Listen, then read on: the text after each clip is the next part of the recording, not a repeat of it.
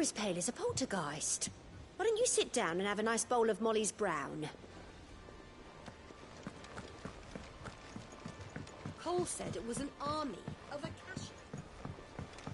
How are we supposed to do our duty when the hills are crawling with Akasha and the valleys are full of...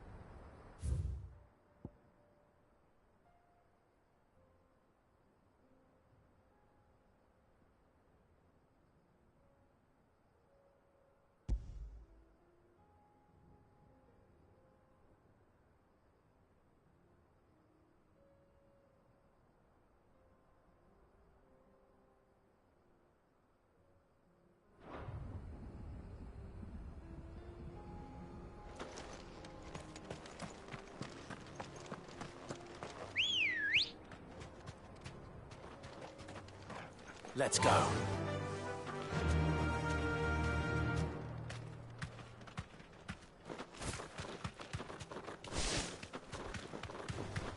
All right. Thanks, Gal.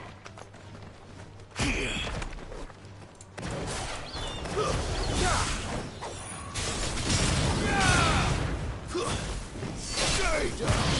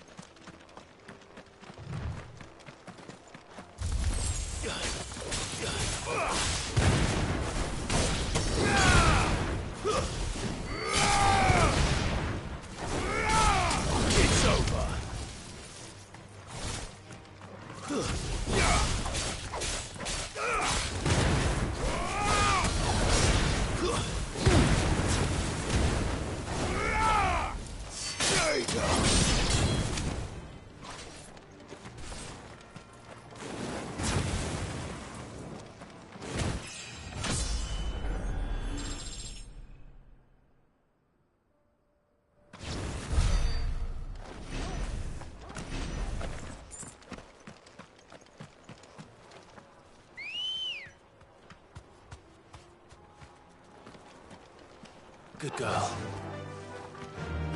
Yeah!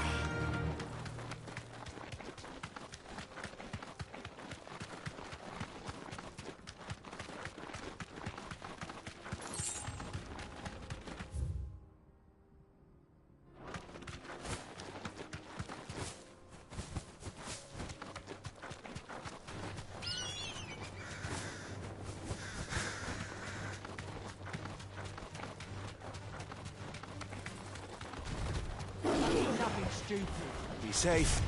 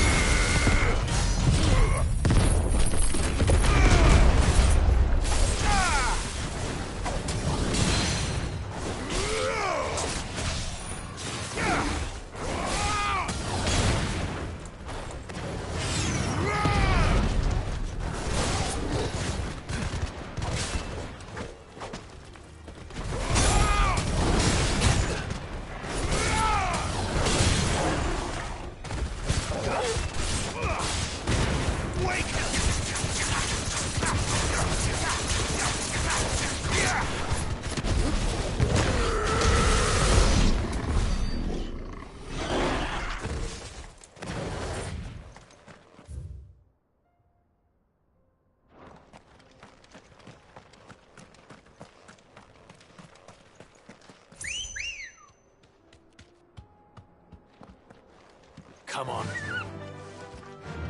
Run like the wind.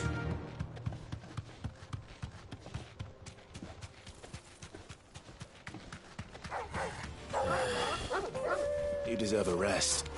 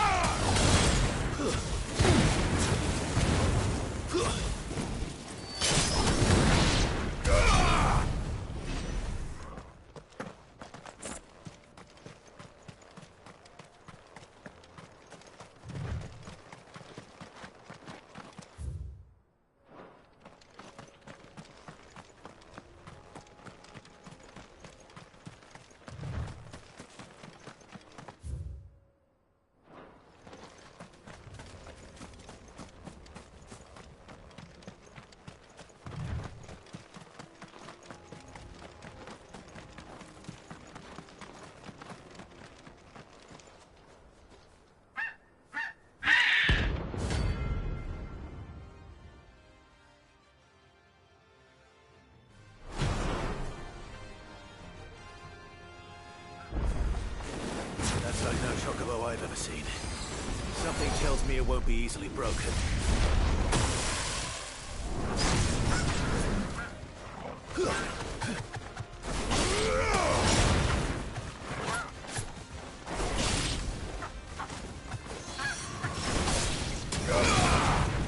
Nice try.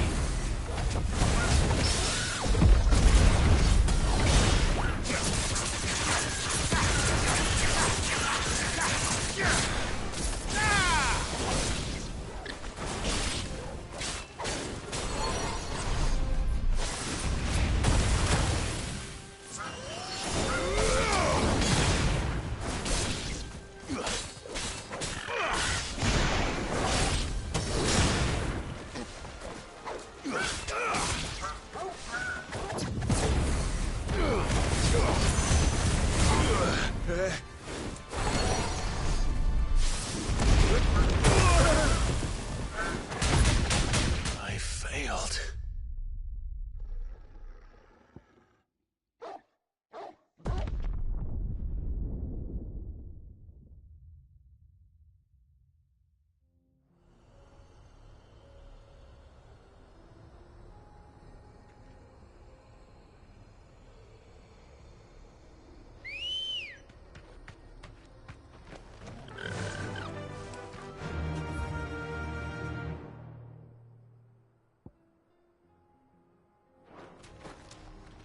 Faster!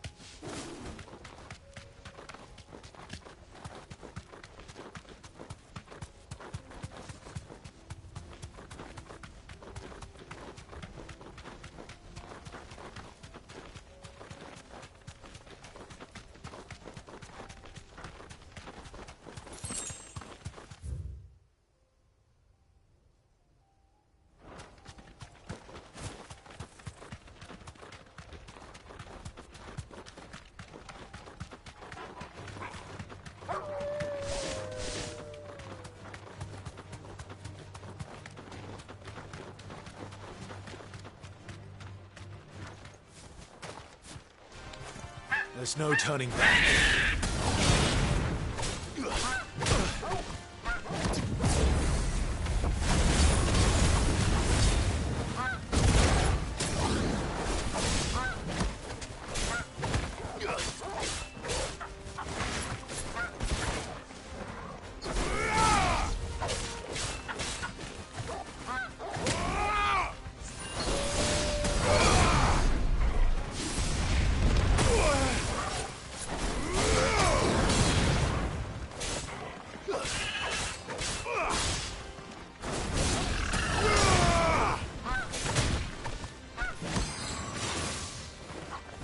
This one.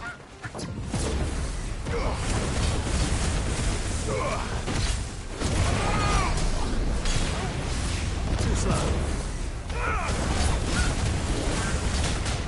Come on. To me, boy.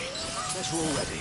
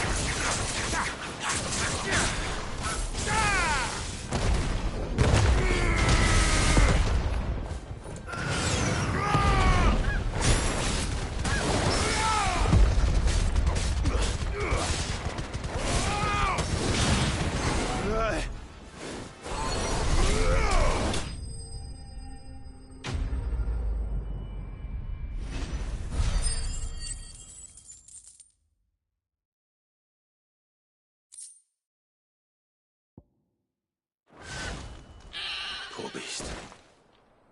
There was nothing I could do.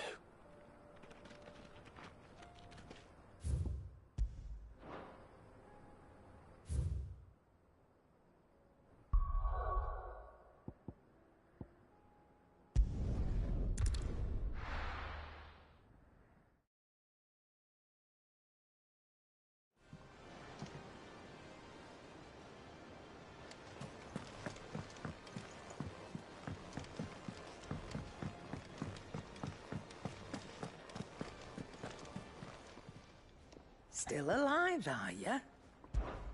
Going purse weighing you down? You're rubbing me blind, you know. You'll not find a better price than that.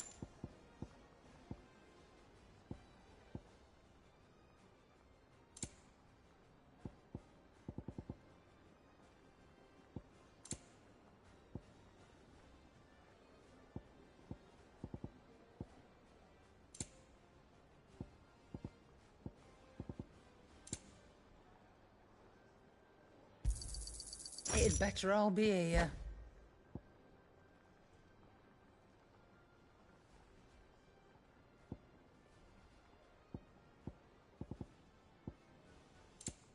again.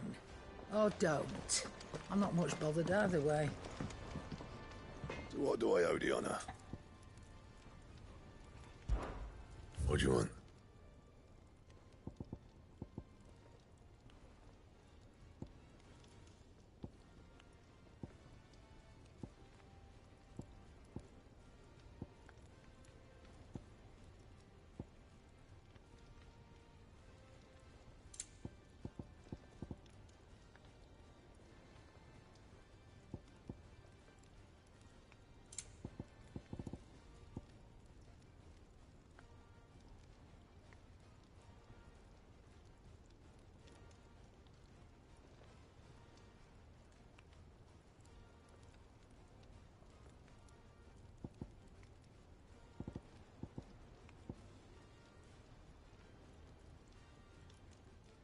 That it?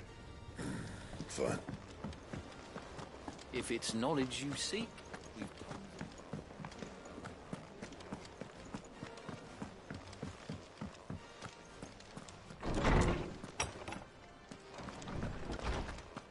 Let me help. I know my letters. Most of them. Good morrow to you, my friend. I have a few new notes that might interest you.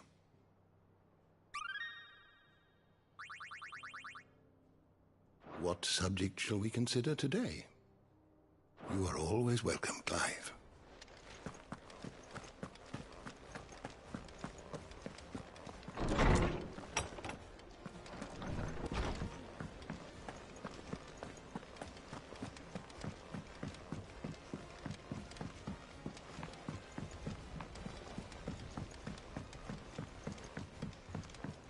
Cole said it was an army of Akashi.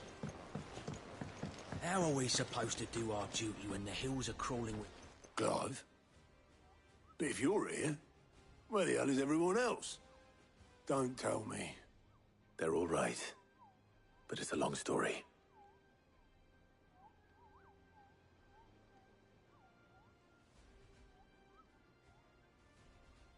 You lot don't do things by halves, do you? Well, at least everyone's still breathing.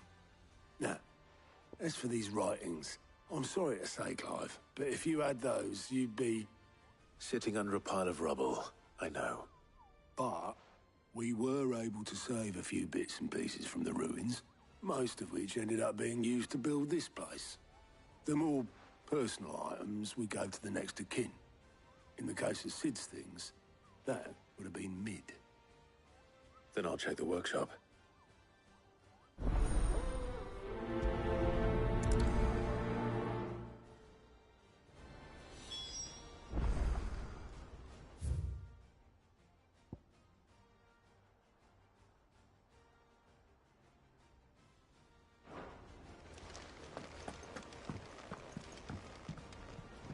Clive.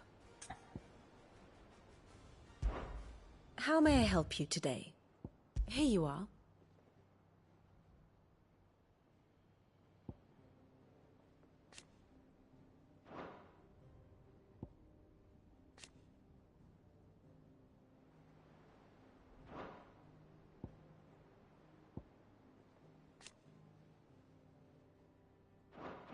The state of the realm is ever-changing, Clive.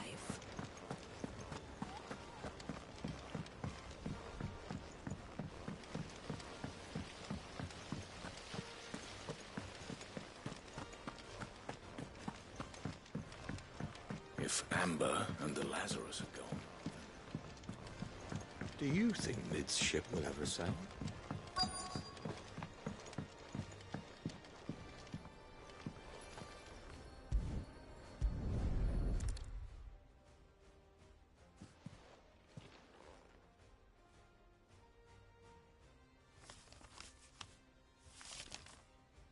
This looks like it's from Sid's old diary. But you'll already have read it. I'd better keep looking.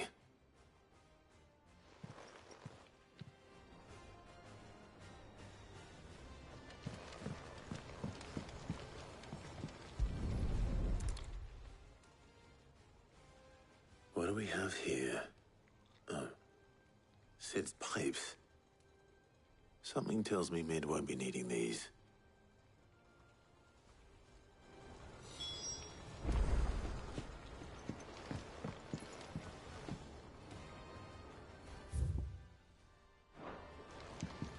We've had no word from Canva for days. Please tell me Mid is all right.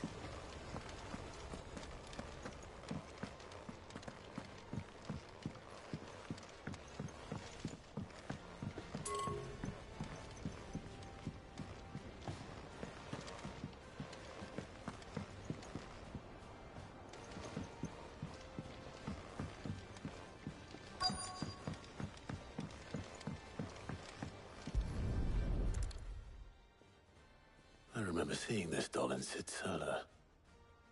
I wonder if it was Mid's.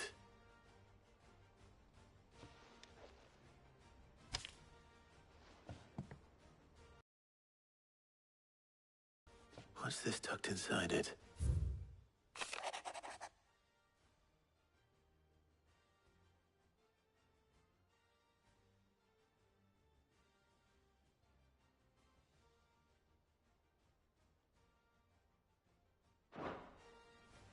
Sid's best invention. That sounds promising. So Sid hid something in Mid's first opus. But what would that be?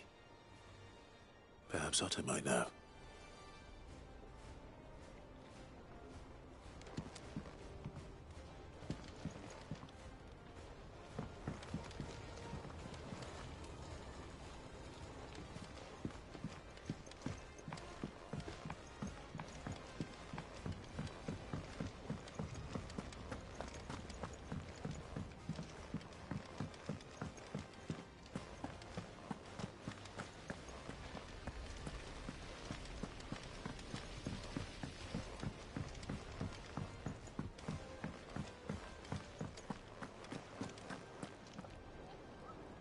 Well, did you find anything? Possibly. You wouldn't happen to know what Mid's first opus was? Opus? That girl's as tone deaf as a banshee. Unless you mean the orchestrion. She couldn't have been more than, what, 11, 12 when she cobbled that thing together? It surprised us all. Not least her dad. You should have seen how proud he was of the little scamp. What's that battered old box have to do with anything? I think Sid may have hidden something inside it. Wouldn't surprise me. Those two and their bloody treasure hunts. Half the things in the hideaway were hidden one time or another.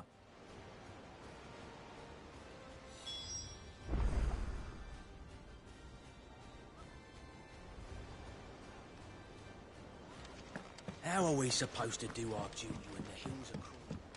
Cole said it was an army of Akashi.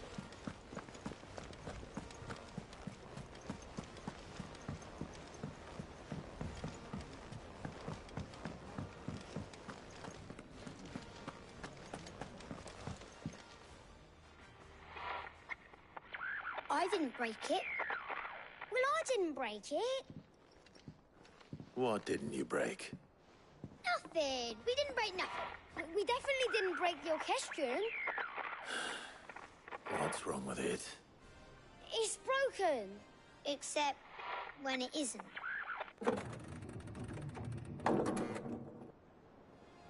See? And you had nothing to do with this? Nope. Nothing. We just wanted to listen to all the songs at once. So we pressed all the buttons. Like this.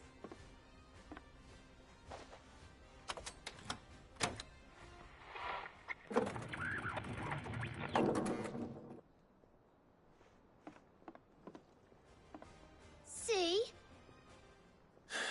All too well. All right, out of the way.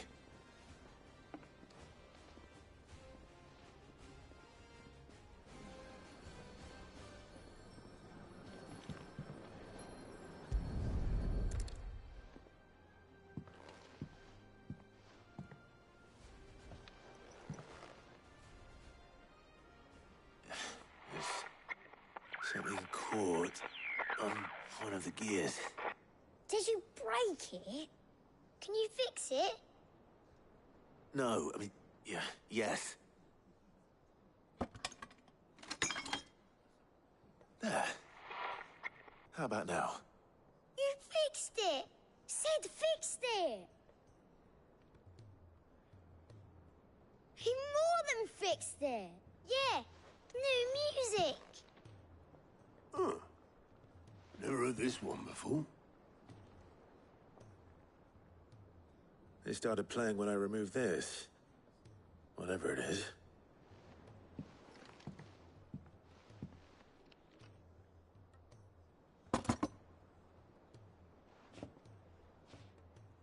Well, don't look at me. I can tell you it's important, though. Sid showed it to me once and said as much. Said it was the stuff dreams were made of. Let's just hope it's the stuff ships are made of as well. Indeed. Let's see if we can make some dreams come true.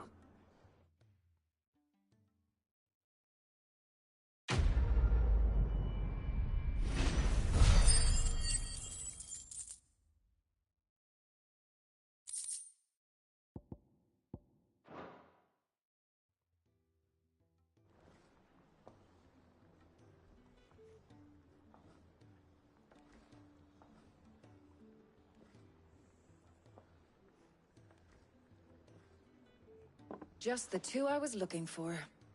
Aye. Who's a patient? Actually, yes. The Crown Prince just left. Dion left?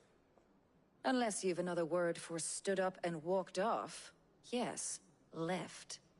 He did have the decency to leave a message with Obelisk before commandeering one of his dinghies.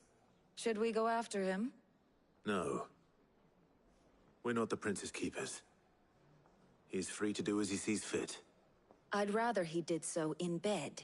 His wounds are nowhere near healed. Much like yours, I suspect. Otto told me what happened in Canver. What is it with this realm's princes and their aversion to rest? Ask me when I get back. Though I may be sometime. Then at least try to stay safe. And if that fails, try to stay alive, eh?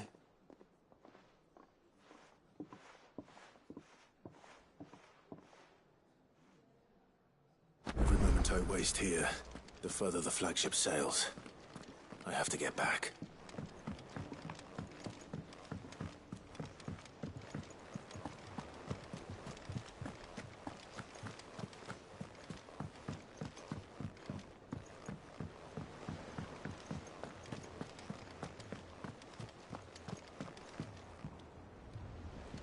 All right, Clive. Blackthorn told me you helped him out again. Tough of that. Speaking of which, I'm actually a bit, Worried about him. And you want my advice? afraid so. It's a bit of a funny one, this, but I saved this posh knob while I was out on a mission, and he gave me this flashy ring to say thank you. So, obviously, I show it to Blackthorn, thinking he'll be impressed, only for him to go white as a sheet and quiet as a curl instead. Try as I might, I can't for the life of me work out what could have got him upset like that. And seeing as how Blackthorn opens up when you're around, I thought maybe...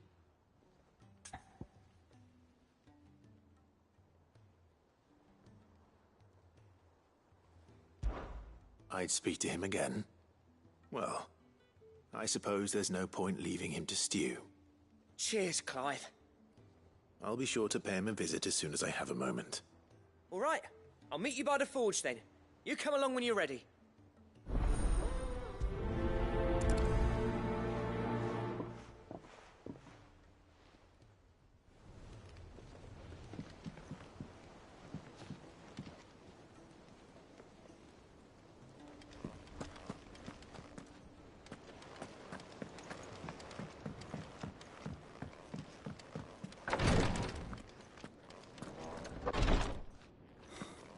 She can't keep this up much longer. Glory to Griga. There you are. And not a moment too soon. What's happened? Taya's busy working herself into an early grave. Since the arrival of her latest patient, she's refused to stop, even for a moment. I've tried offering to see to him in her stead, but she won't hear of it. Clive, she hasn't left the infirmary in days. She's pushing herself too hard. And if she doesn't rest soon, will you talk to her? Order her to her chambers if that's what it takes. Because if she keeps this up, I fear the hideaway will be without its best physica before too long. I know better than to order Taya to do anything. But I'll speak to her. Oh, thank you. I pray you have better luck than I did.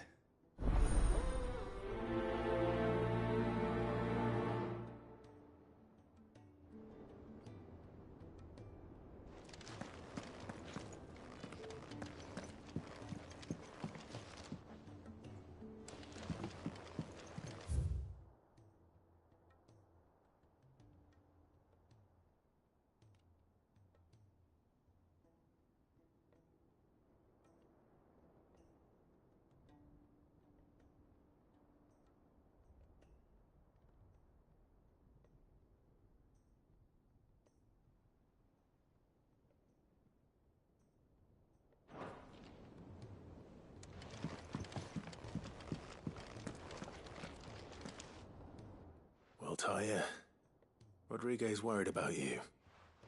And if what he says is true, then so am I. We all admire your dedication, but you do need to rest. I will, when it's time. Until then, I'm staying put. We owe him that much. Who is he? Someone from my past. Someone who doesn't deserve to die alone. It won't be much longer. The crystal's curse has almost finished its work. If I had the tears, I could ease his passing. But without them, we've nothing that will touch the agony of those last few hours. How would tears help this man? Not my tears. Tears of mercy. Alicia. It's the only thing strong enough. You wouldn't, Taya. Surely. There must be something we can do for him. Sometimes an easy death is the greatest kindness we can offer. You do well to remember that, Rodriguez. I will. We have all the ingredients we need for Alicia Balwam.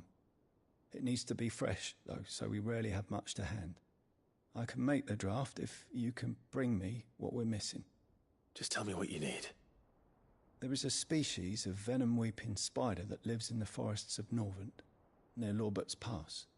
Bring me one of their eyes. Preserve it as best you can, but avoid contact with the tears. I'll make sure the other ingredients are ready before you return.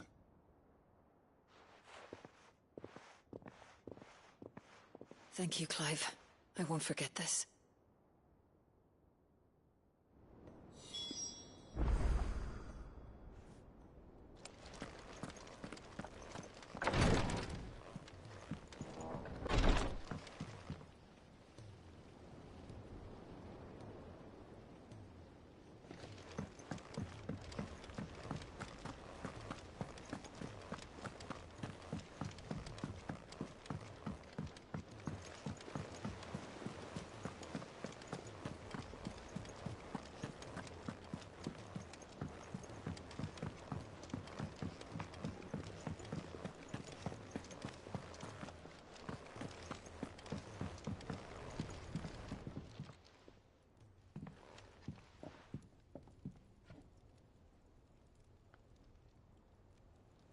Bloody hell, Clive. Not this again. Oh, ain't you got better things to do with your time? That remains to be seen. August tells me he showed you a ring, and that the sight of it clearly upset you. Would you mind telling us why? Come on, mate. Bottling it up ain't gonna help no one. If it weren't the ring, and it was something I said, then I'm sorry. It was the ring, all right? It brought back some unhappy memories, that's all. Memories better left forgotten. Memories of what? There are things we'd all rather leave behind, Blackthorn. But sometimes it helps to talk about them. And sometimes it doesn't. Is that so hard to understand? Don't be like that. Fine. If it'll get you off my back. That ring you flashed was the work of Zoltan. We apprenticed together back in the day. You've never mentioned him before. Why would I? Ain't seen him in decades, and the last time I did, we almost came to blows. The ring brought it all back. I could tell it was one of his the moment I saw it. Bastard's improved, though. More than I thought possible. That thing's a work of art. So it was a nice ring. Worth a few gil, maybe. What's it matter to you? It matters because engraving metal's a nightmare, and I've got no bloody idea how he managed it. The fact is, I couldn't make anything even half that detailed. So what? You're an armorer, not a jeweler. I'm the Hideaway's master craftsman. I'm not stealing a living at some backwater village forge. My armor keeps you lot safe, and my swords keep you dangerous. As far as I'm concerned, every swing of my hammer's another blow struck in the name of our cause. So I put my heart and soul into my work. Because the curse breakers deserve better than second best. And I refuse to be shown up by the likes of Zoltan. Very well. Why don't we go and pay him a visit? Learn his secret. I doubt he'd be too happy to see me. Then just this once. Make peace with being second best. Swallow your pride, and focus all your energies on the task at hand. Keeping the curse breakers armed and armored. Provided you can do that, you'll hear no complaints from me. But if you can't, and it's going to distract you, we need to do something about it. What'd you say, Blackthorn? You know he's right. And it's not like you'll be going alone. All right. Magic. So, where do you reckon old what's-his-name is then? Zoltan, was it? In Dravozd, my old village. He won't have left. He's the chief. Dravozd, eh? That rings a bell. Not far from Tabor, right? Just north of the fields of Carava. Got that, Clive? Meet us at Dravozd as soon as you can, yeah? And I'll make sure Blackthorn don't get cold feet. Good luck with that. I'll see you there.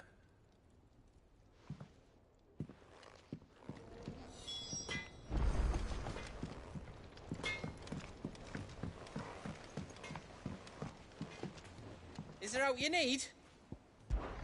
There's no one like our Nan.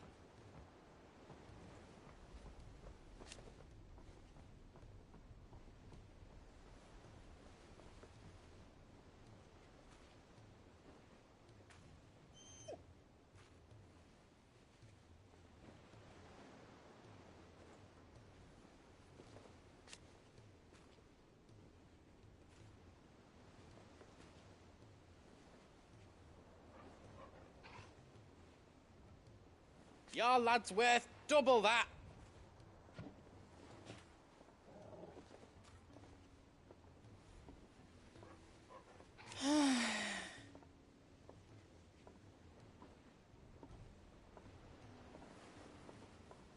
And I've never looked back.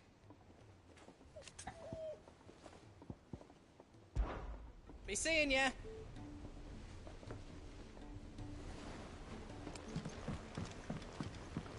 He's a surly soaker.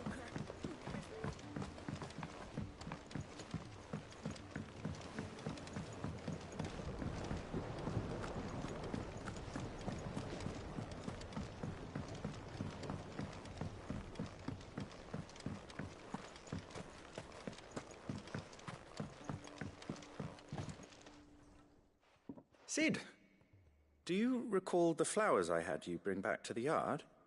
Vaguely. Is something wrong? I'm afraid so. I was able to get most of the Morganbeards to take root, but they rarely flower. I fear the soil here does not agree with them. However, I believe I have a solution. I can't wait to hear it. I'm going to marry the Morganbeards with Morbles. I know, but hear me out. Morbles are possessed of a highly choleric temperament. The fire which drives them appears to be maintained by an abundance of nutrient-rich ether drawn from their environs.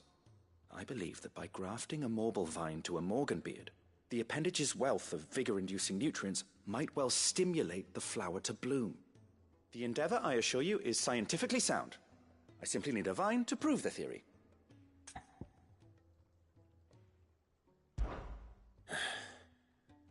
And all you need is a single vine from an ordinary Morble. That is correct. A single vine. As for the Morble, I fear ordinary may not suffice. But, as luck would have it, a most extraordinary specimen is rumored to haunt the swamps of Rosaria.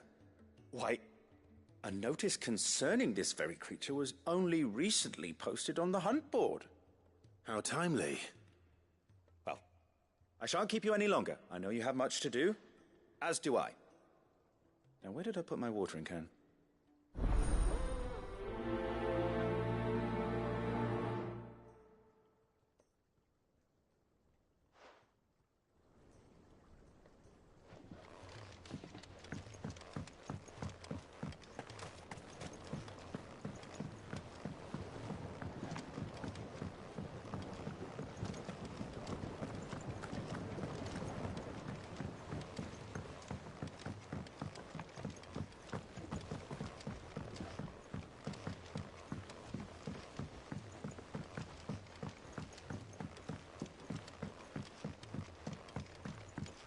Sid! Heard you were in Canberra fetching young Ned.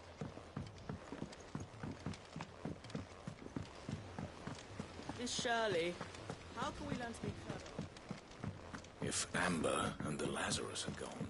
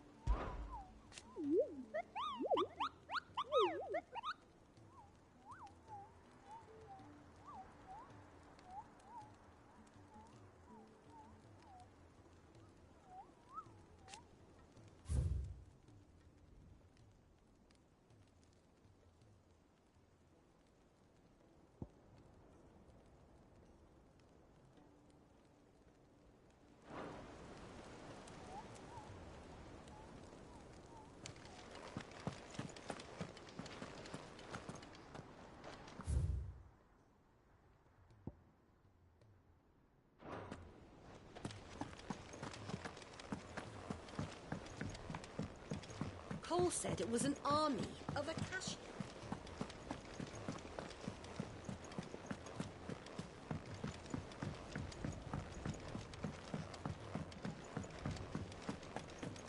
Who's that sulking over there by the...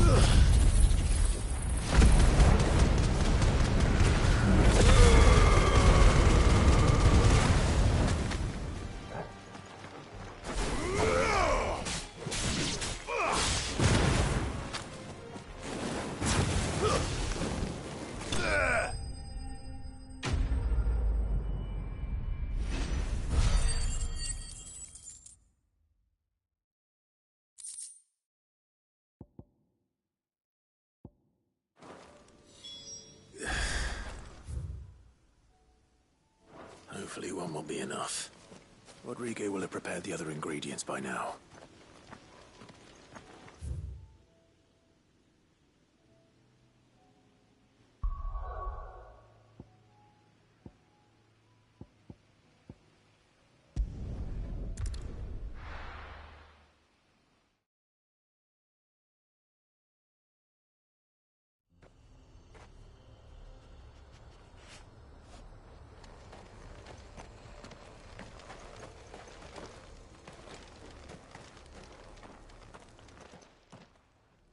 Kicked down already? No. This charmer ain't letting anyone through. Why are the gates closed? Chief's orders. No one's allowed in without his say-so. Not that I'd have let you in anyway. You look like trouble. I suggest you go home. That's what I'm trying to do, you little prick. Ain't changed a bit, have you, Snotty? No. It isn't. Blackthorn. Long time no see, eh? What the hell are you doing here? Well, it was meant to be a surprise, but since you are so nicely, I'm here to see Zoltan, you fucking numbskull. Now let us through. All right. Just don't go starting anything with the chief. Yeah, I promise I won't throw the first punch. That good enough for you?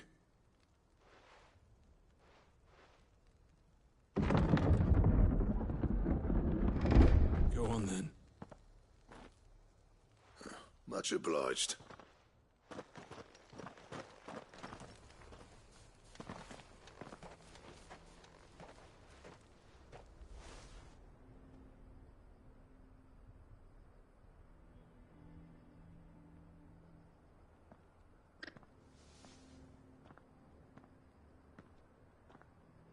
So this is Dravoged.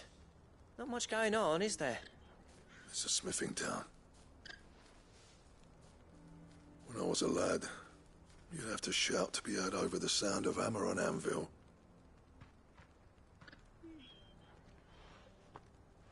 Clive, you're good with people. You speak to Sultan. Hey, you ain't backing out now, are you? There's a river of bad blood between me and the chief.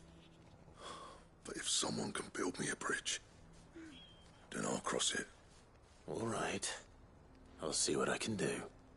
I appreciate it. It'll be near the forge on the hill. It was our master's. He'd have inherited it when I left.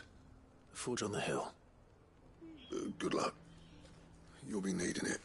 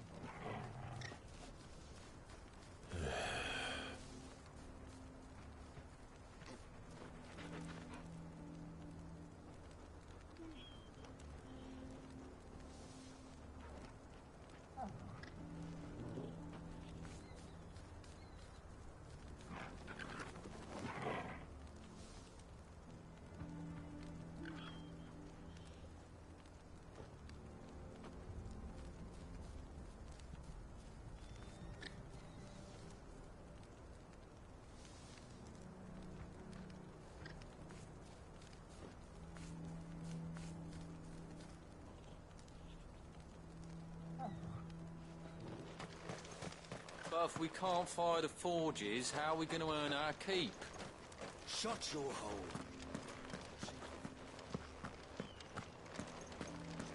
Mama, why hasn't Papa come back yet?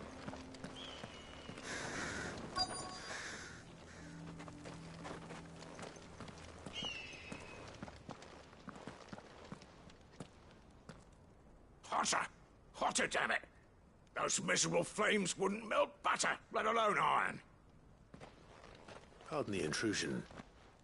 I'm looking for the chief. That'd be me. It's a pleasure to meet you. I'll bet it is. Keep the gates closed, I tell him. Well done, Snotty. You're not welcome here. Get out. Before things turn nasty. Blackthorn's here. What did you say? He's traveled a long way to see you. Yes, has he? He's waiting. Down by the gates. Then I suggest you take him with you when you leave. Didn't you apprentice together? So what if we did? Fuck! We're getting nowhere. These bearers' flames are next to bloody useless. We're never going to be able to fire up the forges unless we can find some new crystals. I'm a busy man, as you can see, so do me a favor and piss off. Oh, and if you're struggling to find your way out, ask Blackthorn. That prick knows exactly where the exit is. He's not wanted here. And neither are you. All right. I'm going.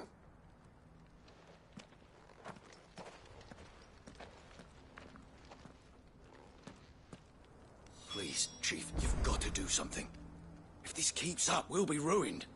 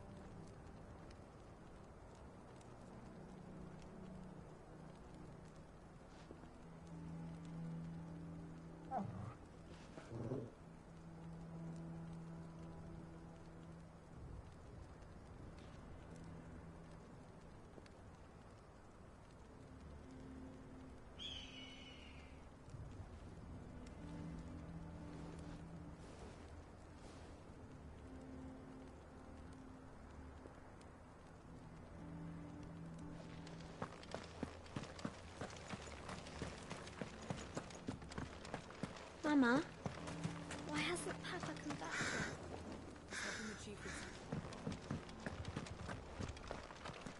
But if we can't fire the forges, how are we going to earn our keep? Let me guess. Zoltan told you to piss off. As a personal favor to him, yes.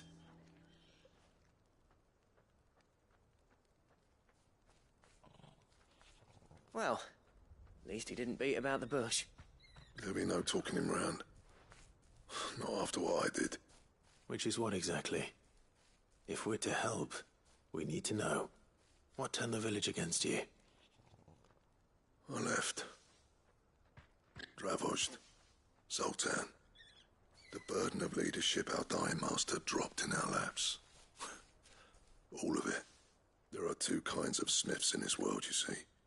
My kind, who are in it for the love of the craft, who labour on a single piece from dawn to dusk to get it just right.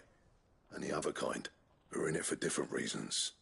People like Zoltan, whose work is quick and cheap. The kind of smiths who shit out a few hundred blades, reap the profit, and divvy it out among themselves.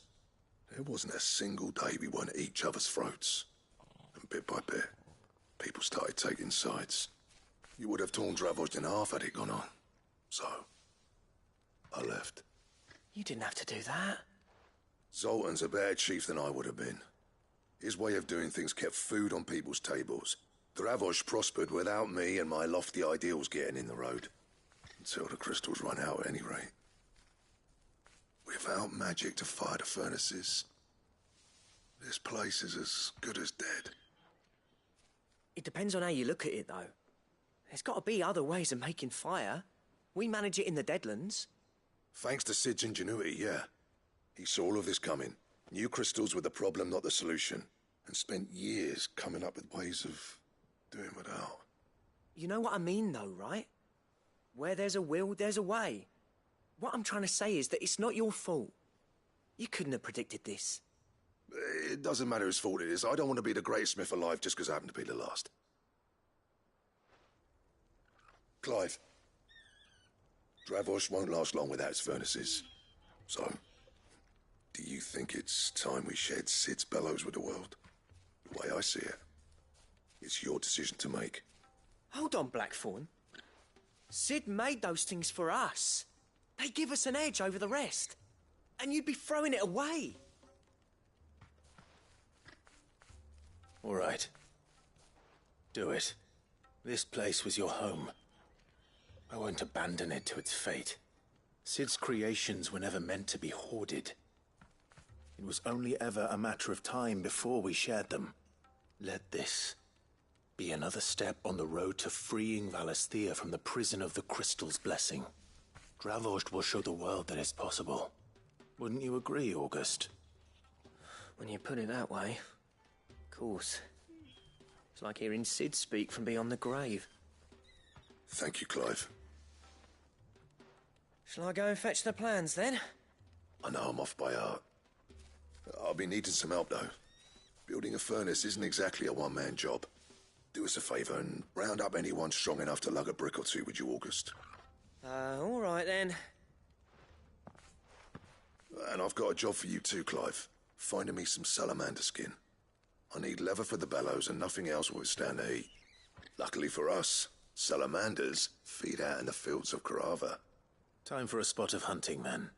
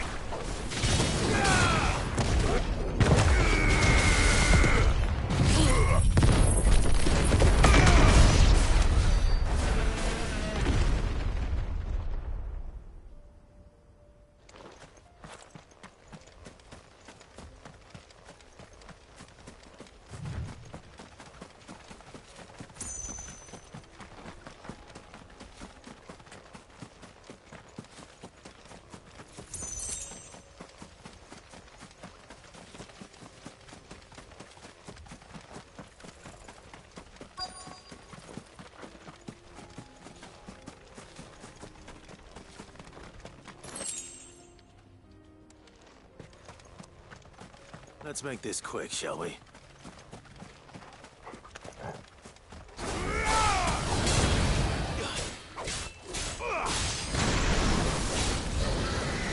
Nice try.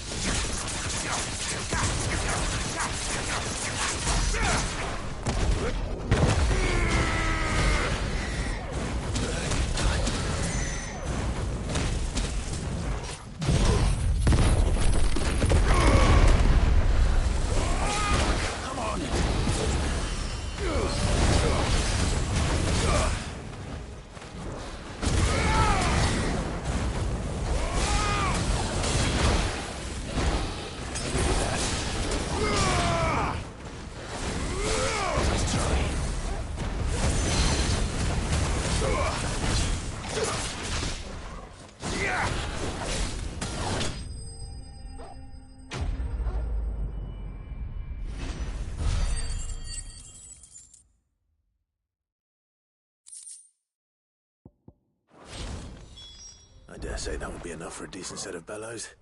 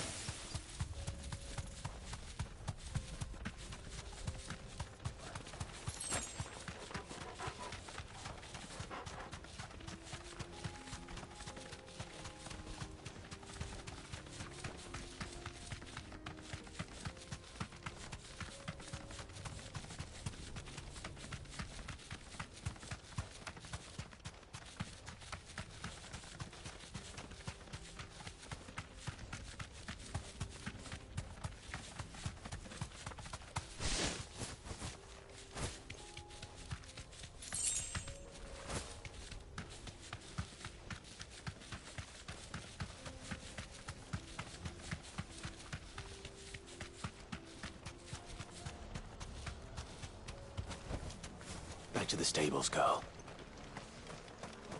What's this all about, then? Dunno. Some cut. Any trouble finding the skin? Nothing I couldn't handle.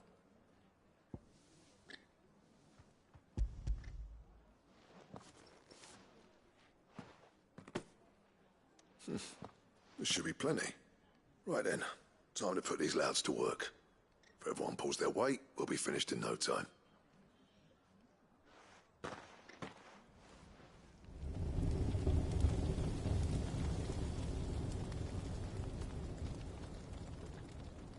Well, I'll be damned. I honestly didn't think it'd work. But it's hot enough, all right. And without a single crystal in sight. You know what this means, don't you? I do, yeah. Dravost is saved.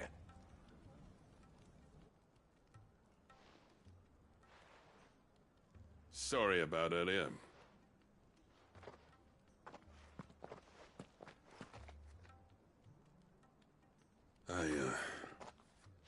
Take back everything I said. That thing you built us is an honest-to-God's marvel. You saved our village. It's Blackthorn you should be thanking. He oversaw the construction. Give this to him, would you? What is it? Pet Cole's cinders. After he left, I spent years trying to eke the most out of our forges. That there was my answer. Chuck it in the fire, and your forge will burn hotter for longer, which will do wonders for your steel. Our secret for yours. Only fair. I've always envied Blackthorn. Since the day I became chief, I spent every spare moment trying to match up to the bastard. No amount of sleepless nights at the Anvil will ever bridge that gap, though. He's a genius. Plain and simple. The man Dravost needed. But he took all his talent and left. Gifted and free. Is it any wonder I hate his guts? The cinders would mean more coming from you. I need to forgive him first. And that's not gonna happen.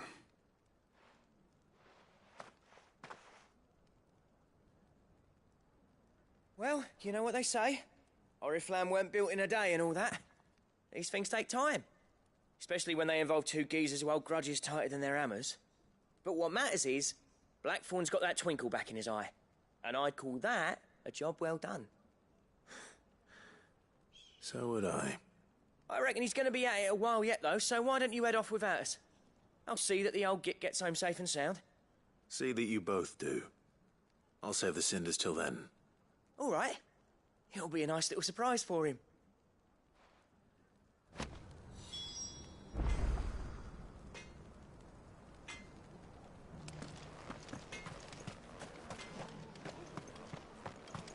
I want a set of these.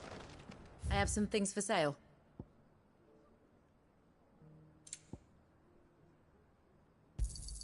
Certainly.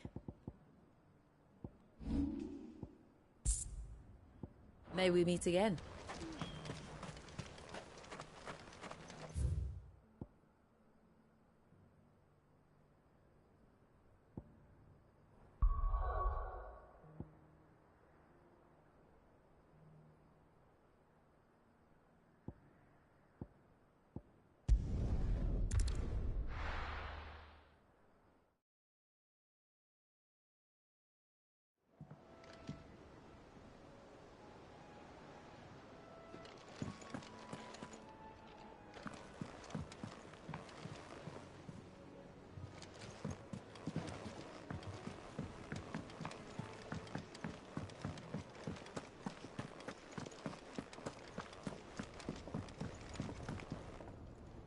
Gentlemen, I see you both made it home in one piece.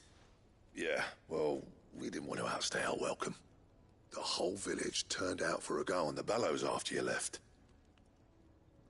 Everyone except Zoltan has. Didn't see hide nor hair of him. Oh, but that reminds me. I have something for you.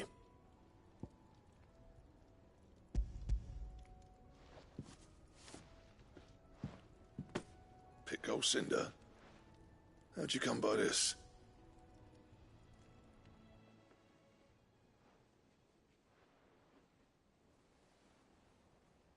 And you're sure he wanted me to have it? I'm sure. He didn't say so, but I think he wants to forgive you. Imagine that. Yeah. You know I could never leave this place, don't you?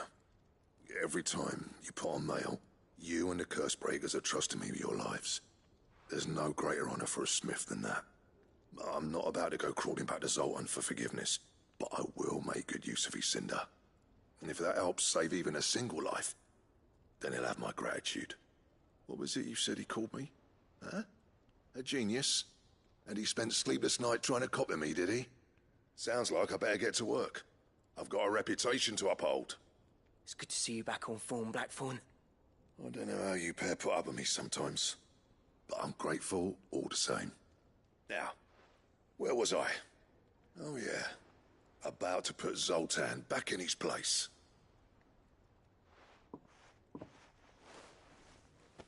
Ain't got the art to tell him how similar they are. Stubborn bastards. A little healthy competition should be good for him. You're not wrong. Still, it's a shame him and Zoltan couldn't let bygones be bygones. No use grumbling about it now, though. Blackthorn's happy. Or as near to happy as he gets. And that's good enough for me.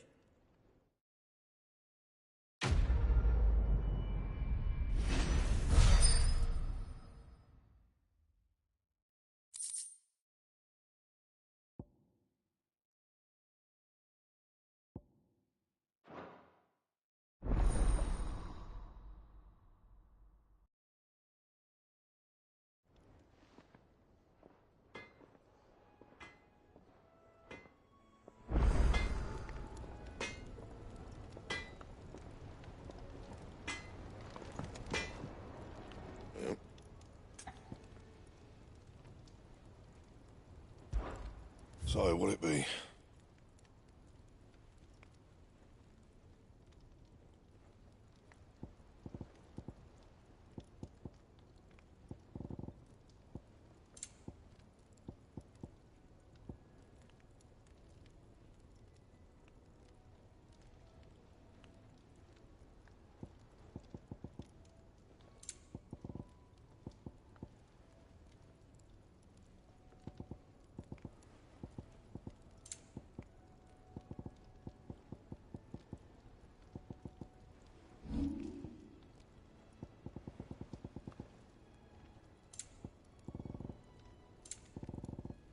And?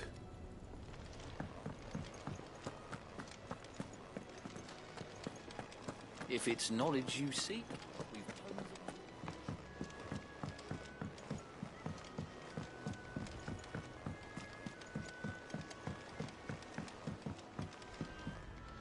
of... Cole said it was an army of Akashi.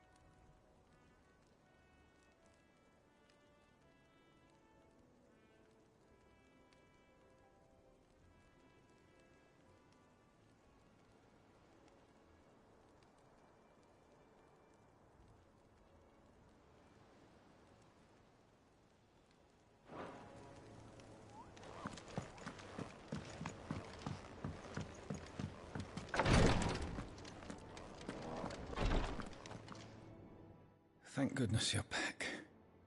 Taya looks like she's about to collapse. Is this what you needed?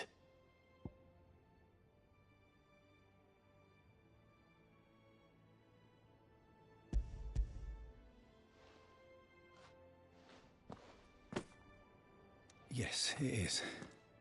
Thank you, Clive. I'm loath to give a patient Alicia, but Taya's right. Sometimes it's all we can do. A single dose dulls even the most agonizing pain, and all other sensation with it. It may be a gentle way to die, but it is death nonetheless. I wish there was another way.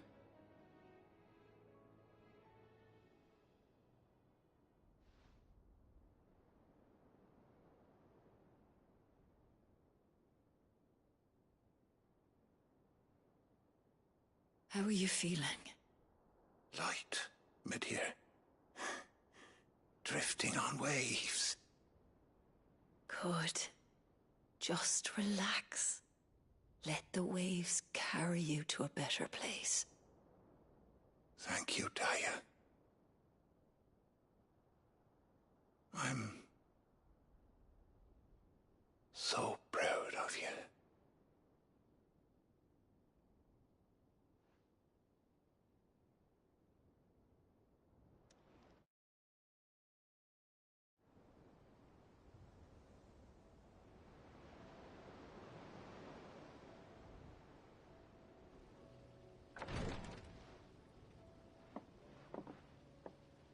He's gone.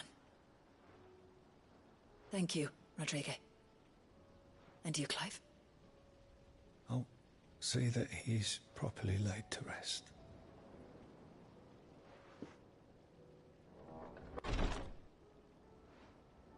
The man you helped today was my mentor, back in the Southern Isles, on the front lines of some meaningless war. I was still a child when they shipped me to their triage tents, to treat the wounded with my gift. But in such blighted lands, I was next to useless. Until he taught me the true physicker's art, that is... An art we would be lost without. Tears of mercy were his gift to the bearers of the world. A respite from the agony of the curse's end. And a kindness Sid would have approved of. You know as well as I what life is like for a bearer soldier. Marched from one battle to the next, never knowing which might be your last. A commander may care nothing for the bearer spent in his service.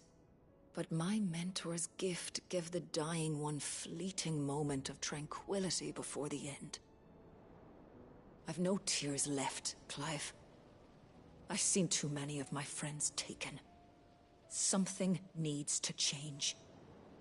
And we need to be the ones to change it. And we will.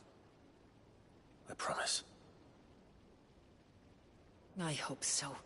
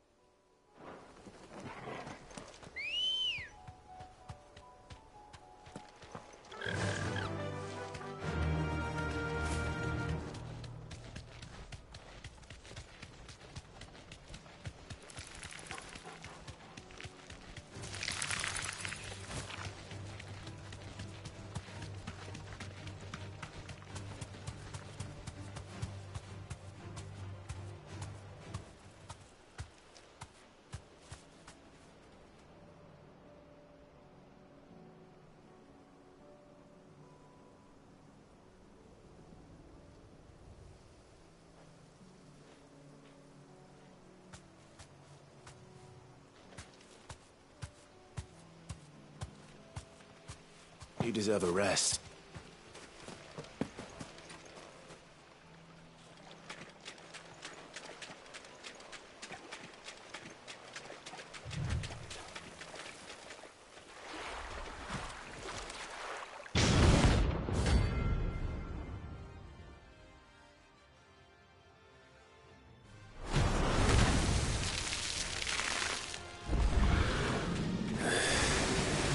Couldn't have been just any more, could it?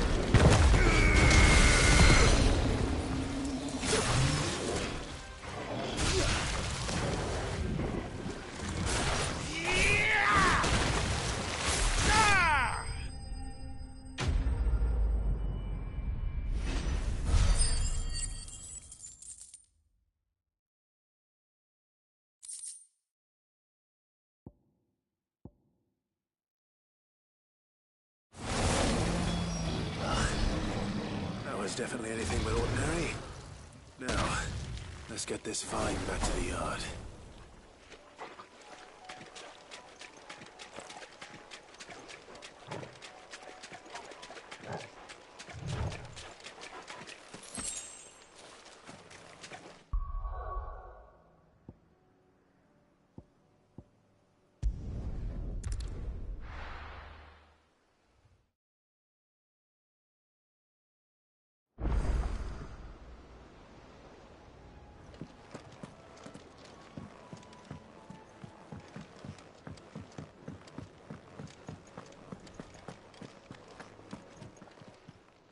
Still alive, are you?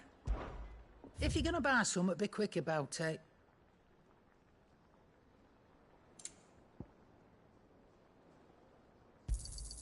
It'd better all be here. You're rubbing me blind, you know. Finished, are you? Yep. So, will it be?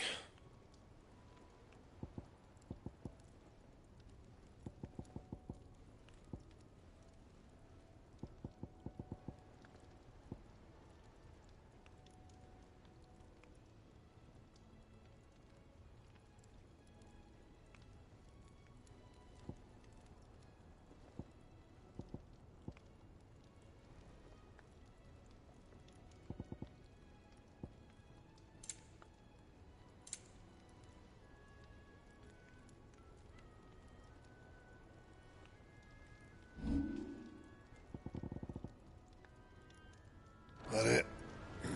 Fine.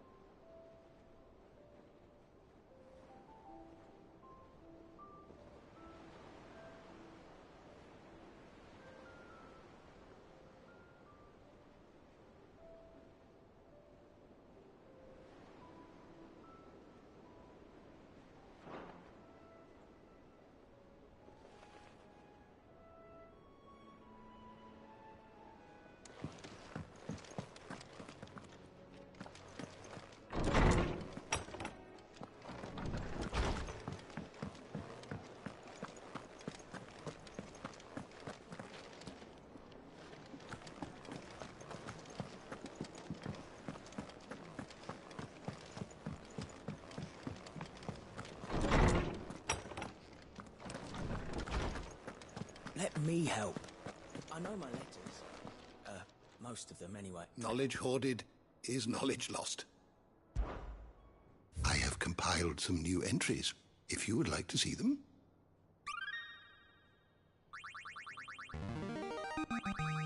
Now this, I believe you will find most interesting.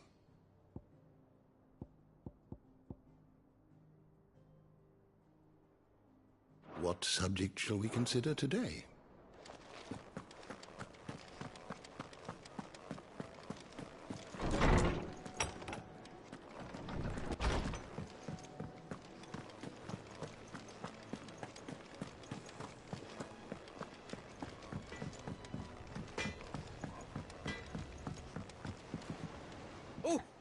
Oh, what is it? Be seeing ya. He's a surly soaker.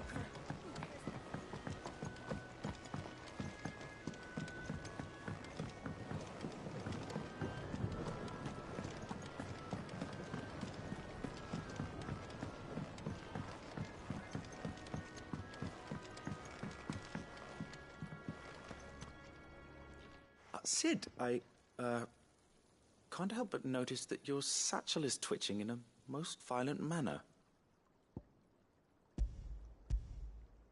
Here. It's your problem now. What an amazing specimen. The flesh positively throbs with vitality. If I can successfully graft this to the Morganbeards... When I successfully graft this to the Morganbeards, I suspect the results will be immediate. I shall begin at once.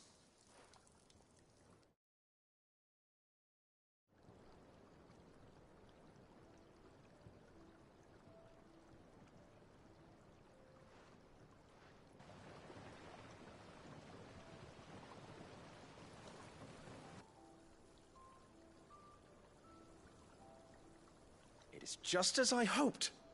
Witness how the Morganbeards have taken to the blighted soil, how they bloom with heretofore unseen vigor. Why, I dare say such a vine graft would yield similar results when applied to other specimens as well. I'm glad I could be of assistance.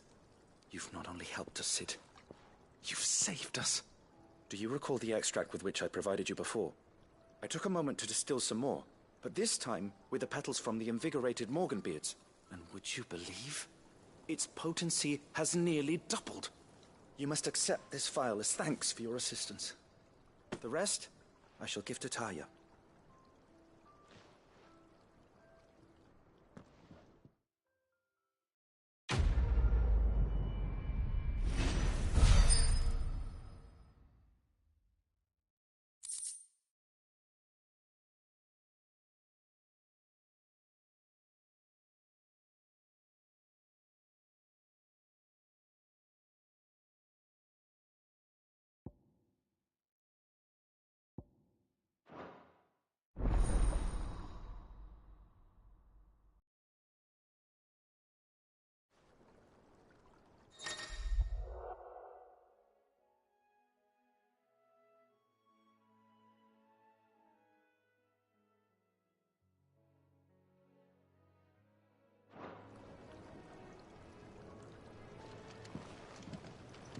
A few more of these, and the Deadlands will seem less dead.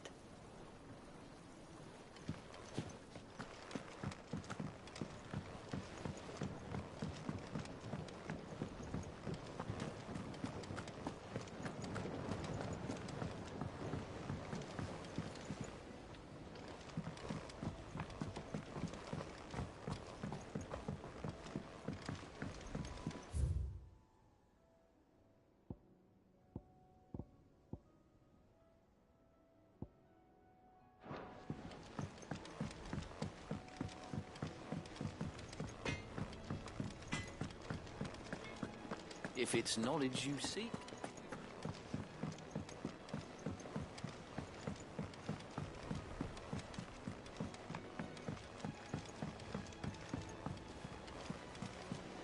Cole said it was an army of Akashi.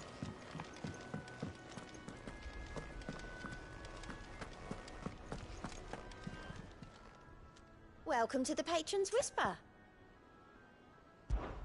Is everything we've received and everything promised? You earned this.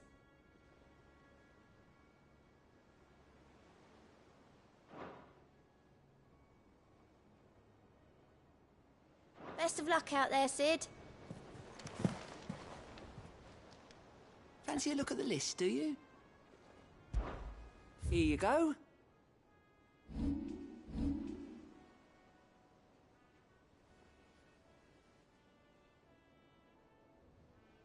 Always something, isn't there?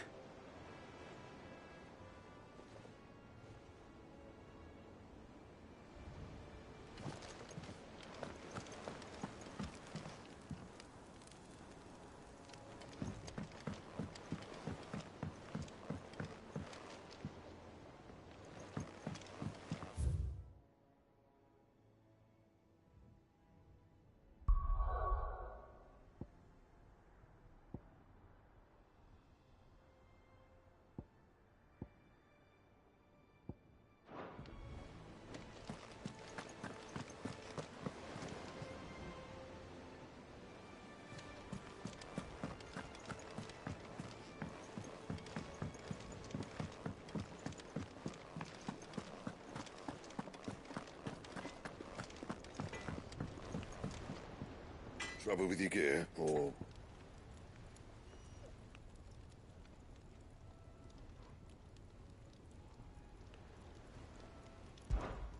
What do you want?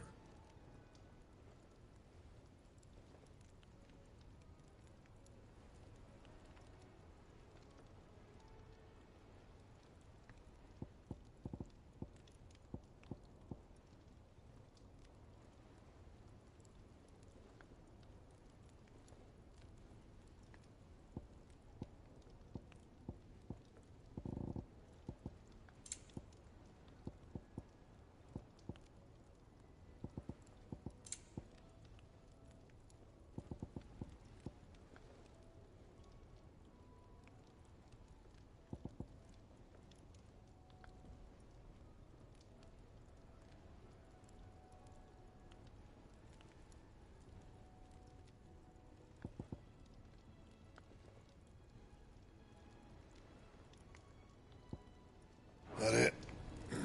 Fine.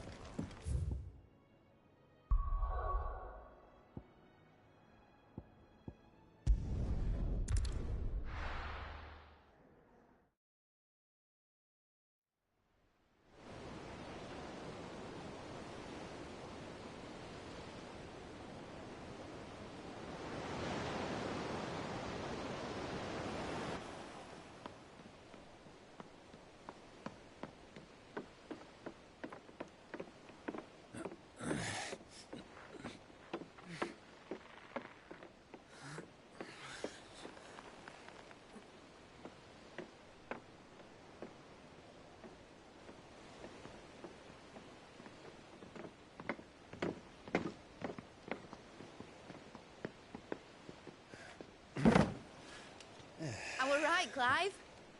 My dad had it all worked out. He'd be proud of you, Mid. His writings may have helped, but this achievement is all yours. Can we catch them? The Ainayar's one of the largest, fastest vessels ever built. And it won't help she has the wind at her back. Any other ship would be hard-pressed to keep pace with her, let alone reel her in. But this isn't any other ship.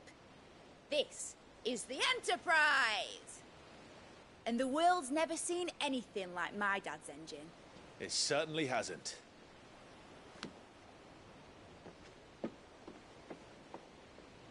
Clive, what do you know of Barnabas Tharm? Only what the bards sing. That he sailed to Ash from southern lands. That it was his mastery of the blade which won him the throne. And that his sword, Odin's sword, can sever the very threads of creation. But don't lose any sleep over a last tilt. We'll do what we must to survive. What we must. The light! I thought this cove was meant to be hidden.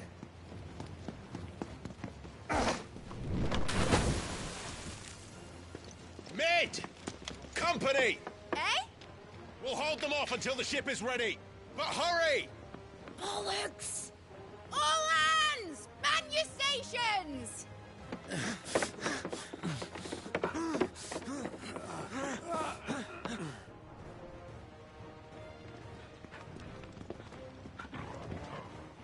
Everyone with me?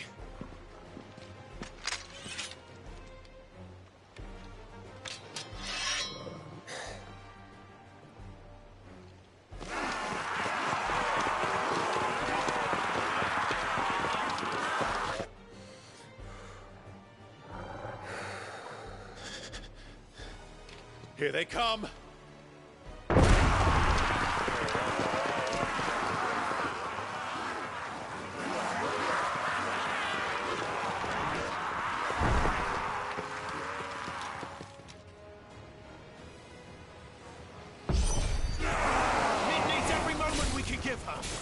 Behind me, Lord Rosfield.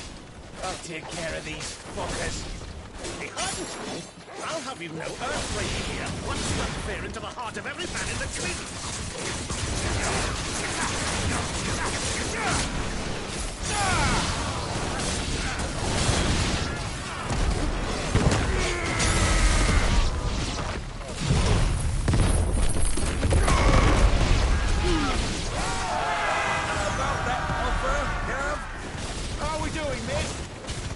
I thought you said that ship was fast!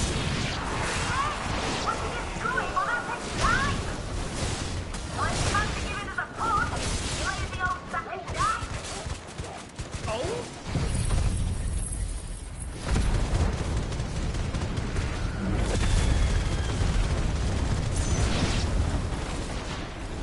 Rules like the clappers, you curds.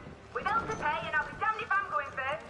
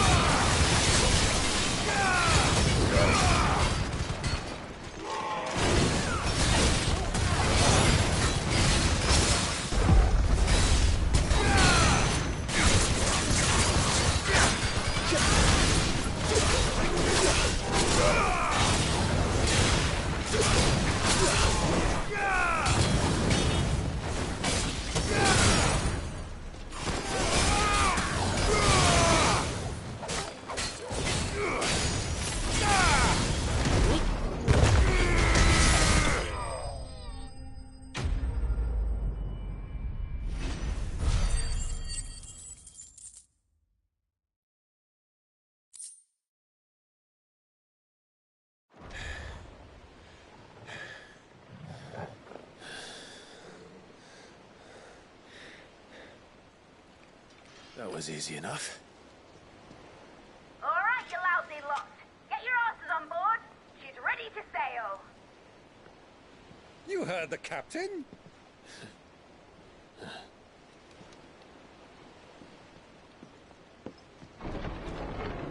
Clive?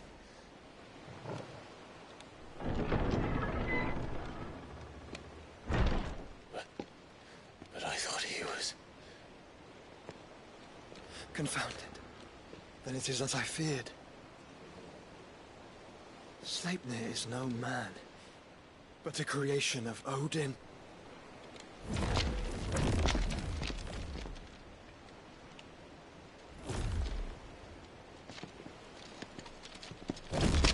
Phoenix's fiery fundament.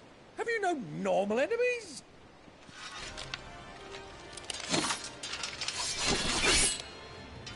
Up for another round? Of course we are. Right, Lord Rosfield? My boy, there was a time people called me The executioner. Or was it my axe? No matter, heads will roll all the same. Mate! New plan! You leave! We follow! Follow? Swimming, are you? Oh, bugger me! Weigh anchor! Engine's dead slow ahead!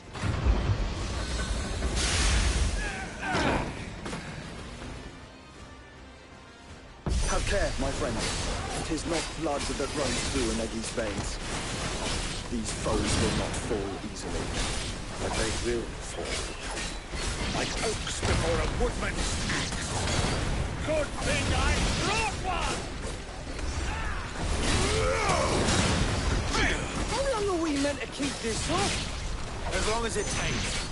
Unless you have a better idea. Well, I've already killed at least 5 of the bastards. Fuck it! Let's do the lot!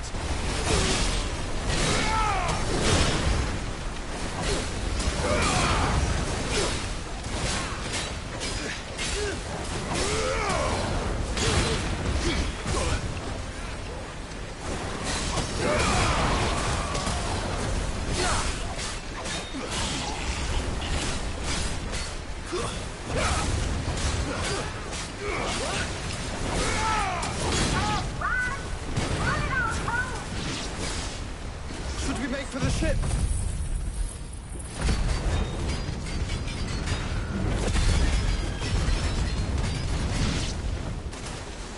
Not yet!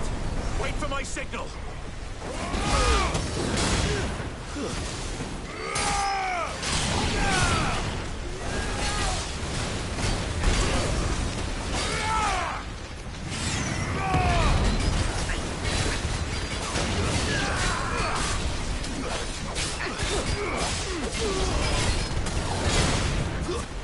In your own time, Clive!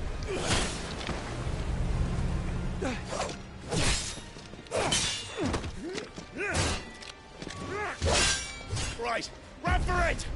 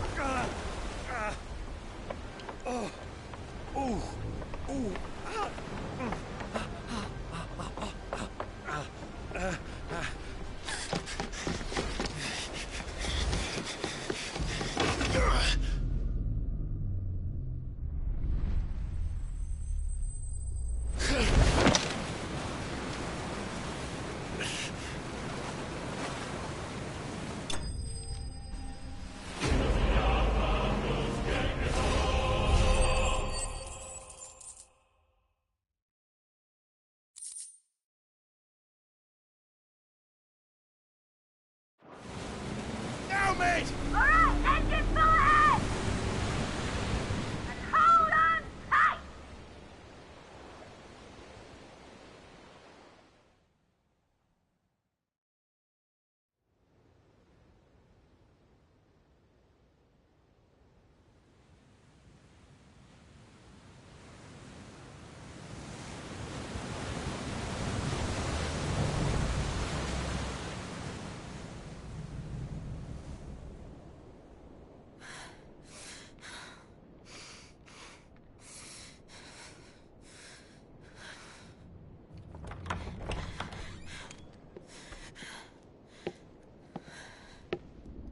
What do you want?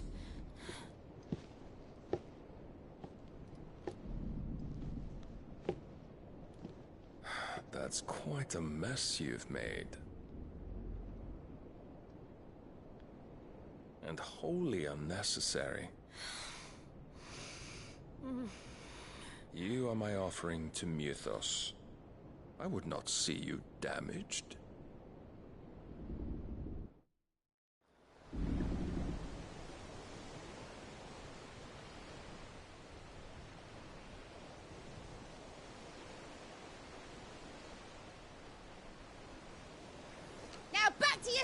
galleons!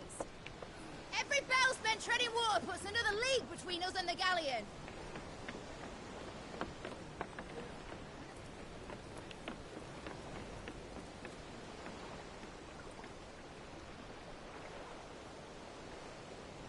I don't suppose Mid has a spare engine? Since you rose from the grave, my fortunes have plummeted. Are you absolutely certain of this quest of yours, Clive? The foes you face are as terrible as they are numerous. Aye, and they'd have us live and die on their terms, which should answer your question. Ah! You have that same stubborn look as your father did when he set his mind to something.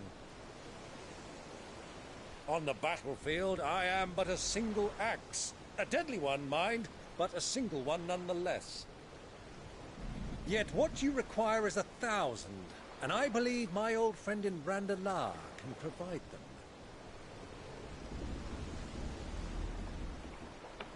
Take care, Clive. I have many more tales of your father's exploits to share. And I cannot very well do that if you're dead. Again. Good luck, Uncle. And may fair winds attend you.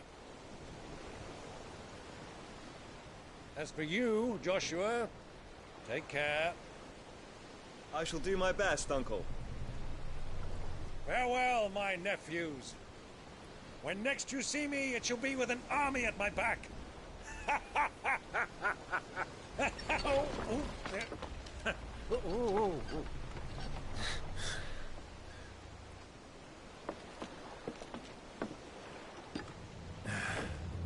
Cheerio!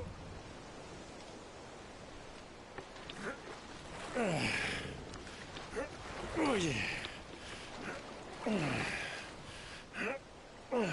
Do keep up, my boy.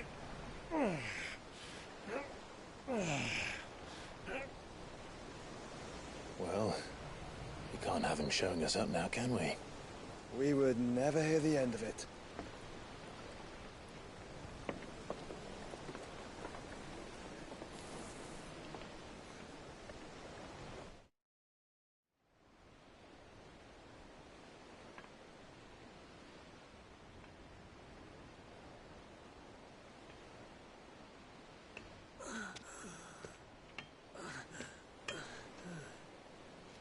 Great God of mercy.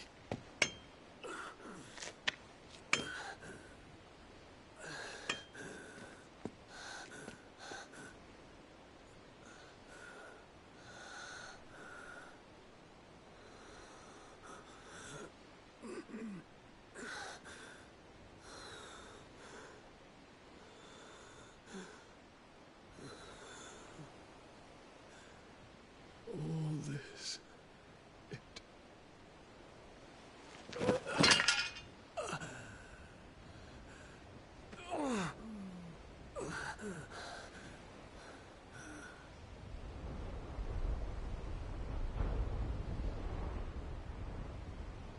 What have I done?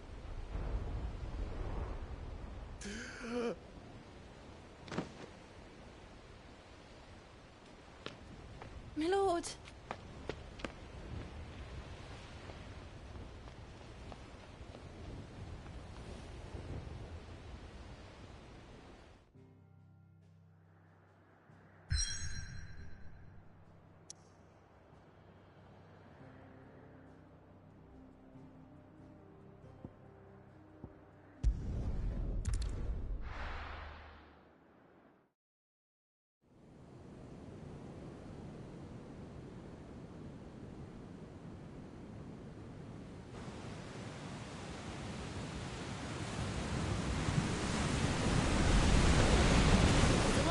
Between here and Waloed, but any ship heading north has to round Zemeckis and put through the Narrow. Maintain our current bearing north-northeast, and we'll catch the Black Galleon before she vanishes again. What's to prevent her from circling around Ash from the south? With these winds in those waters, it'd take 'em forever and a fortnight to reach Stone here. Mid knows what she's talking about, Clive. Better than any of us lot, anyway. I say we do as she tells. Sails on the horizon. She's ours.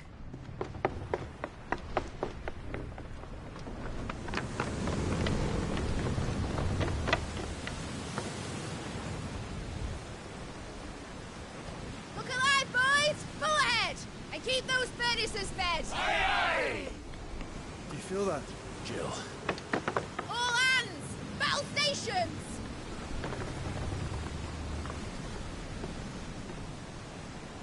Let's see what this girl can do.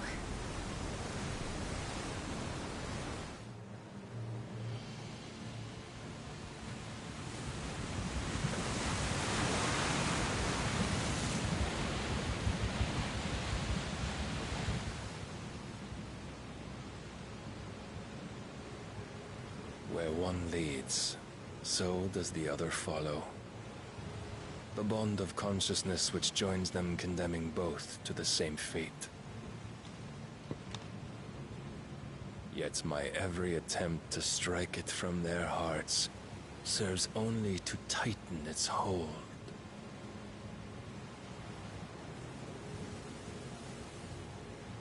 Fascinating.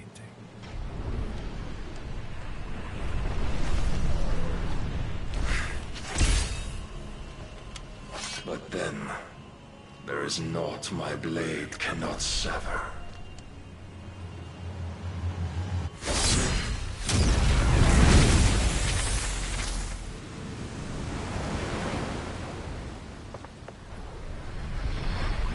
Great Grigos, gosh!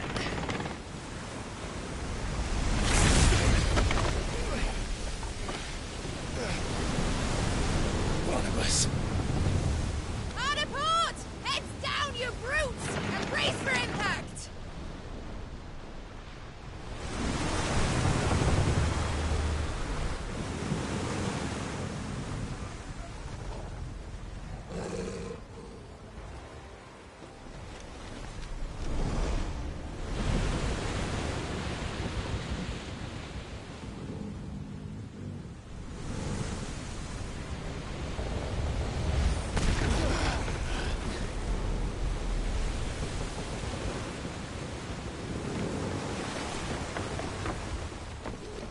It's now or never. I'll find her.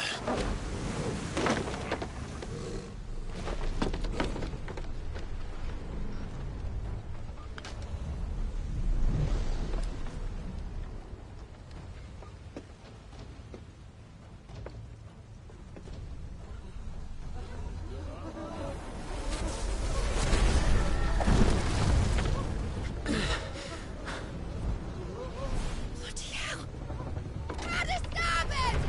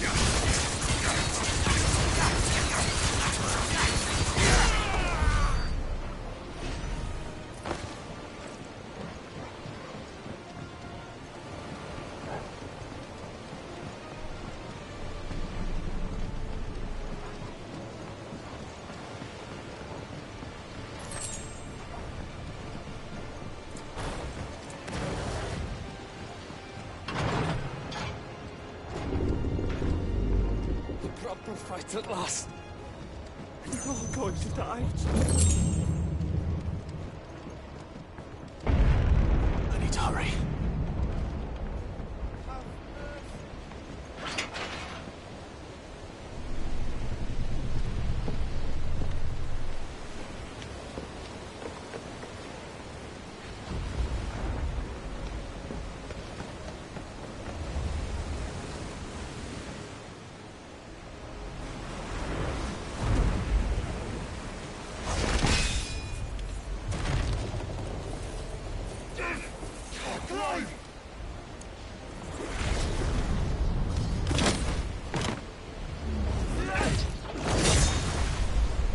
No! There he is! The king wants him alive! Hold on. I'm coming. For both of you. That's the shepherds!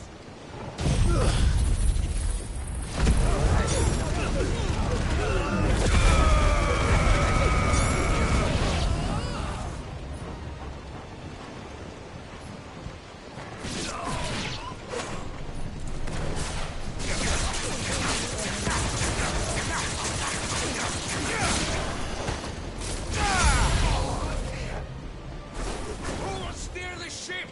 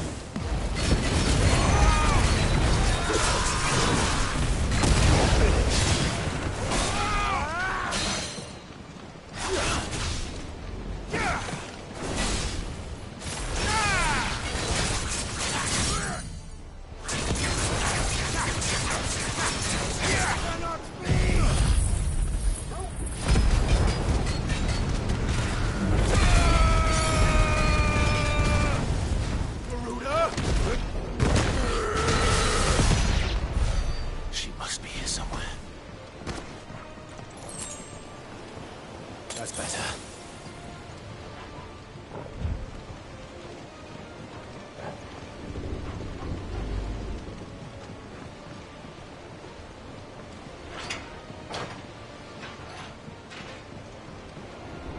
I'm just a cook!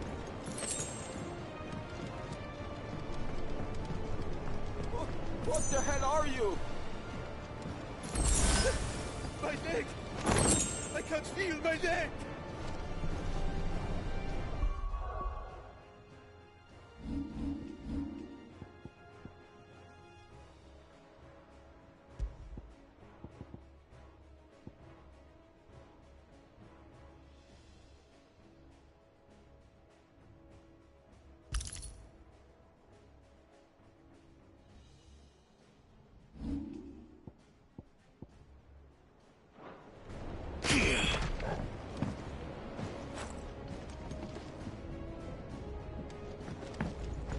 Come on, get up! Get out of this! She won't take us yet. Many of us. You guys! And our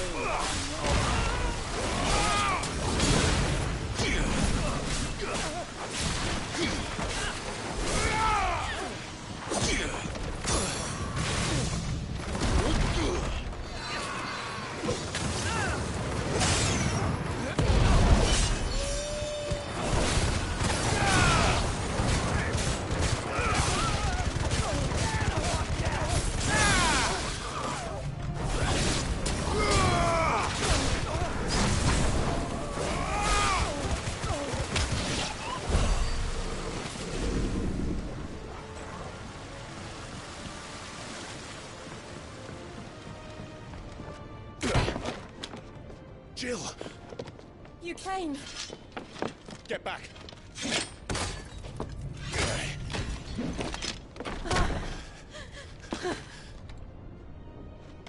Clive, how did you... I'll explain later. Hands.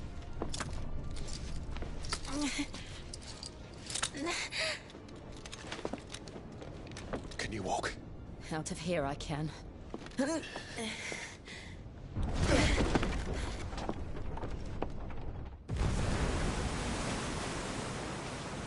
Stand still! Phoenix. Are you not the dominant of fire? I see naught before me but a guttering flame.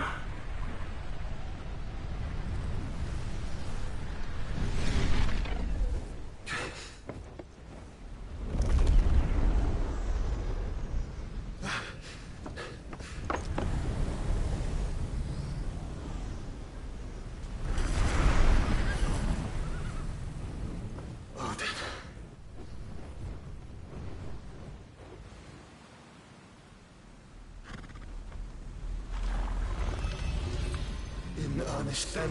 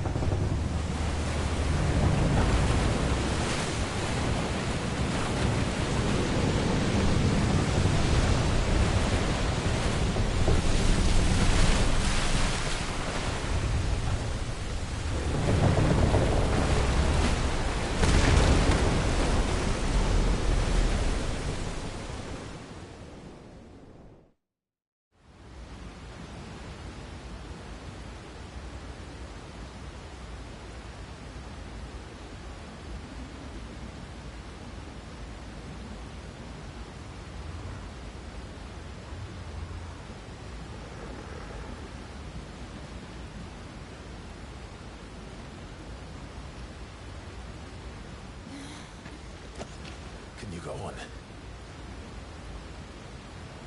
I think so.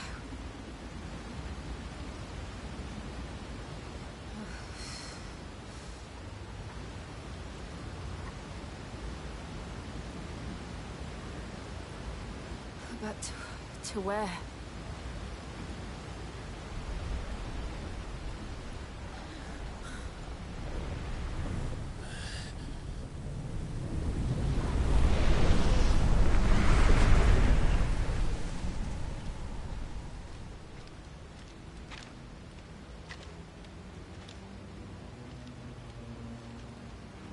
You. What did you do to Joshua? The Phoenix? Oh, I expect he will survive. This consciousness in which you coil your feeble souls is grown thick with desperation. And thus has my master turned to my blade.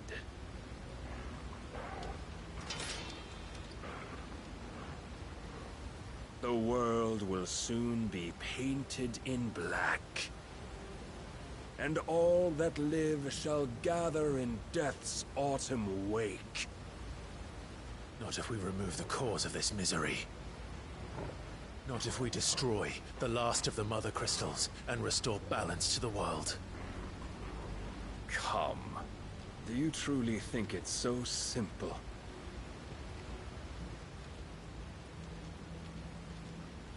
The Blight is inevitable. Not even the Almighty might stop its endless march. Your efforts will avail us naught. Naught, that is, but suffering. You must embrace the truth, Mythos. Accept your place with the Lord. Keep it. As long as there's a chance, there's a choice. Ever led astray by your blind resolve.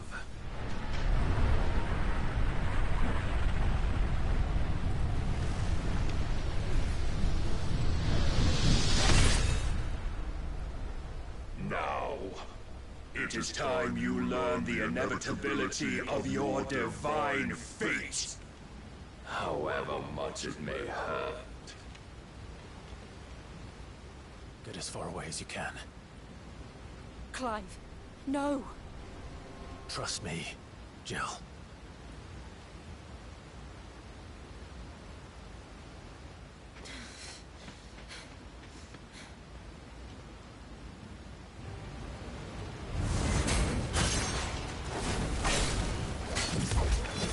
We don't have to do this. Oh, but we do. If only to remind you of your duty. Defend yourself! Nice try.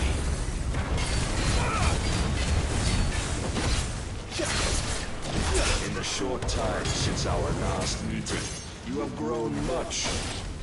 Yet as a vessel, I fear my lord will still find you lacking.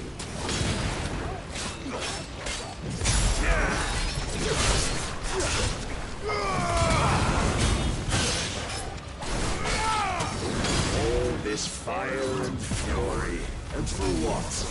Stopping the blight. A foolish notion fed to you by a foolish man.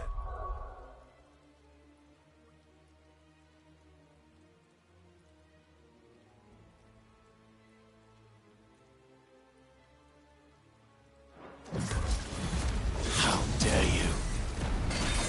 You know naught of this world nor of our place in it. If our fates were so easily rewritten, we would all be gods.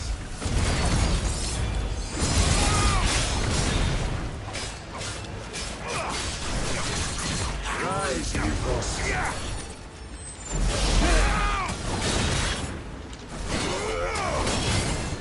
I have seen enough.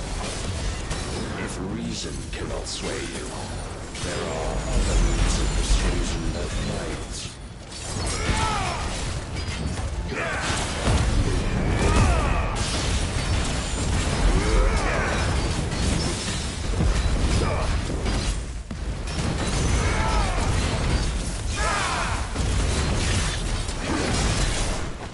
Raise your guard.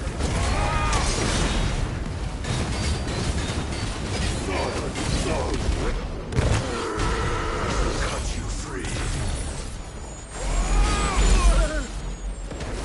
Cast off the blades. Not good. Too slow. Try and have it.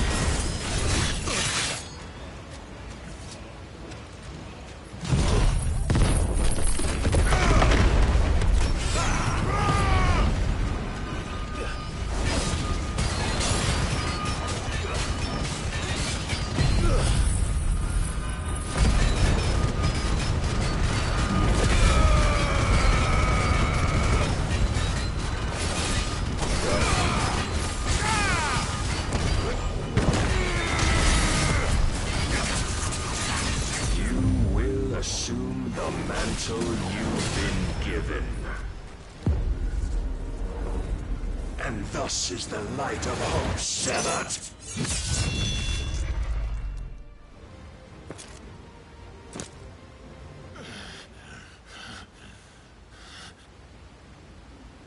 You would yield so soon.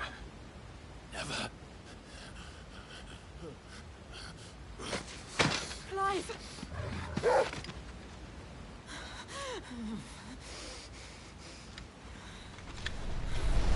Do you not see? Your iron will weighs you down, dragging you ever further from your purpose. And what is my purpose? Mythos. Who are we? What are the dominants? The breath of the Creator still warm on our lips. We carry his light that we might guide the masses in his name. We are but mighty acts of God. We are more than that. You would be nothing without what he has granted you. The power we wield is his, and yet every time we draw upon it, it wears away at our very being. It breaks us. It unmakes us, that its immaculate aspect might reveal itself. The icon. It is too much for even his chosen few. Apart from you, Mythos, you wield the might of many, yet your body does not answer for its avarice. What are you saying? What I am saying is that we dominants are a means to an end. We were created for you, that you might drink deep of our strength and thereby fulfill your divine purpose. Which is? To feed. As you would know, could you only look beyond the walls of your prison of self-regard. As long as you choose to ignore this, you shall never penetrate my defenses. Still, you may take solace in the fact that you are not alone in your plight. The chains of volition shackle all of mankind, but there is yet cause to rejoice. For the Lord, in his mercy, has taken pity on his flawed creations, and shall see them restored to their proper forms. And what exactly would that be? Why, loyal servants to God. No. Manners, Lord Rossfield? They are men, like you and me. Albeit ones unburdened by the wills that drive our kind to madness. They are pure. They are divine. You mean to turn everyone Akashic? Not turn, Mythos. Turn back. For too long has mankind been led astray by their clamorous wills.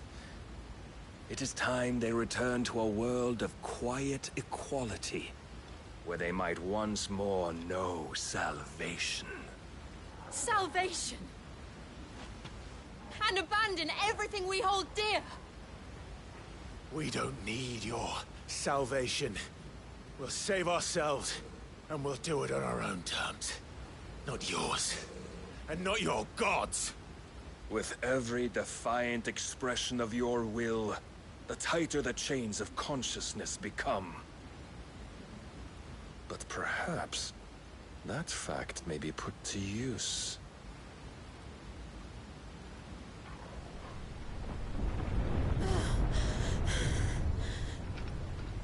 Clive! The faster it binds you to the remaining dominance, the stronger your hunger will become. Until it leads you back to the only answer there ever was. Mayhap not by the path my master intended, but back all the same.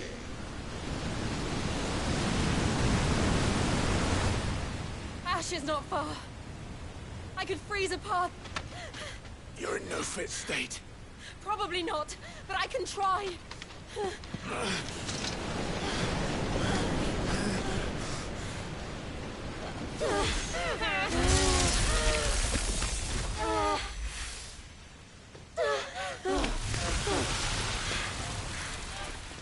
Don't look back!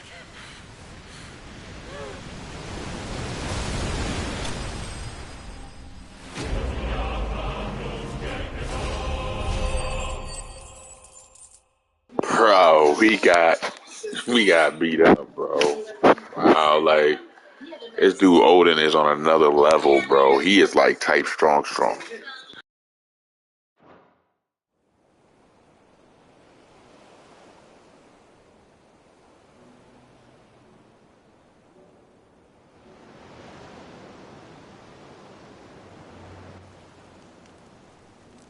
I hope the others are safe. The Enterprise was clear of the gap when we fell. They made it, Jill. And they will have seen the ice where it led. We need only wait till dawn.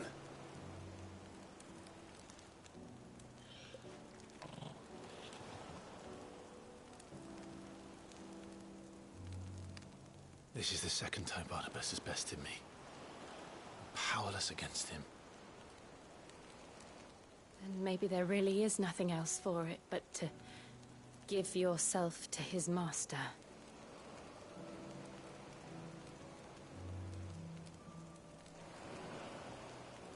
Only you won't do that.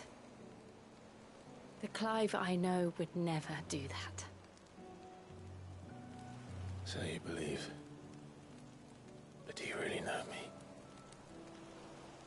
If what Barnabas said was true, then I'm more monster than man. And each time I summon the flames from within, I burn away the things that make me who I am. Do you, though? Think of what you've used that power for. Of all the people you've saved. It doesn't matter how or by whom it was granted, only how you choose to use it. And you've chosen to use it for good, haven't you? I've also used it to kill. What if that's my purpose? What if it's all I'm good for?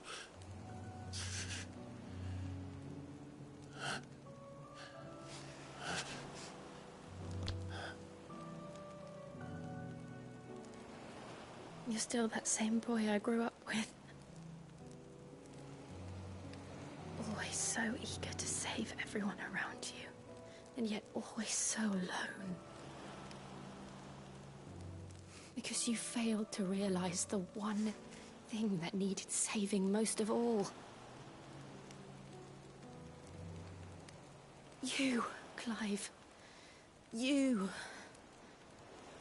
You never once took the time to save yourself.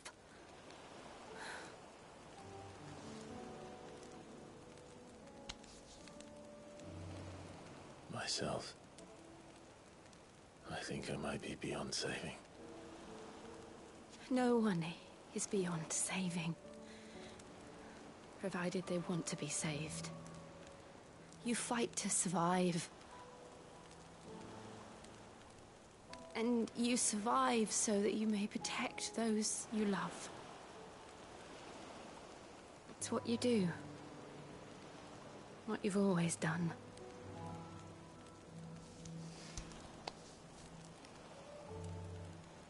And I know you're not about to change. So I'm going to help you. To give you what you need to protect us all.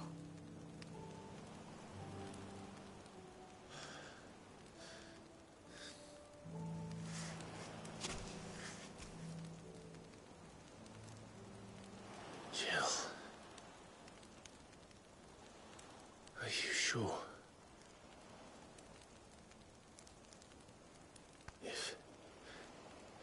If this is what you want, then...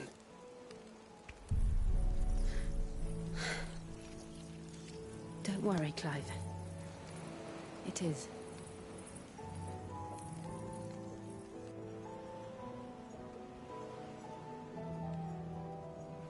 This burden, I'll give you the strength to bear it alone. But I'm not alone.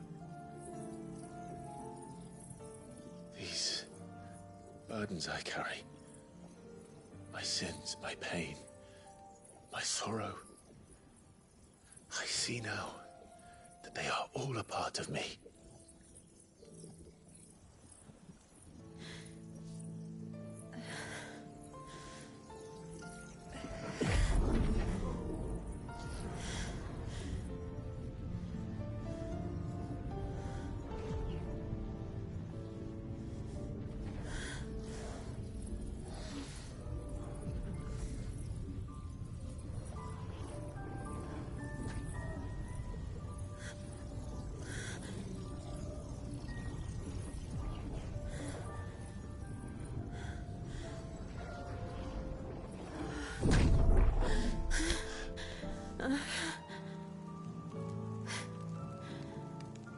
If I'm to continue on, having pledged my life to those I love, then I will gladly bear your burdens too, until my last breath. Clive.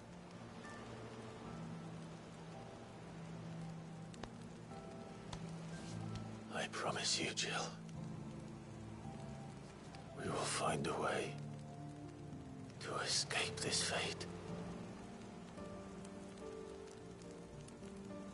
Find a way to save each other.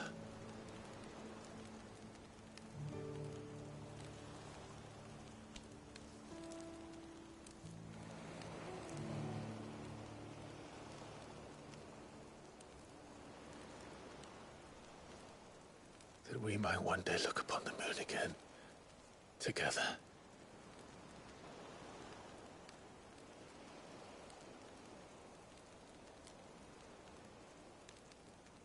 And I promise you, Clive, that I will be there, no matter what you must become. I know.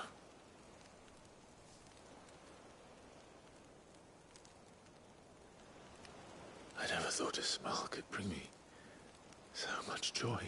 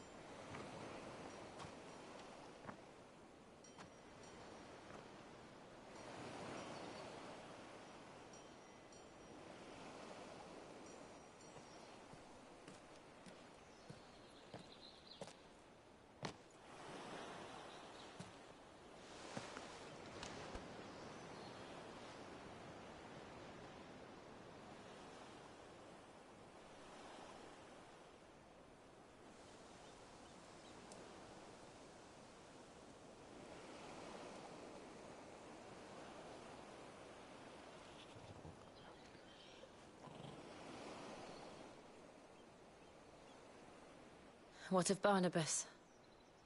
Do we pursue him? No. Our paths will cross again soon enough, whether we like it or not. Besides, there is something we must do first.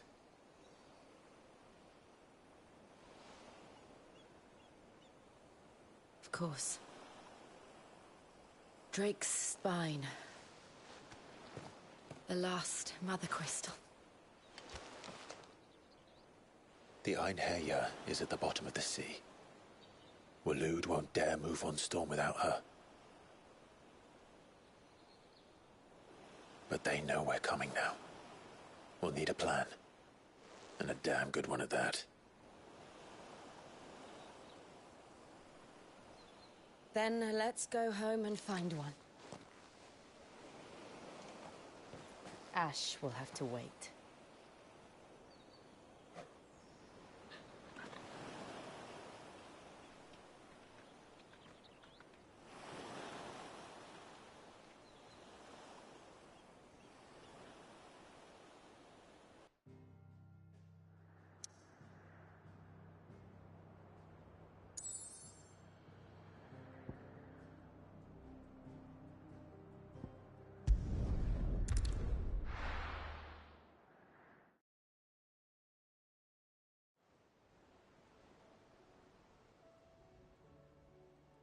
Mid says Odin split the sea in two. She's always been partial to a tall tale. But there's tall, and then there's tall. I struggle to believe it myself. I see your uncle isn't with you. He stayed with the Enterprise. After our brush with the Einherja, she was in urgent need of repair. And my uncle knows a shipwright in Randalar. We're to join him there when we're ready to sail for Ash. You sure that's wise? Last I heard, the place was still overrun with Akashic. Show me a city where that isn't true. Ultima's plague is spreading. We're running out of time, aren't we? We've done our best to shore up that hideaway. But I doubt a few planks will stop what's coming. Still, we'll keep at it. Every little helps, I suppose. Let's hope so.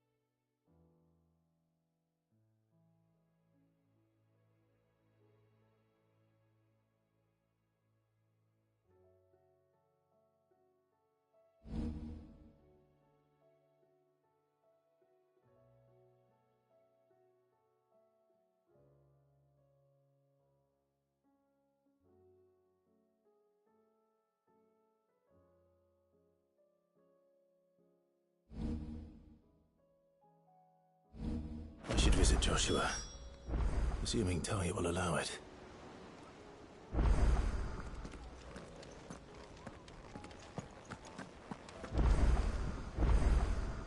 Heard the bad news then, did you?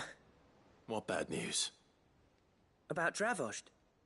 Blackthorn's old haunt. With the forge and all that. Well, anyway, the mines just down the road from there are spewing out ether like no one's business. And the village? Safe from the flood for now, but they've got other problems. Akashic. Every creature in the area's either turned or on the way to turning, apparently. Zoltan and the others are living on borrowed time. They need help, and quick. Doris sent a few curse breakers to keep an eye on things, but there's only so much a couple of scouts can do. Except get eaten. If something ain't done soon, the old place will be overrun.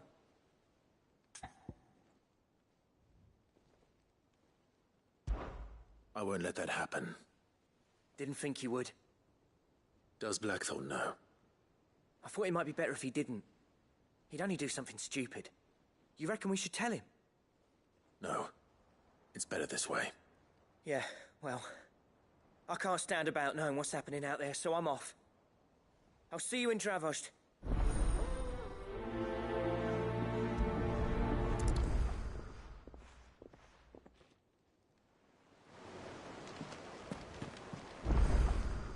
Clive. Here you go.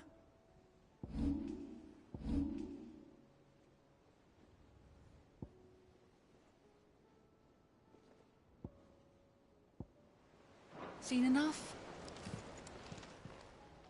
How may I help you today, Clive?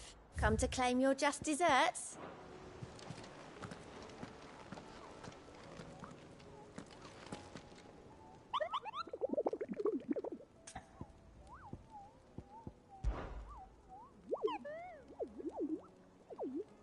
Through Orcish.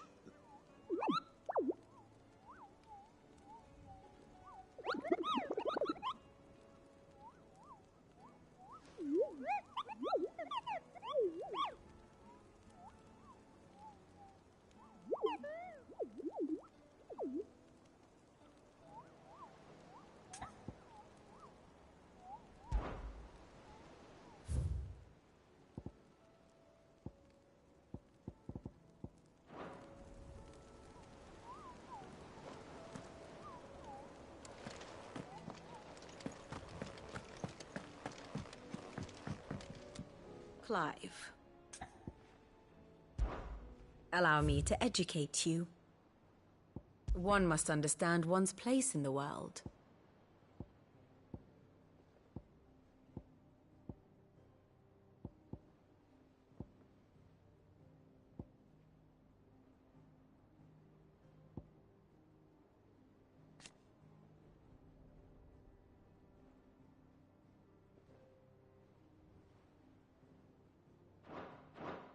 Very good.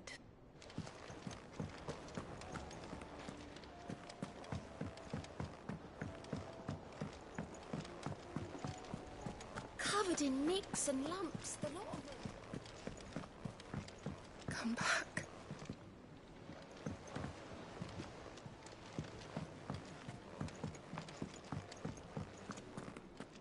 Hope adrift on foam.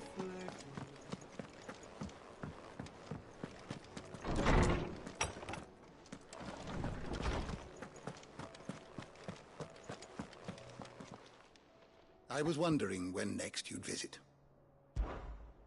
I have compiled some new entries, if you would like to see them. What subject shall we consider today?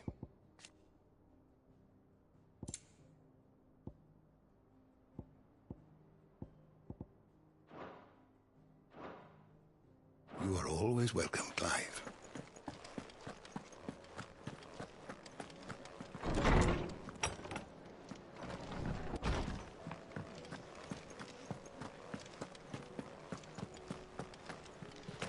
Oh, don't tell me we've run out of Peppy. Clive.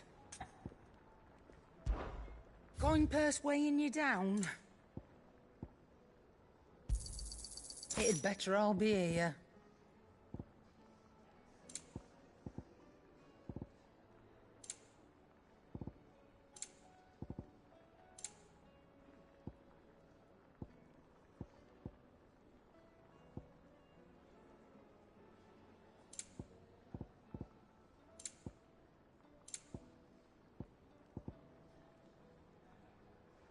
Finished, are you?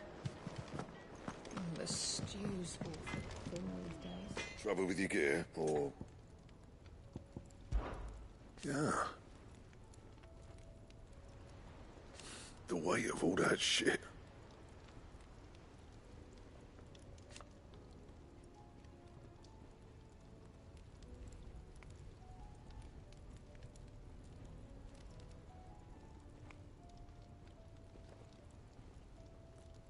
Clever girl, that one.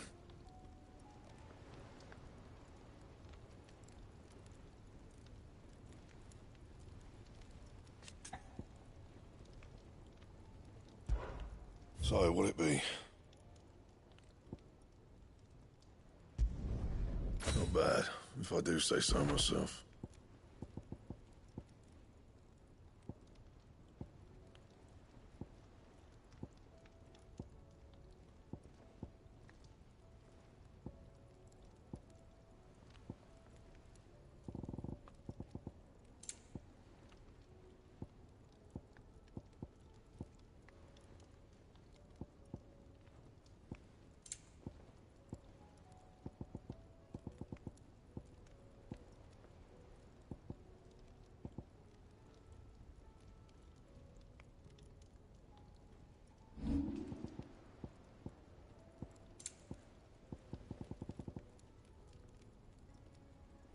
That it?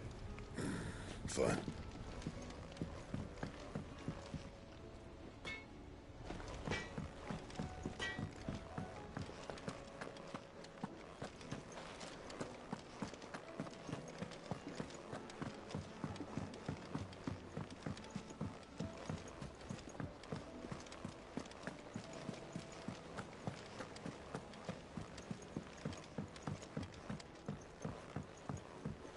How do you split the sea?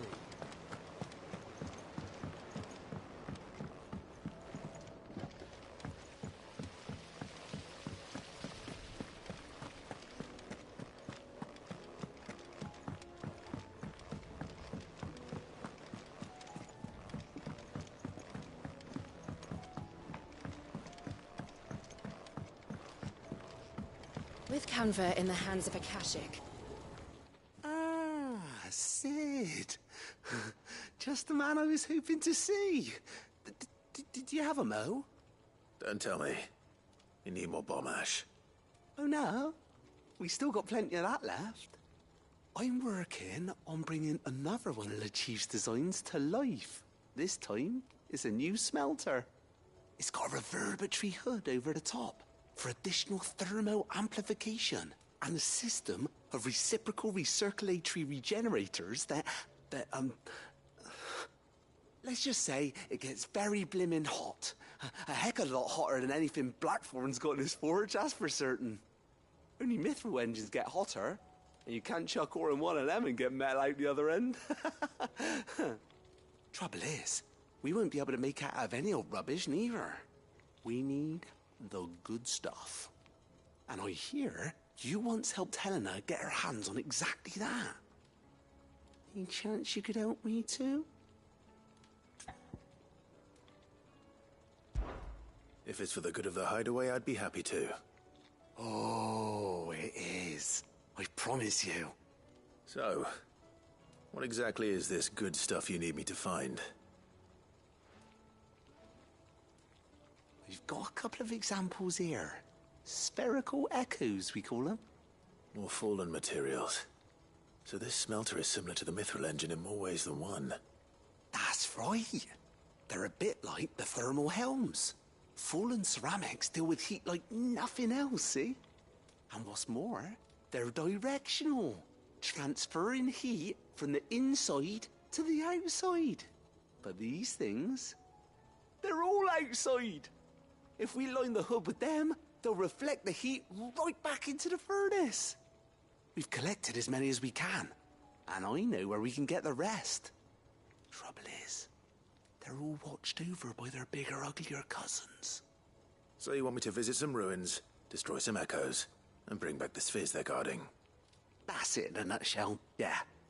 We're only 3 short, mind. And we know exactly where they are.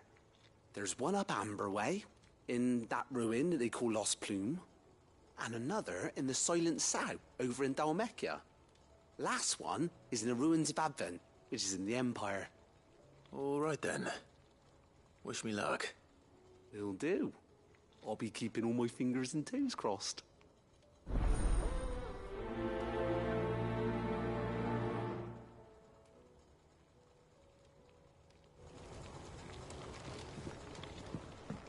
How was she?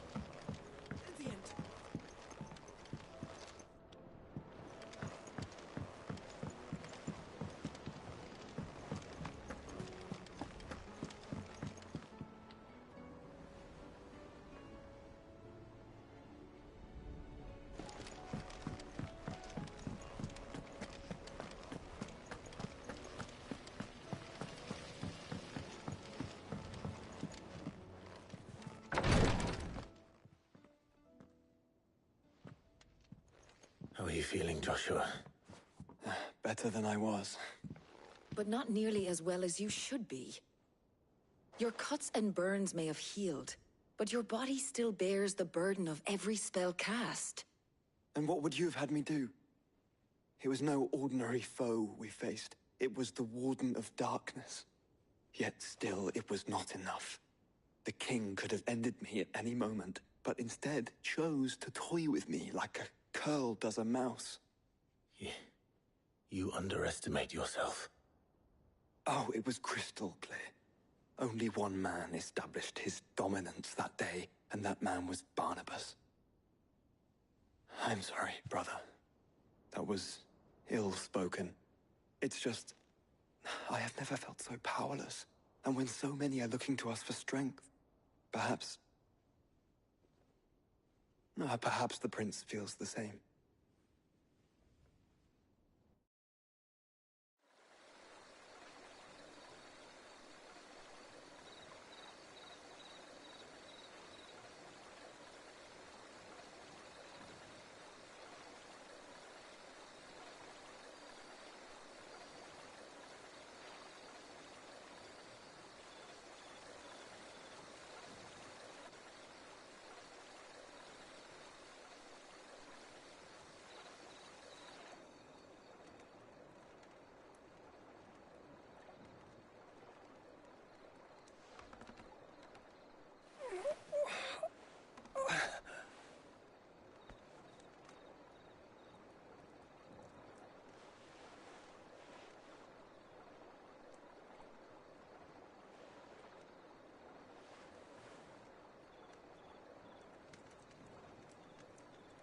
What is this place?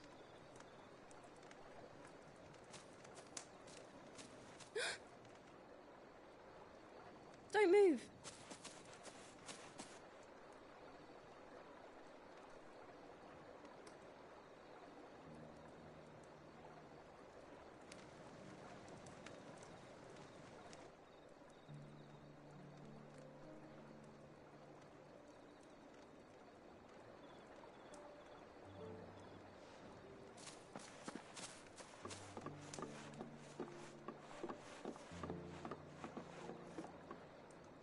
Here, it's fresh from the well.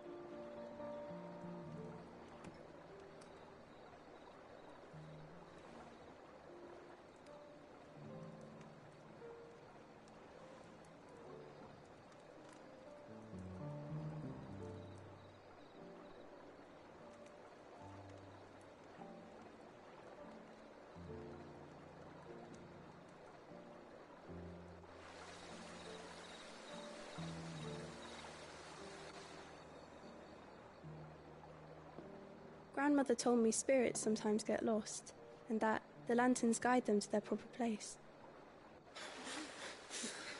I set one on the river for her when she passed away.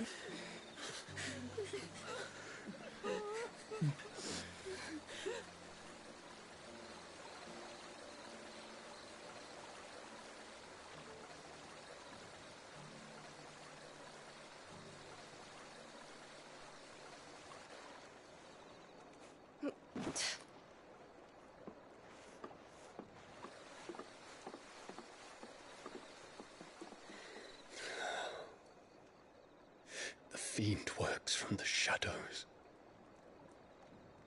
Was it you who guided my hand, then ultimately?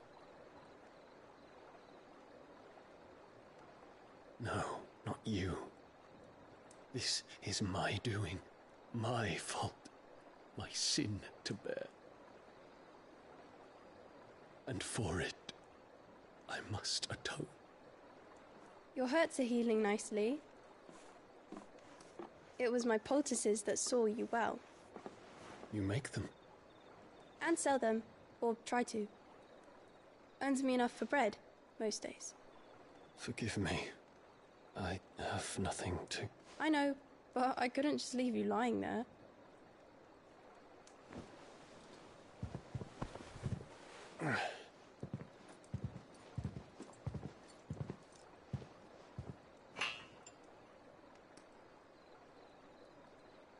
You're going then? Of course. I'm healed. Thanks to you and your poultices. Will you promise to come back and visit?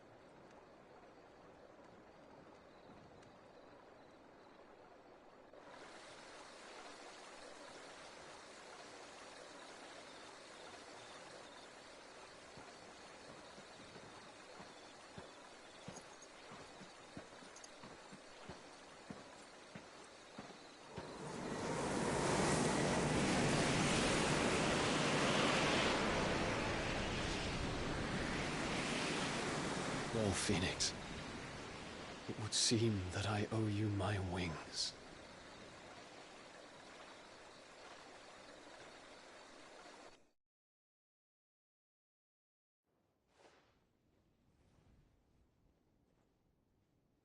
Perhaps he can find an answer. You will be returning to Waloed soon, I gather. I see no reason to wait. Then neither do I. I can think of a few, but I doubt they'll stop you. You will take your medicine.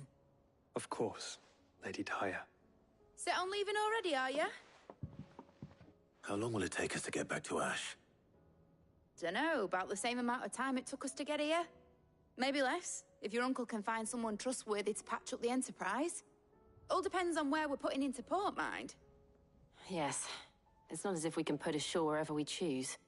We have to assume that the whole of Ash is hostile, and that we'll be attacked on sight. Then we must find a place they won't think to look. And I have an idea who might know of one. The Professor! I'll go and tell you come in. While you're plotting our course, I'll be in the shelves with your lawsman. I wish to pick his brains about Ultima. Then I'll talk to Karen about supplies for the journey. They may not be easy to come by in Ash.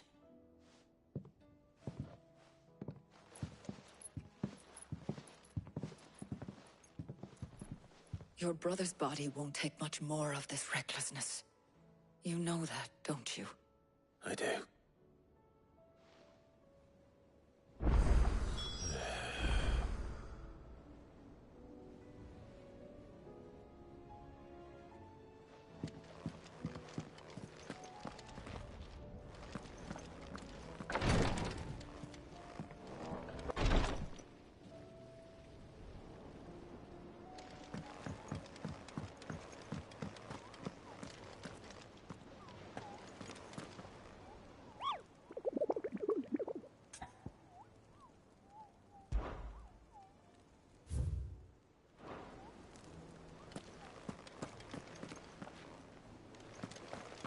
I still say it were a compliment.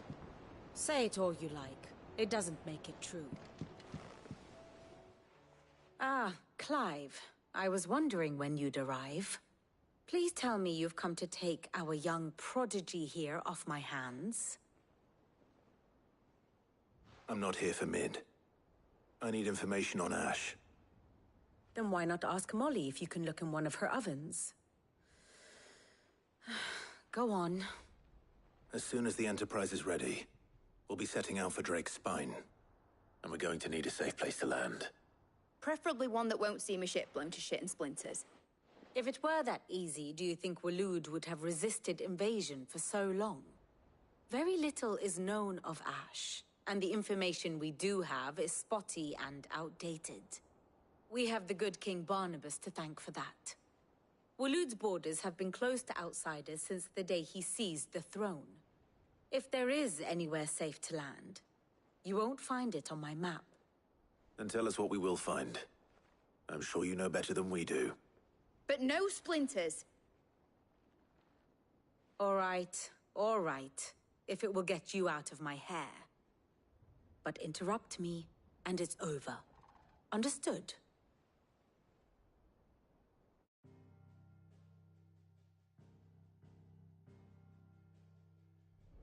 Barnabas Tham. The one they call the Last King. Understand him, and you will understand the kingdom of Waloed. Barnabas was only a boy when he arrived from beyond the southern seas, and barely a man before he united the ragged tribes of Ash. And having unleashed them upon the formidable Veldemark, he set his throne upon the ancient kingdom's ruins. The victory sent shockwaves around Valisthea, tales of Odin's might spreading through every court, parlor, and drinking hole in the realm. Note that this was in the year 843, and that the king still sits upon his throne some 40 years later, quite untouched by time. Waloed's recent inaction left many wondering if Odin had lost his appetite for war. And yet here we are. The Einherjar was committed to the fray, a bold declaration of intent. Orcs swarm around Drake's Fang, and throngs of Akashic haunt Canva's streets. Though how precisely the havoc they wreak serves Waloed remains unclear. Regardless, if the order to attack truly came from King Barnabas, then one thing is certain. Waloed has achieved the impossible, and made bedfellows of beastmen and the ether-addled alike. All of which is a roundabout way of saying that you will be in unknown territory when you set foot on Ash. Much of the continent has already been lost to the Blight, and what few ports remain will be fiercely guarded. And that is to say naught of its natural defenses. Offshore currents will cast an ill-equipped ship out to sea one moment, and dash it against the rocks the next. But then the Enterprise is anything but ill-equipped, and Mid has made land there before. Now, if only there were someone with an intimate knowledge of the Shadow Coast, and where a daring gentleman might put ashore.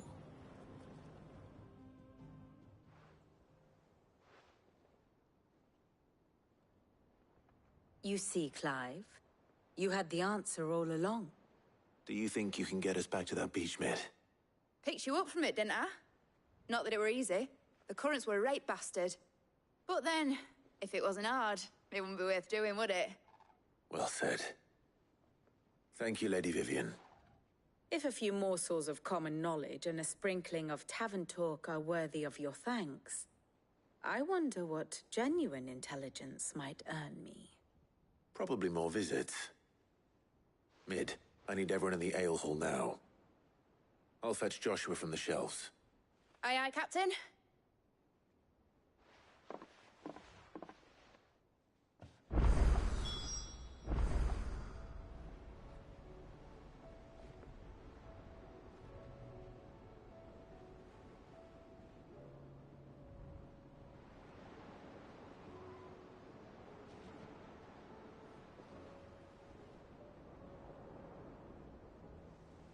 Clive.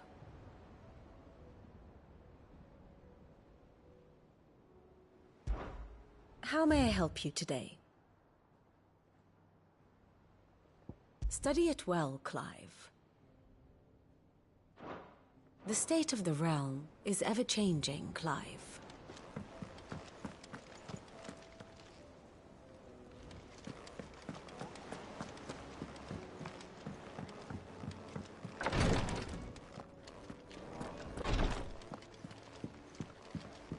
Please, Your Grace, stay strong. My Lord Marquis.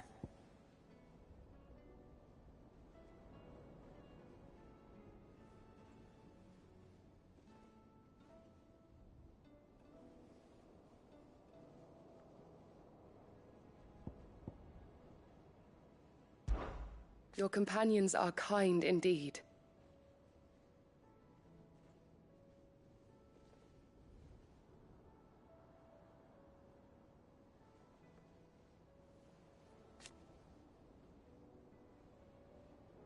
I must admit, but I see now. It was the greatest honor of my life.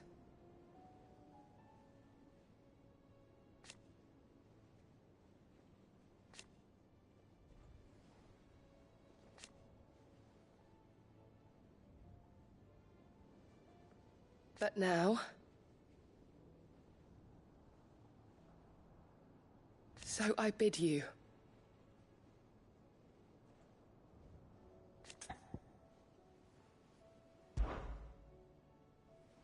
Yote, is anything the matter? You seem troubled. Perhaps I might be able to help. My lord. Yes. Perhaps you might. It's your brother. His condition continues to worsen, though he does his best to hide it. The lesion on his chest pains him more with each passing day. I had feared as much. There are certain elixirs which can ease the suffering of those afflicted by the curse, but... But His Grace's case is severe. The drafts I have been able to prepare for him thus far have ceased to have any real effect. So I consulted with Talia and certain of my comrades among the Undying about the possibility of finding something stronger. And thankfully, a recipe was found. The only problem being that the critical ingredient is exceptionally hard to come by, and our supplies are almost exhausted. Unless we can secure more soon, your brother's anguish will likely become unbearable. My lord, I know that I have no right to make demands of you. But would you help? For Joshua's sake.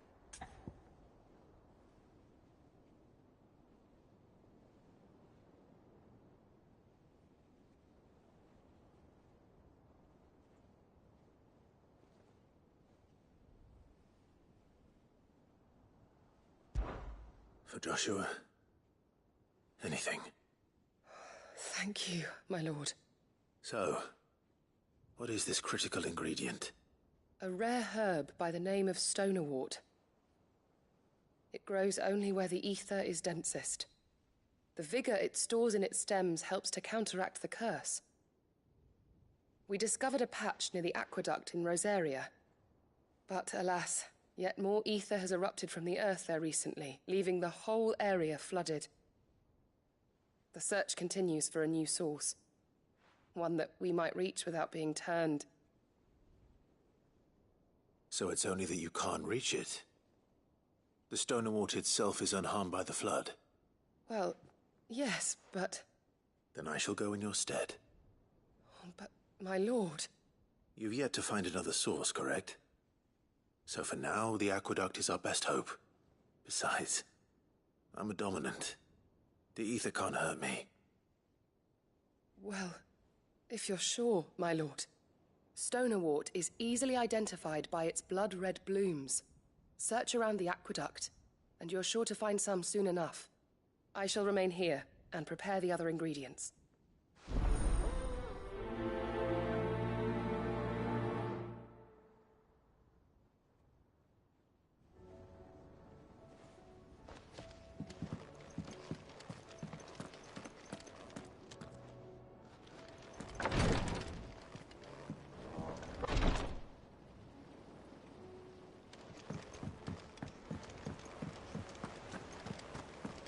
How do you split the sea, you reckon? Covered in nicks and lumps, the lot of them.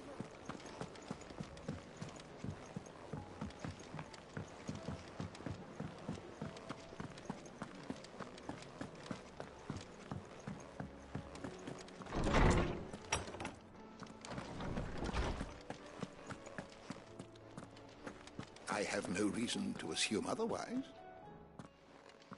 Clive, you must listen to this. Lawsman, tell him.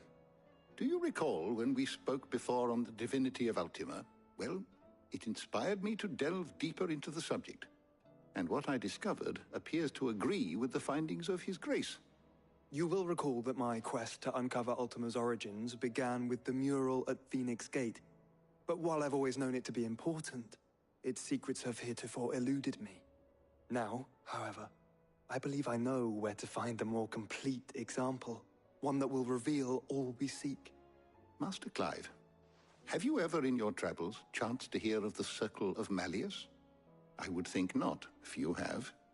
But there was once a time when the faith flourished, the oldest known religion in the Twins, and though its popularity eventually waned on Storm, hints of its dogma remain embedded in more modern faiths such as the Crystalline Orthodox.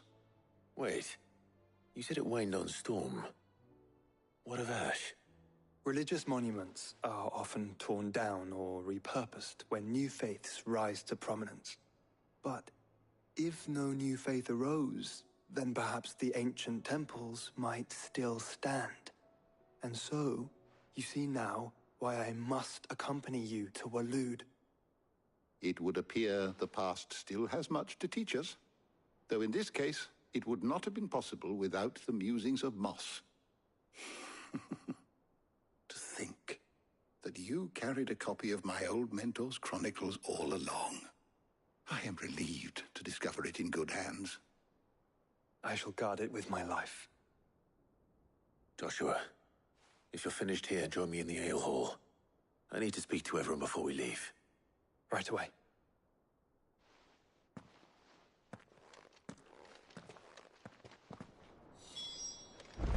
Mid said I could ride the Enterprise next.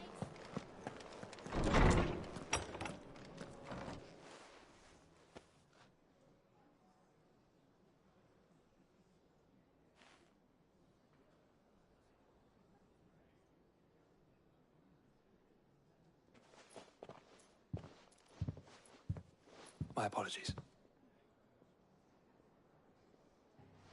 By now you've all heard where we're going and why. So I won't bother you with the boring details, only the important ones. If we attempt to approach Stone here by sea, there's a good chance we'll be sighted and fall prey to the capital's artillery. So instead, we'll disembark on the southwest coast and make for Drake's Spine on foot. I say we, but it's highly likely the entirety of Ash is under the rule of Ultima. A large party would only attract unwanted attention, as well as slow our march and require supplies which may be difficult to obtain. Only Joshua and I will be going. And a scout. Preferably a good one. Gav, do you know of any? You bet your ass I do. I might still borrow some of Lady Vivian's maps, though, just in case, like.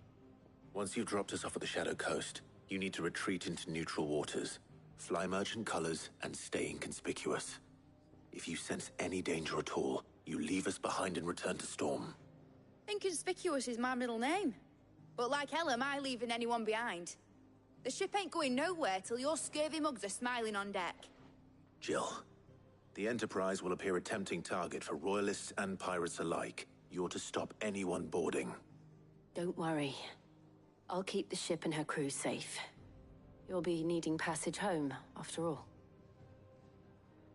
But... very well. If there are no questions, I'll see you all at the docks.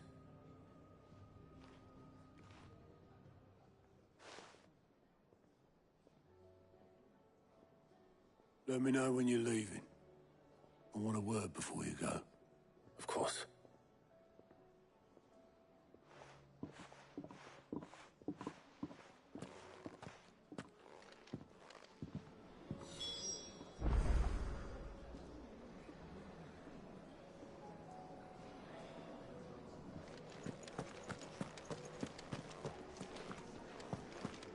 Oh, don't tell me we've run out of Peppy. Clive. Going purse weighing you down?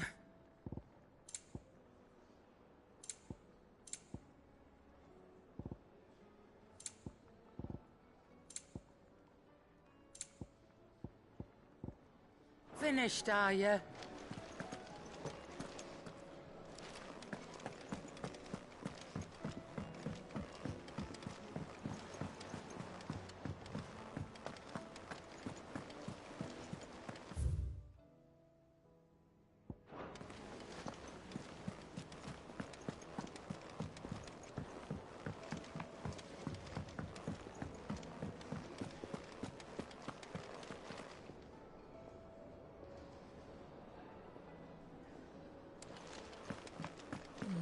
Jews or faithful.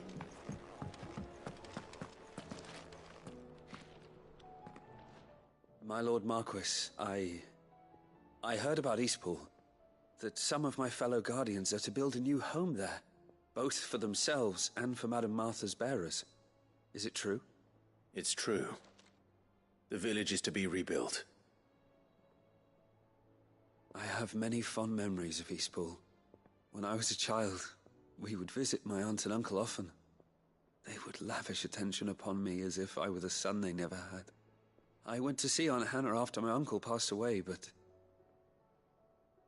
not nearly as often as I should have. Oscar, I'd like you to assist Sir Wade in the rebuilding efforts. But my lord, my training is not yet complete. I couldn't possibly. I warned you I might not be the easiest of masters, but I'm not as hard-hearted as that. Go. Be with your aunt. Rebuild her home. Is what she would have wanted. Yes, my lord. Thank you, my lord.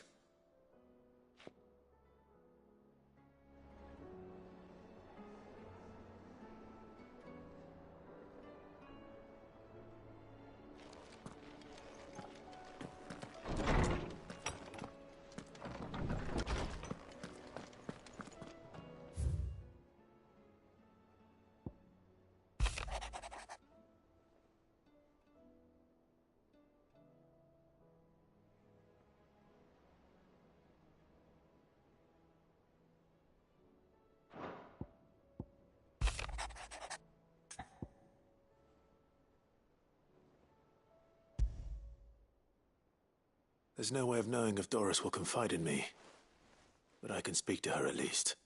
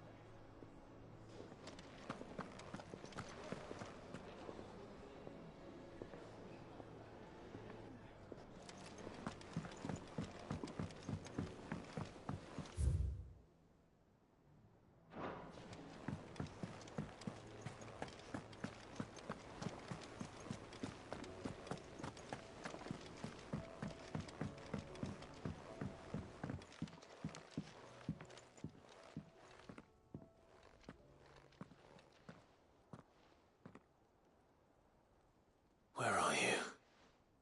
Can I help you, Sid? I'm looking for Doris. Is she here? I'm afraid not. She's at Martha's Rest on a job. My job, actually. When she heard what the mission was, she insisted on going herself. Alone. Did she? What was the mission? Following up on some new information. Once they'd settled in, the bearers you helped liberate in the Dragon's Eyrie were keen to talk about their imprisonment. And about their captor. The slaver Cole's team were tracking when they were attacked by the Beastmen. I'll go and find her.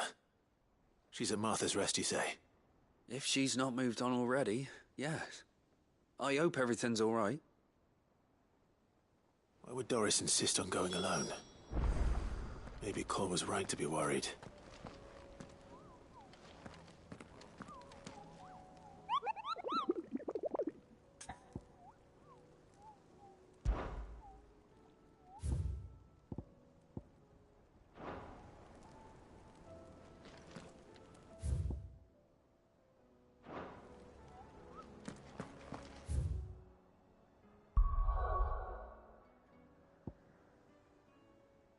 So it's about to get serious. We got a lot of side missions. So we're gonna knock out these side missions, and then begin probably our final descent. And hopefully we'll have one more video after this one, which will be the end.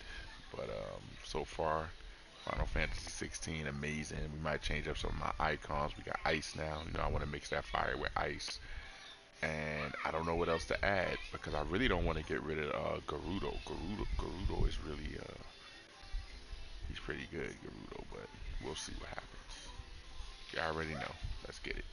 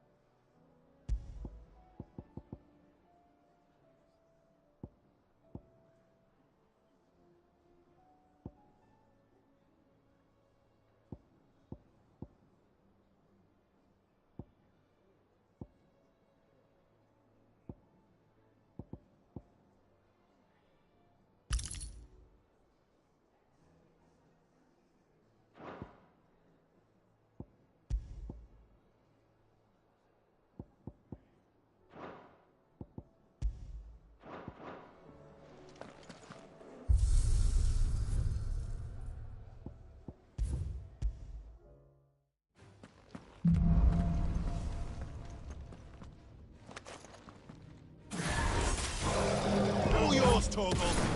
Go, Blizzard!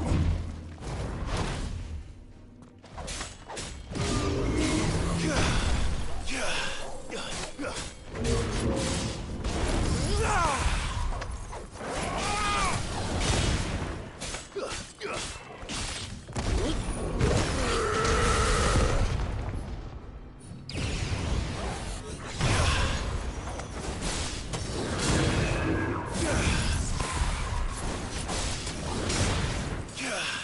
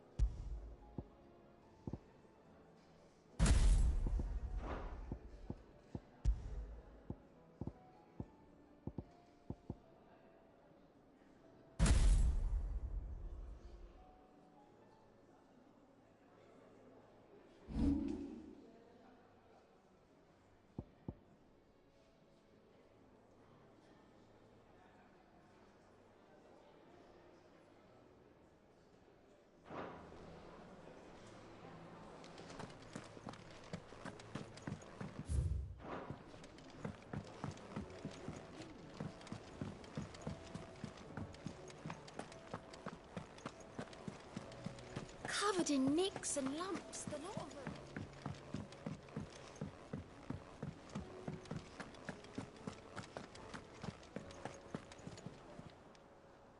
Fancy a look at the list, do you? Quick look.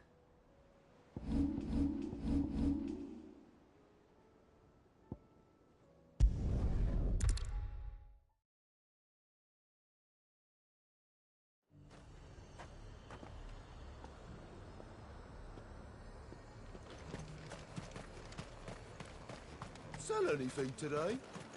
As much as... Haven't seen any of those blue devils, have you? Captain says they might be lurking anywhere.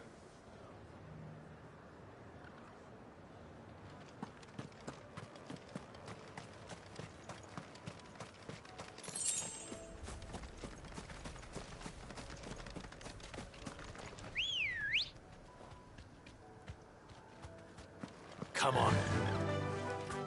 Run like the wind.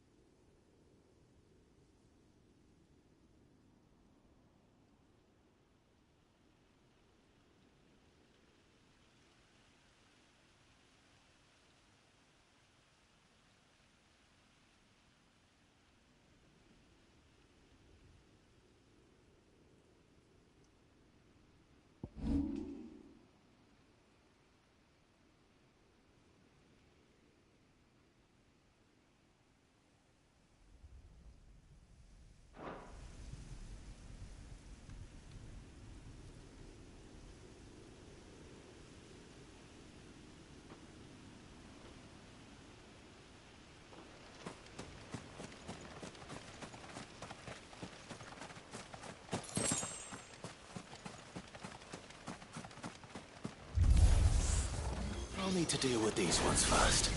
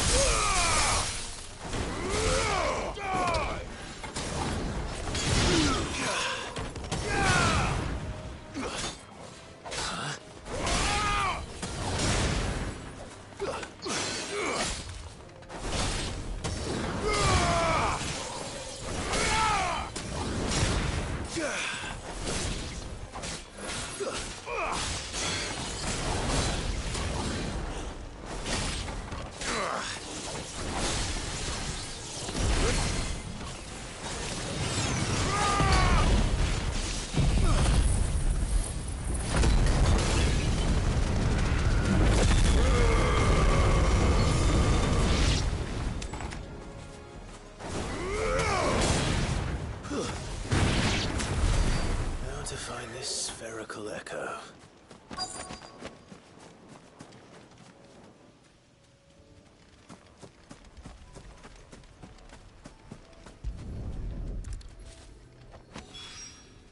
This is it. Right then. Just two more to find.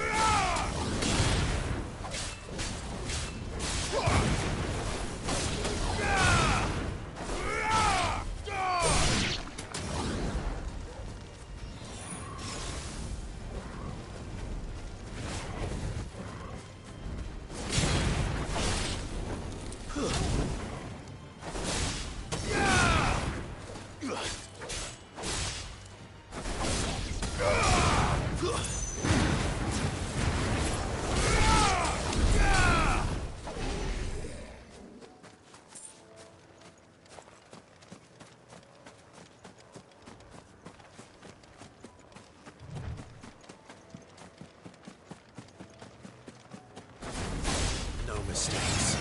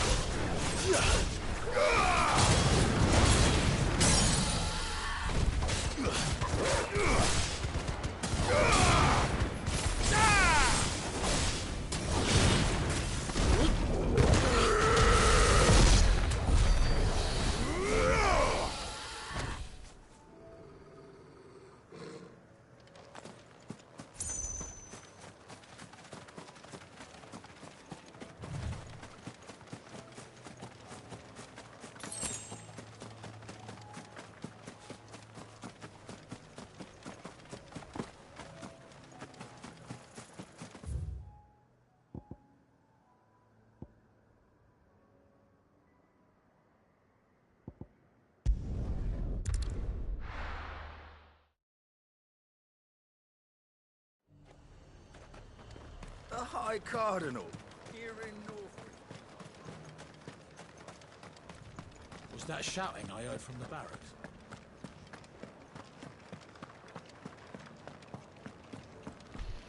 So I'm thinking we're gonna change up these icons and iconic powers, because I really like my flame.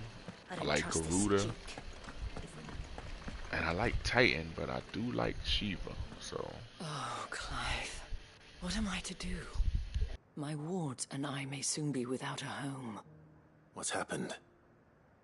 The High Cardinal has descended from his lofty throne and taken up residence here in Northreach. The High Cardinal? Leader of the Council of Elders, second only to his Radiance at the head of the Imperial government. Not that any of those things still exist. Now he goes by his noble title, the Duke of Oriflamme. And what does he want with Northreach? He wants to transform it into a military stronghold, a foundation upon which to build a new Sambrec. He's already secured the support of the various army remnants, with promises that they shall be afforded the respect they deserve in his empire. One built on the confiscated property of the people. He would rob the populace to pay for it. Believe me, I have used every means of persuasion to discourage him from this folly. But for whatever reason, he will not listen to me.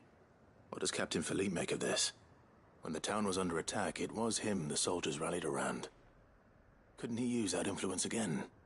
How? By speaking out against one of the most powerful men in Sambrec. A man whose stated aim is to revive the empire Philippe's comrades swore to serve, and to improve the soldiers' lot within it. The captain can offer them a regular supply of gruel, and an occasional trip to the Vale to help them forget the terrors they face each day. The Duke offers them a vision of strength and safety. No. Any attempt to incite mutiny would cost Philippe the support of his men, if it did not cost him his life. But given the mood around town, mutiny may yet be unavoidable. The people have little appetite for further deprivation, least of all when it serves only to elevate others. And who could blame them? Clive, would you appeal to the Duke on my behalf? For your services to Northreach, you have the respect of the soldiers, and they will take you to His Eminence if you ask them. And unlike Philippe, no bonds of loyalty prevent you from speaking your mind to the man. Well, will you try? You could hardly fare any worse than I did.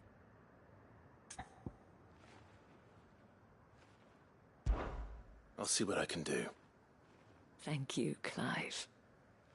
Tell me then, where will I find this Duke of Oriflamme? In the garrison? Overseeing the troops, yes. All right. Wish me luck.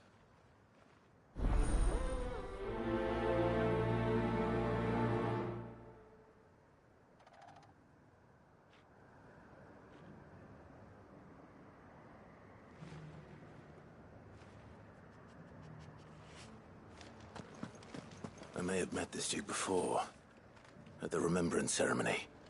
Let's hope I didn't make a strong impression. This Duke.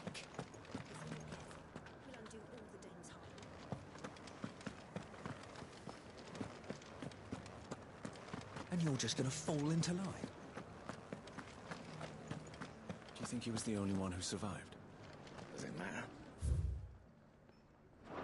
He's the only one who can.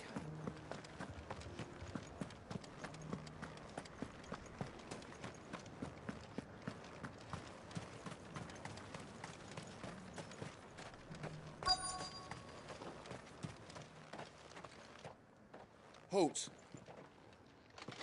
Oh, sorry about that. You're the dame's man, aren't you? You got some business with the captain? No, actually. With the Duke. I was hoping I might be able to speak with him. We're under orders not to let any civilians pass. But you should be all right. His Eminence has heard all about you and your heroics. Wait here. I'll go and ask.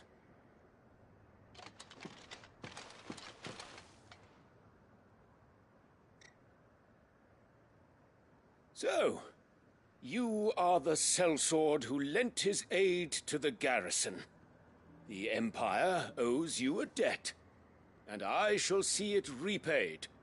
But tell me, is it wealth that you seek, or favor? Neither, Your Eminence.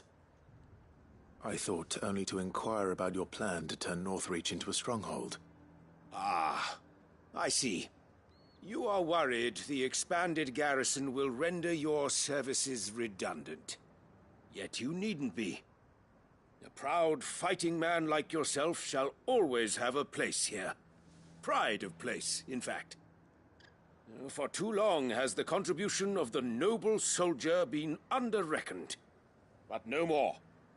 For it is they who shall see the Holy Empire rebuilt, beginning right here in Northreach. Why here, Your Eminence? The town has been fortunate enough to escape largely unscathed from the recent troubles. Her defenses are sound, and her garrison well prepared.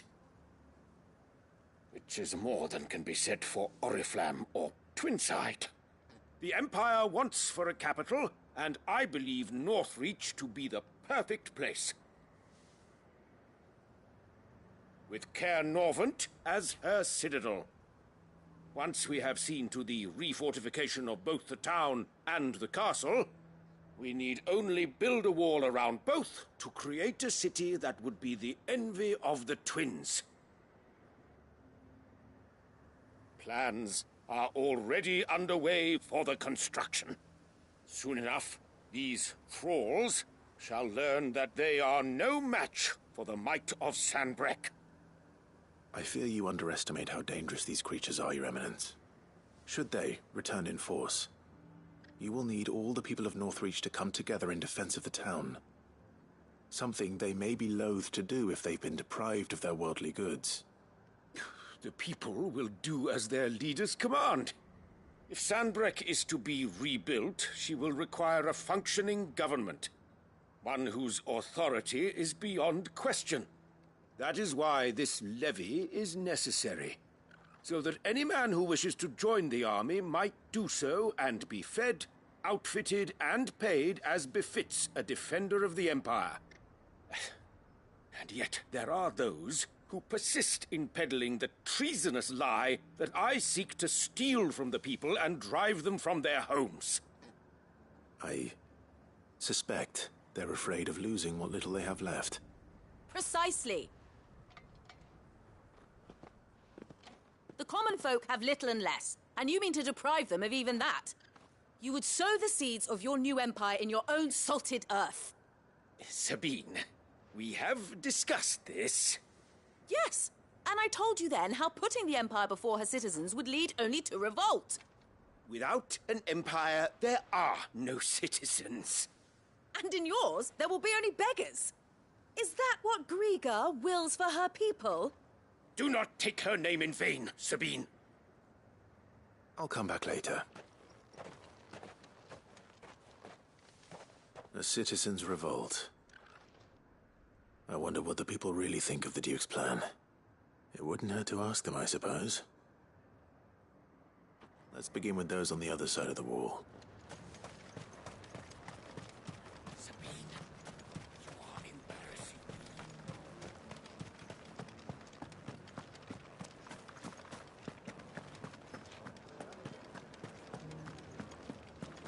Do you think he was the only one who survived?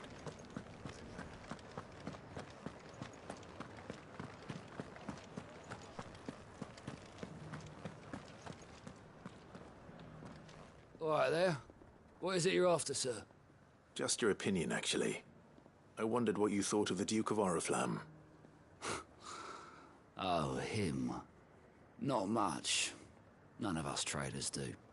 It's thanks to nobles like him that we had to set up shop this side of the wall in the first place. Couldn't have the rabble getting any closer to the holy capital, could they? And now he's trying to drive us out completely, threatening to take everything we got from us if we don't clear off. If the dame said she wanted him run out of town, I'd be straight through that checkpoint, tar bucket in hand.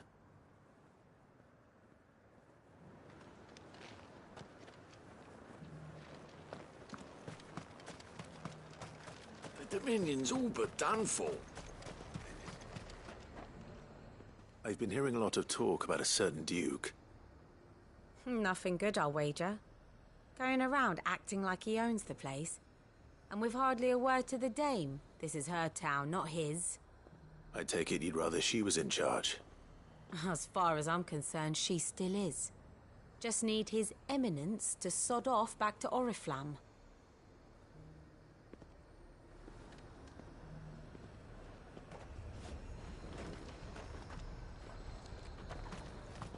So, you were right about the High Card?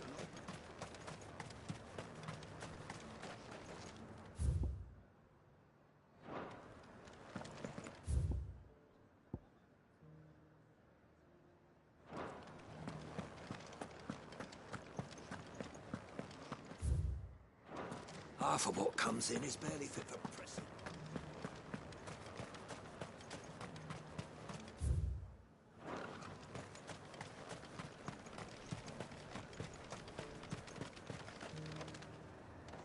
A question, if you don't mind. What do you think of the Duke of Oriflamme? Don't get me started. You build a life for yourself somewhere, earning for some noble to turn up and tell you you've got to hand it all over to him. If he thinks his name and his chains give him the right to empty our purses, he's in for a rude awakening. We'll do whatever it takes to keep what's ours. Whatever it takes. Well, the people seem united enough. What about the soldiers?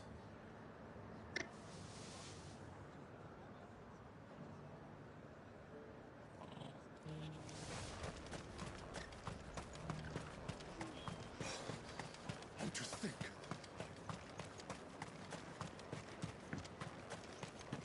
Was that shouting I heard from the barracks?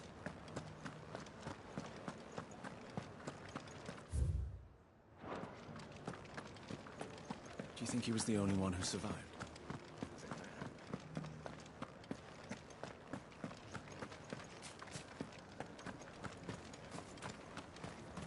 One at a time now. You. You're the one who was talking to His Eminence. On the dame's behalf, yes. I was trying to persuade him not to take the people's goodwill for granted, but it seems my words fell on deaf ears. What do you think of his plans? I'm a soldier, mate. He tells me what to do, not the other way round. Listen, I've got nothing but respect for the Dame, but I've got a family to look after. That's where my loyalties lie, not with the town or the Empire, but with my wife and children. If the Duke can get us the men and the equipment we need to fight off those blue-skinned bastards, I don't care how he does it.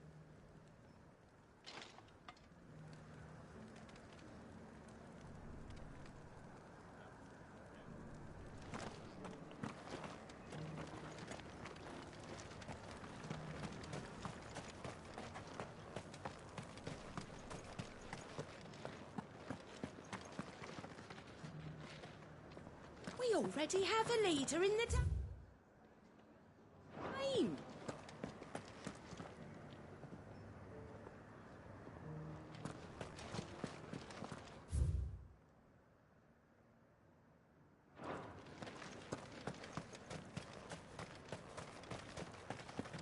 It's not only control of the garrison he wants, it's the whole of Northrop. Excuse me, do you have a moment? I wondered if you'd mind sharing your thoughts on the Duke of Oriflamme. Well, he's made a lot of enemies coming in the way he did. I mean, look around us. You can see the state the realm's in. The traders might not like having the screws put on them, but if they volunteered a few more of their hard-earned gil before things got bad, maybe they wouldn't have to. I think the Duke's got a point when he says rebuilding the Empire's the best way of making sure we're all protected. And if that means people who don't know one end of a sword from another have to make way for those who do, well, that's just how it goes.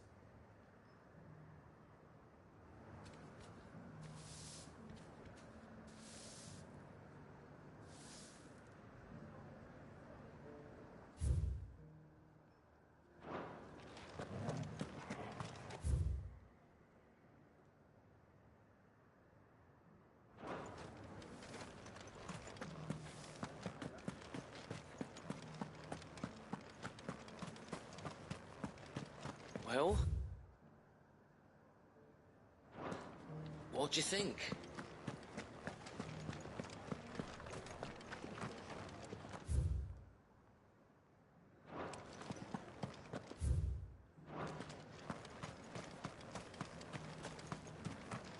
Sabine, you are embarrassing me. You're embarrassing yourself. A whole day. To dry some bloody linens.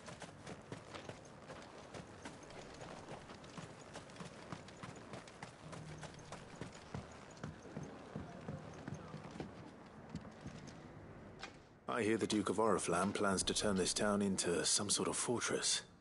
Do you think that's a good idea? It's not for me to say. All I know is that unless the Emperor orders me otherwise, His Eminence's word is law. Look, no one likes all these taxes and tariffs, but empires don't come for free. Once Sanbreque is back on her feet, we'll all reap the benefits. Let's see what Philippe makes of all this.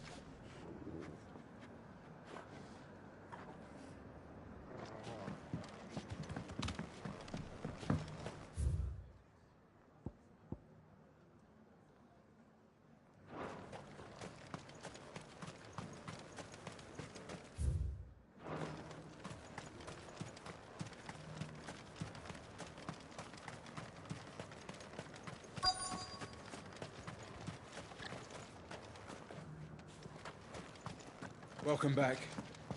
Wraiths give you any trouble? Captain, do you have a moment? For you? Certainly. Clive, wasn't it? Thank you for last time. How can I help you? I wanted to ask you about the Duke of Oriflamme. Do you intend to go along with his plan? But to tell you the truth, I'm in two minds. It's my sworn duty as a captain of the Imperial Army to obey his orders. But I can't say I agree with him. Philippe, I remember you saying that you became a soldier to protect the people you loved. The Dame included. That's right, I did. Well, she doesn't agree with the Duke's orders either. She thinks they could tear Northreach apart.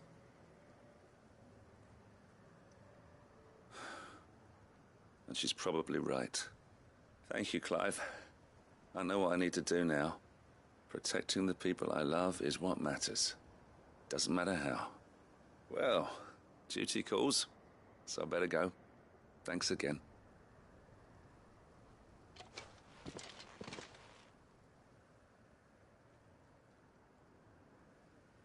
It seems Philippe wants to do the right thing at least. I expect Isabel will be pleased to hear that, if nothing else.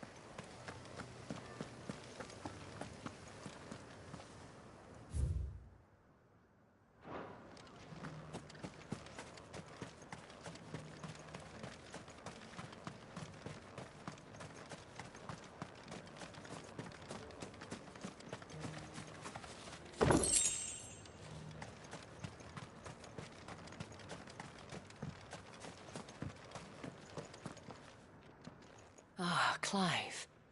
How did you fare? Were you able to speak with the Duke? I was, but...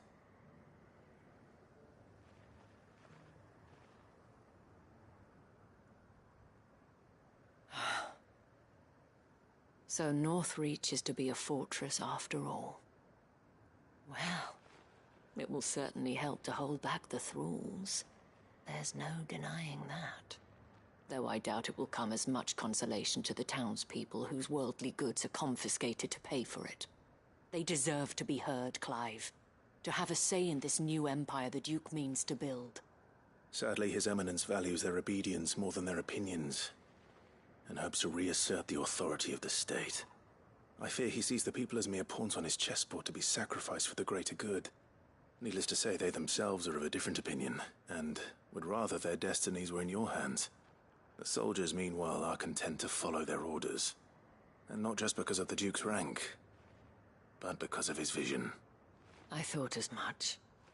Had I sworn to protect Sanbreque, I dare say I too would want nothing more than to see it rise from the ashes. Thank you for trying. But the battle is lost. I don't know about that. What happened to your uniform? I handed it in, along with my resignation. Told the lads I wished them well, but that I owe it to those I love to call it a day. But why? Because I realized what really matters to me. Not following some nobleman's orders for the sake of it, but protecting what I care about. Protecting Northreach. I honestly don't know when those monsters will return, but I'm certain they're not finished with us yet. And when they do come back, we need to be ready for them. We need to stand together, all of us. And with you to lead us, milady, I reckon we can do it. It was you who finally convinced me, Clive. There's no point following orders if they go against everything you believe. Indeed. All of us, standing together. That has always been Northreach's best hope, and one which still lies within our grasp. We have only to turn our attentions to the true enemy. Thank you, Philippe, for showing me what I must do. Anything for you, milady. Speaking of standing together, would you mind if I borrowed a few of the lads from the Vale to help keep watch around the town? I fear His Eminence has loftier tasks in mind for the guard. Not at all. Be my guest. Wouldn't be the first time.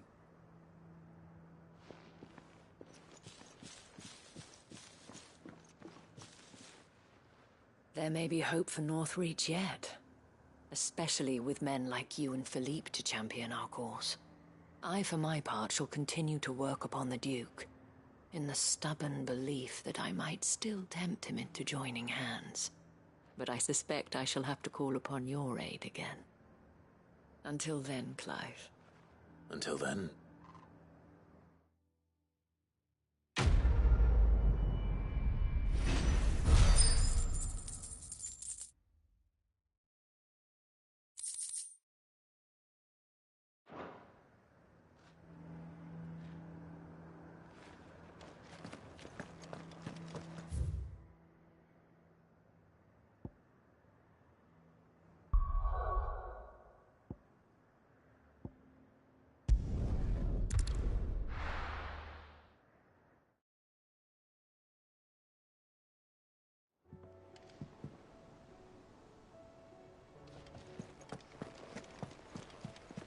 Covered in nicks and lumps, the lot of them.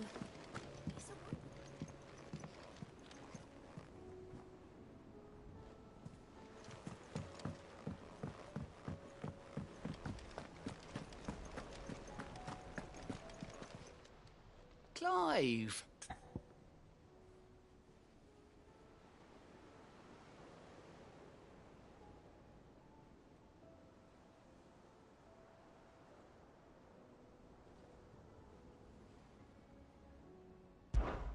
Quick look.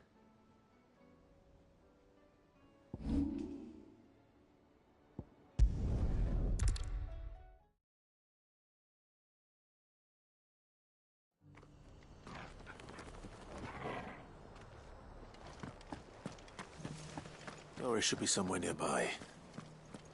Assuming she's still here.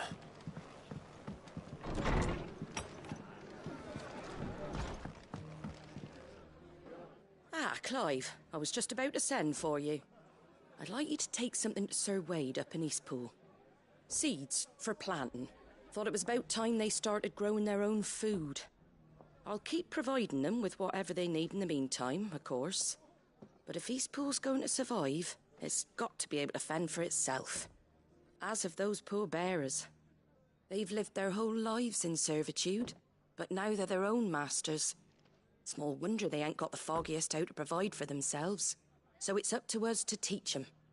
And if you're wondering why you, well, the wagoneers taking supplies up that way have been coming back with more and more reports of Akashic around the village of late. Sir Wade's putting a brave face on it, but I think even he's starting to worry. And if he's likely to share those concerns with anyone, it's you. All right. Thanks. Wouldn't ask if I didn't have to. There. That should be enough to keep him in Gazal Greens for a few years at least.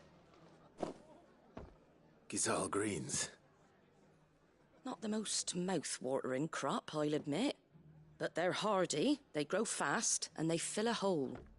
Better that than something that'll wither away at first frost. And chocobos love 'em too, which is no small thing. When I say all of us need to pull together to get Eastpool back on its feet, I mean all of us. They ain't exactly succulent, but cook 'em right, and they're just about bearable. I'll take your word for it. Anyway, Sir Wade'll know what to do with them. And if he don't, well, I'll go up there and show him myself. I'm sure you will.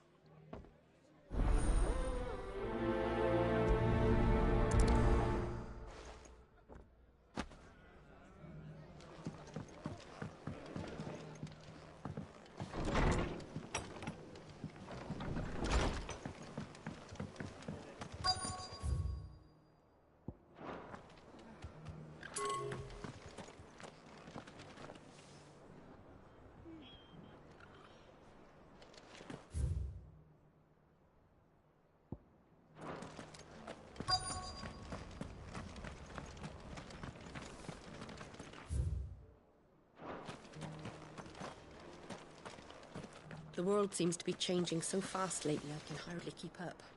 But what I do know is that there's more power... Want to know how to tell if the world's going to rack and ruin? Look for... Busy Bladesmith.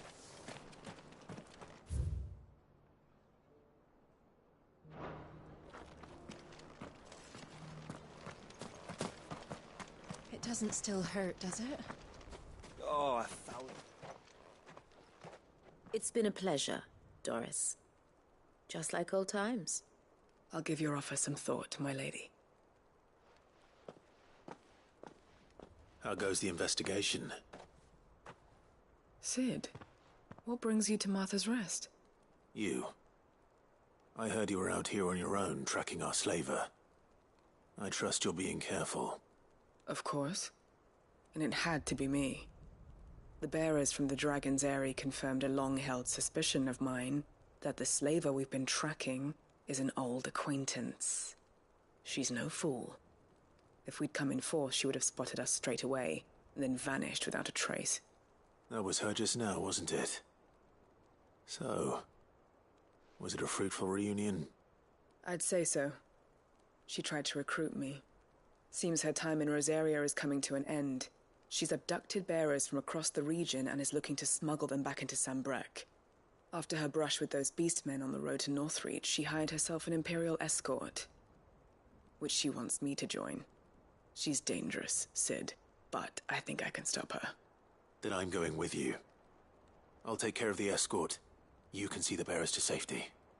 Where are they? The Baum Archers, soon to break camp. You go on ahead. I'll follow once I've sent word back to the hideaway.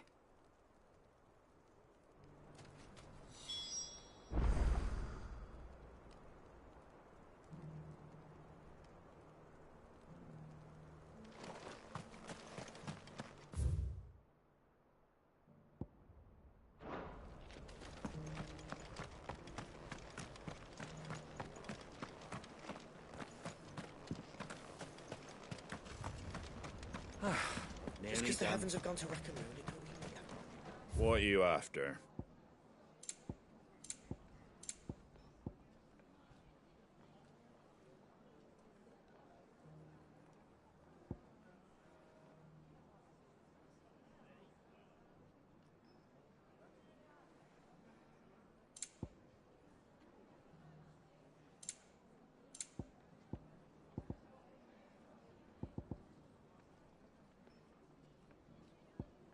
Fare thee well.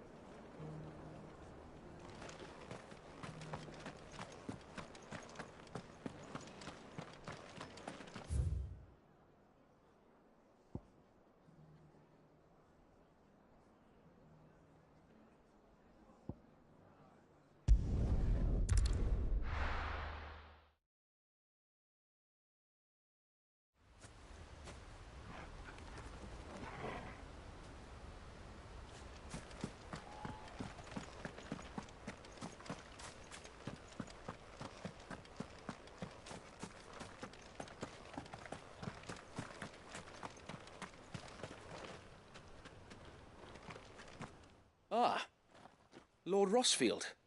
What brings you to Eastpool? A delivery from Martha.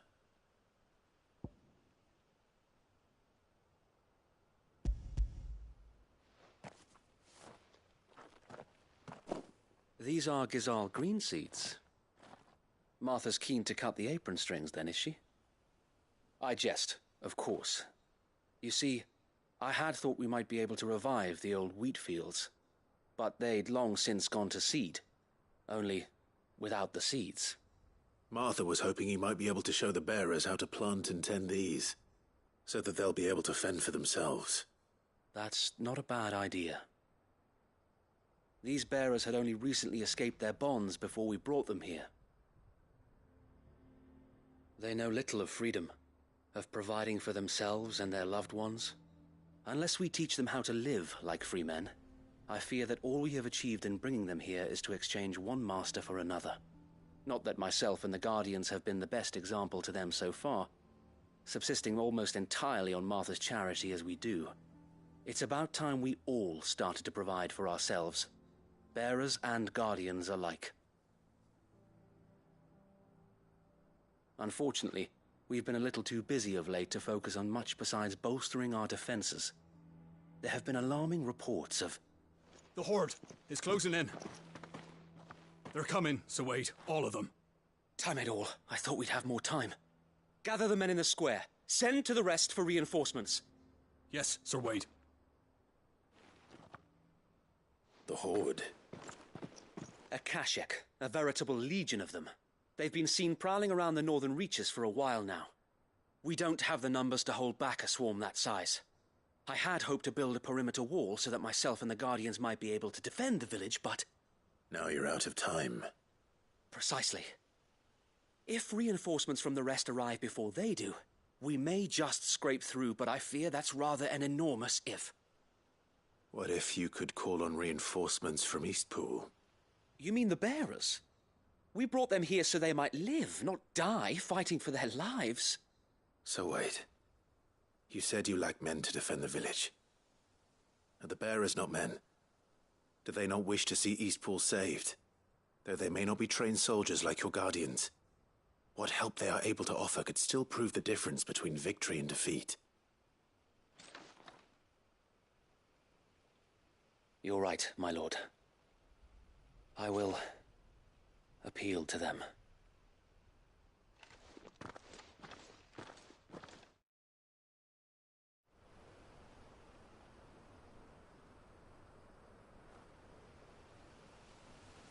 My friends, I humbly beg your aid. We Guardians are few and our enemies many. But I swear we can defeat them with you at our side.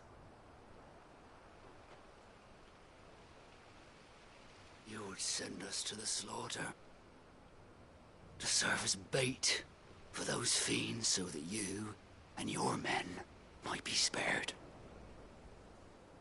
And to think we trusted you. Say what you will, a home is not worth dying for. But it is worth fighting for. Sir Wade fights to give you lot a chance. Just like I do. Just like Sid does. We all wanted to give you a home where you could be free. And you got one, didn't you? This place, Eastpool. This is your village. Your home. And if you don't fight to protect what's yours, you'll lose it. You know I'm right. This world wants to take everything from you. Everything.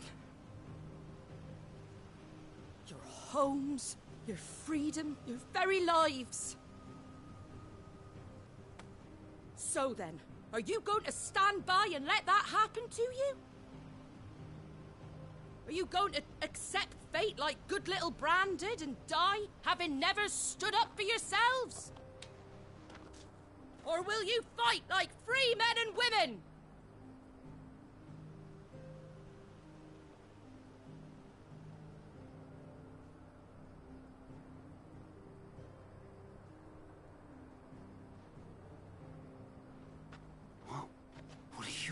All right.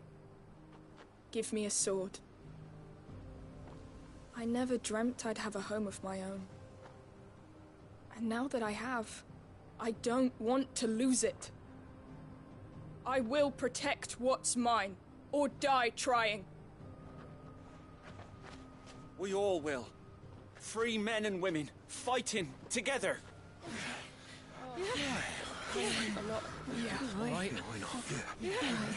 For Eastpool! For Eastpool!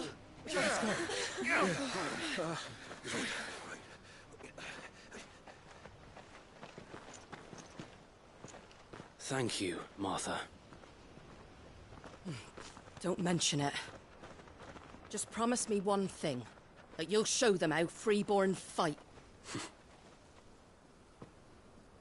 Gladly.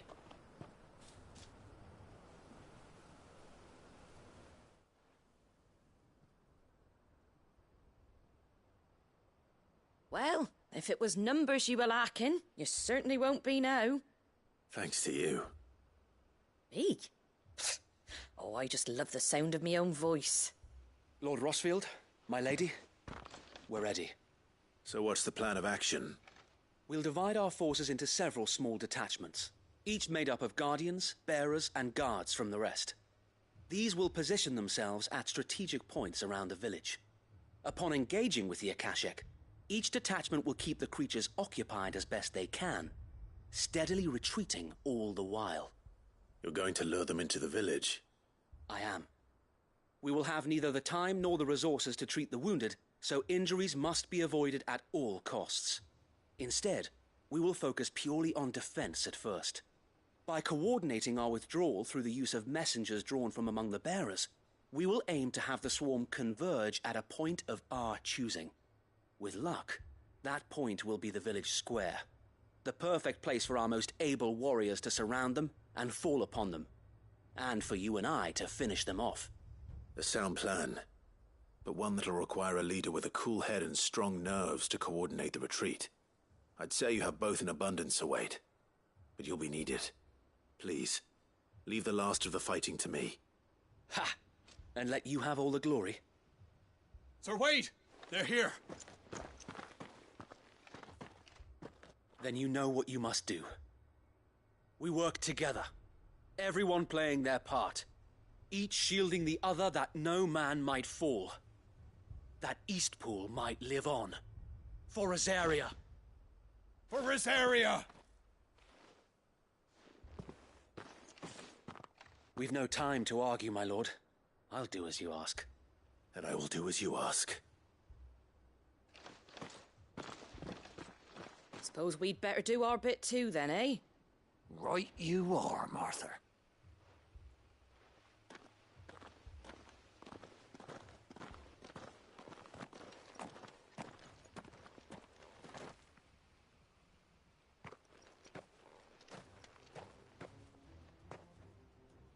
The calm before the storm.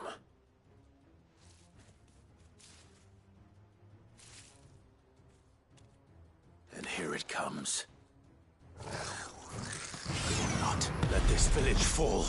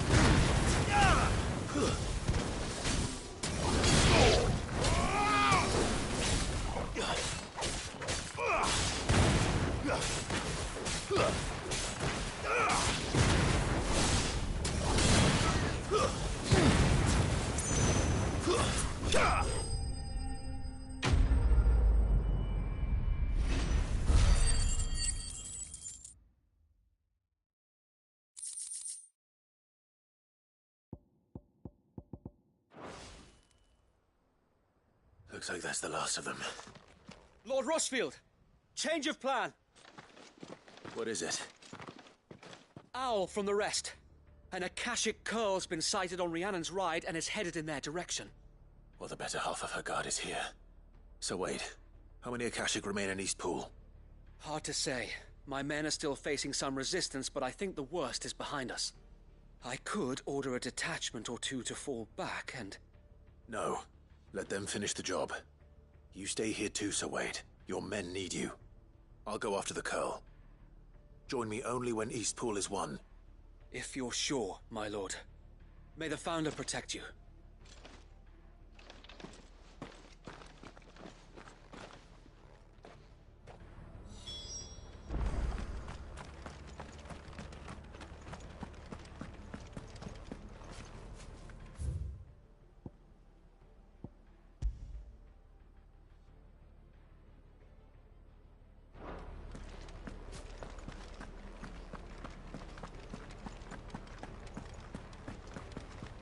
Next one's mine.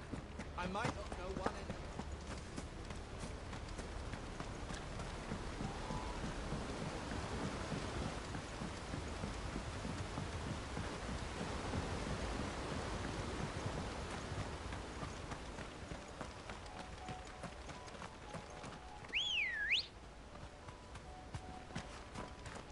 Come on. Run like the wind.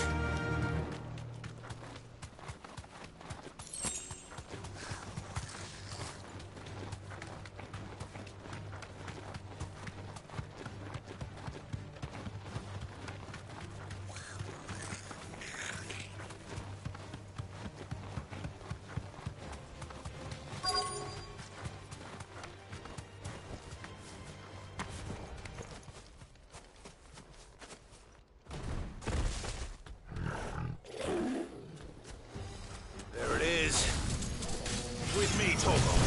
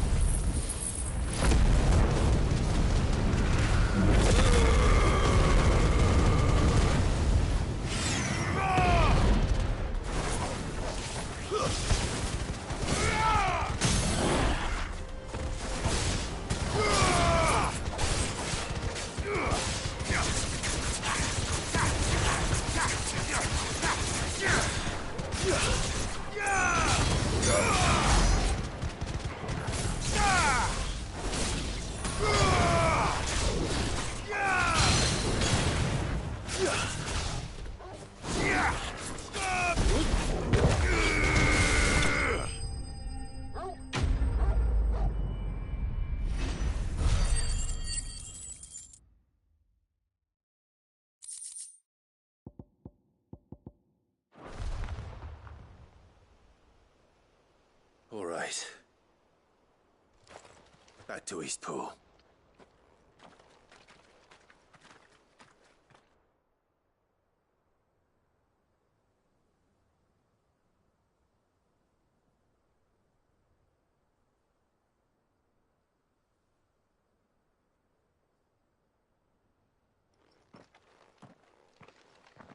Lord Rossfield, the curl, is it? It's dead. Thank the Founder for that. And for you, my lord. We were able to eradicate the rest of the Horde. I have guardians posted around the village to keep watch for further attacks, but all seems quiet for now. I hesitate to say it, but I think it might be over. I think it might.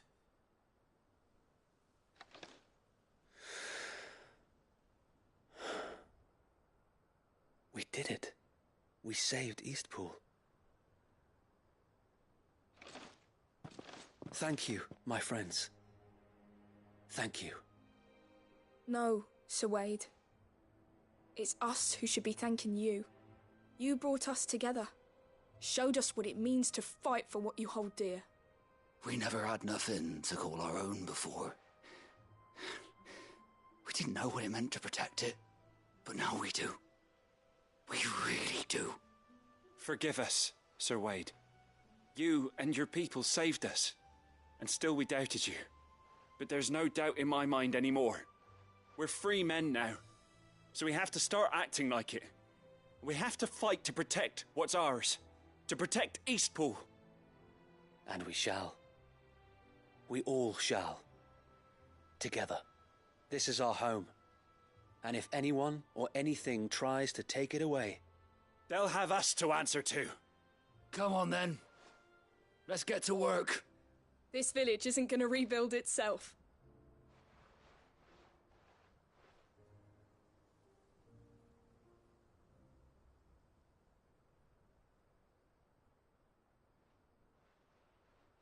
They're not slaves anymore. No. They're Rosarians. Your father took pity on the bearer's plight, and I believe if he were still with us today, this is what he would have wanted. I believe you might be right. I shall remain here, my lord, and do what I can to help rebuild the village. After all, this is my home now too. And I could hardly call myself an Eastpoolian if I didn't pull my weight. I think you'll find it's East Pudlian, Sir Wade. But you should be proud all the same. I'll have to pull my weight too. Can't have the rest getting outclassed. Speaking of which, I ought to be getting back. Can we continue to count on your support, Martha? Of course, and I'd be counting on yours too. Us Rosarians have got to stick together, haven't we? Indeed we have. And Clive, come by the Golden Stables when you get the chance. I ain't paid you for delivering them seeds yet. All right. I will.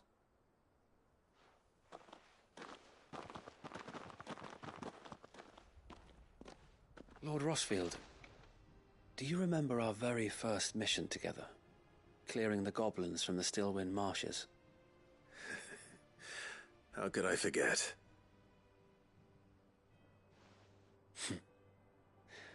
There's one sight that I shall never forget. You, facing off against that giant Morble. Not a trace of fear on your face.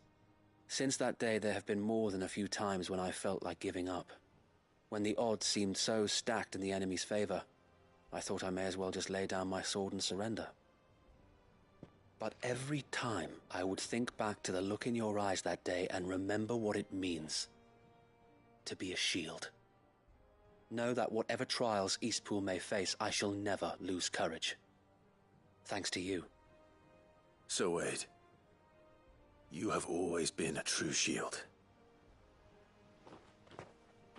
I know that Eastpool, and indeed all of Rosaria, will be safe in your hands.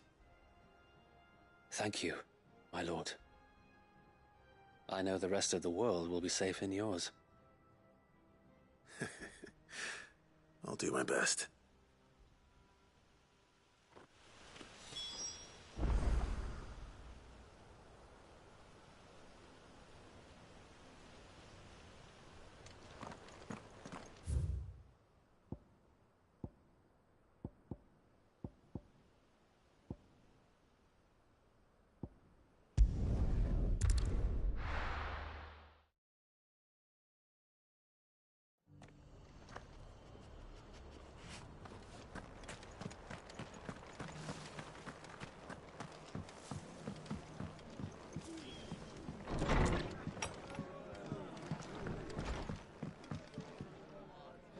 The hero returns.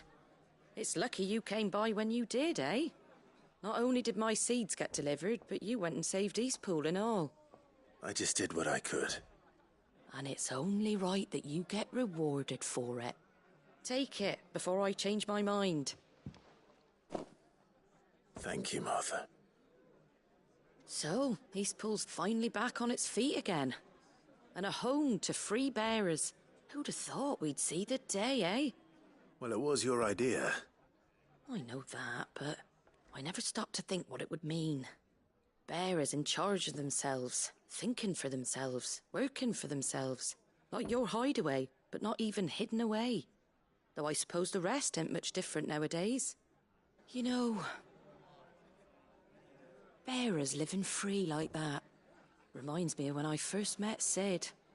Loath as I am to recall that particular day. I take it you didn't always see eye to eye. What happened? Well, if you really want to know, I started doing what I do long before I met Sid. In fact, that's how I met him. Or at least how he came to meet me. He showed up at the stables one day, asking questions about who'd been buying up bearers. Founder knows what he thought I was doing with them. Running a hunt, poking around in their innards. Something awful, anyway. Me, I thought he was a new constable. Thought the game was up. But somehow we both managed to work out what each other was about. And before I knew it, the cheeky arse was rattling on at me about how I was doing it all wrong. After all my hard work. Told me I was giving them relief, but not freedom. That my bearers were still dying as slaves. Got right under my skin, it did. Told him if he didn't like it, he could bugger off and report me to the garrison. And do you know what he did? He smiled. And then he laughed. And then I did the same. We made a pact that day, that whenever one of us was in need, the other would always be there for him. And you were? Well, we both wanted the same thing. To make life better for bearers. Just like your dad. Do you know I was born right around the time Elwyn became Archduke? Growing up, I saw how he tried to change things. He certainly didn't lack for ambition, that one. Indeed. But the loftier one's ambitions, the harder they are to achieve. Which is why those of us who follow in their footsteps need to finish what people like Sid and my father started. Suppose you're right, aye. And if we don't manage it, there's always them who come after us. Good thing we've got a few half-decent sorts waiting in the wings, eh? It's almost enough to give you a little bit of hope. Just a little. Anyway, enough nattering. Better get back to work. Let's see about making everyone some dinner, shall we? The least the folks who saved Eastpool deserve is a hot meal. And you and me ain't gonna save the world on an empty stomach neither. That sounds like a wonderful idea.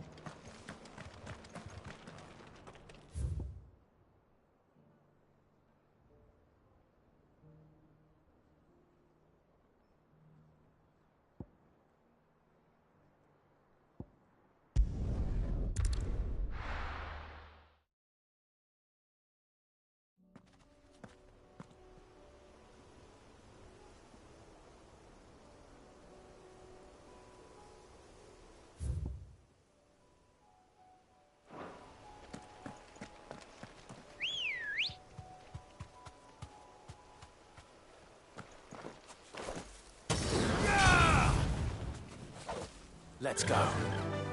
Yeah!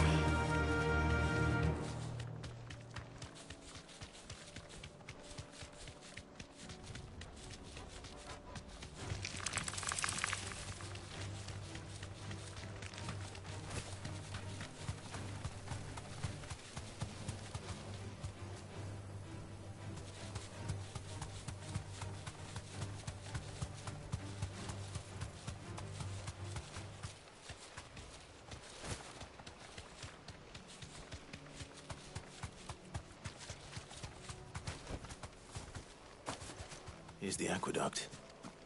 Now to find our stonewort. Lotte mentioned blood-red petals. Just my luck. Well, I won't be picking anything till they're gone. There's only one thing for it.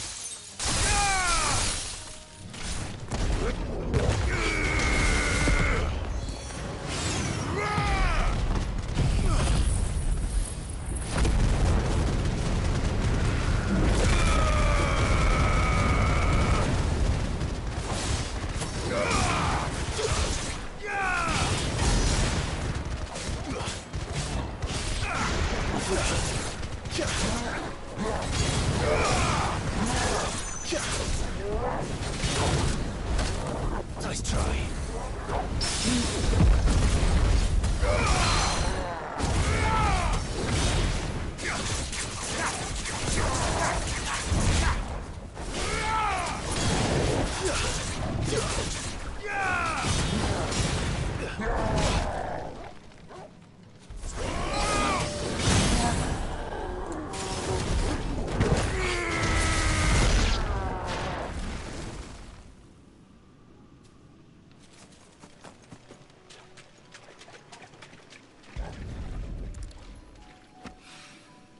Here it is. Better collect as much as I can before reinforcements arrive. All right. That should do it. Let's get these back to Yote.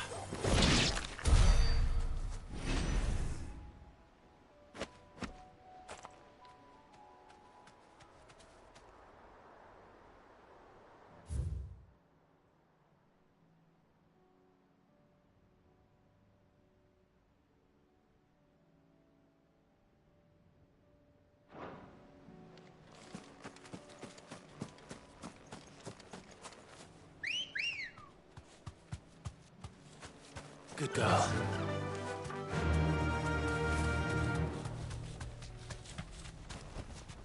No need to ride from here.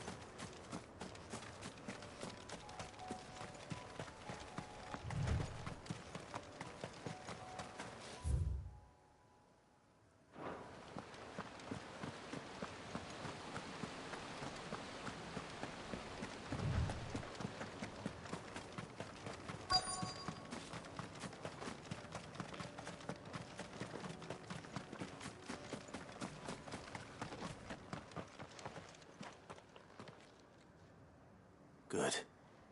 They haven't broken camp yet. How did Doris come to know a slaver, I wonder?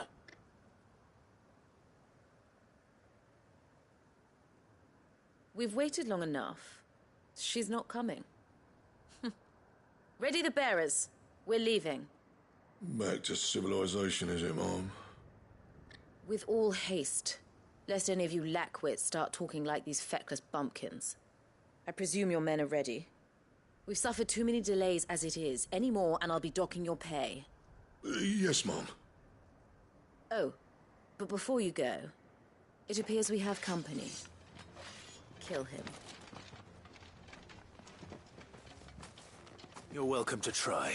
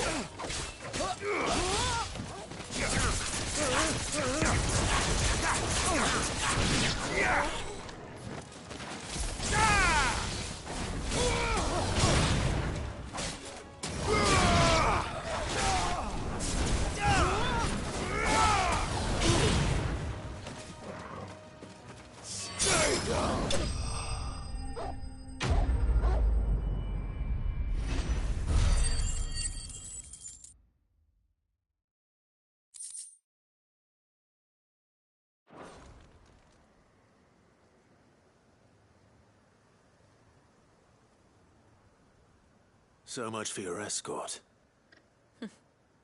You'll forgive me for not avenging my men. I'm not the swordswoman I used to be. I surrender. Do with me as you wish, Sid the Outlaw. Sid! Ah, Doris. I take it you're not here to rescue me from our brooding renegade? You know, I always wondered where you'd vanished to. But casting your lot with this criminal of all people. Better fighting for a cause than killing for coin. I'm sorry, Sid. I should have told you sooner. This woman, my former master, once trained bearer children to be weapons in service of the highest bidder. She raised me like a daughter. And I did terrible things to earn her favor. It wasn't all terrible, surely. We had our fun, too. You were always so eager to learn, and had such clever hands. All my other children took either to the blade or to the books. Always either or. But you proved yourself a master of both. That's why I kept you for my own. How about it, my little dagger? Care to swear that blade to me again? I never swore my blade to you, nor will I ever. I fight for a higher cause, to liberate the bearers of this world. Farewell, Master. Thank you for making me the weapon I am. You always were a righteous child. Perhaps that's the reason I loved you so.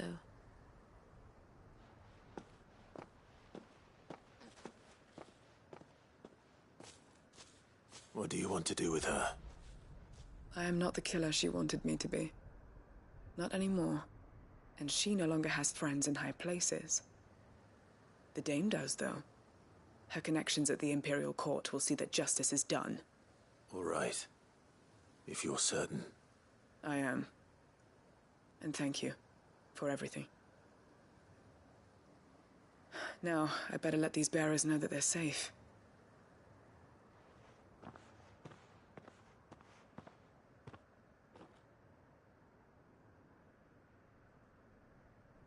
And I should head back to the hideaway and put Cole's mind at ease.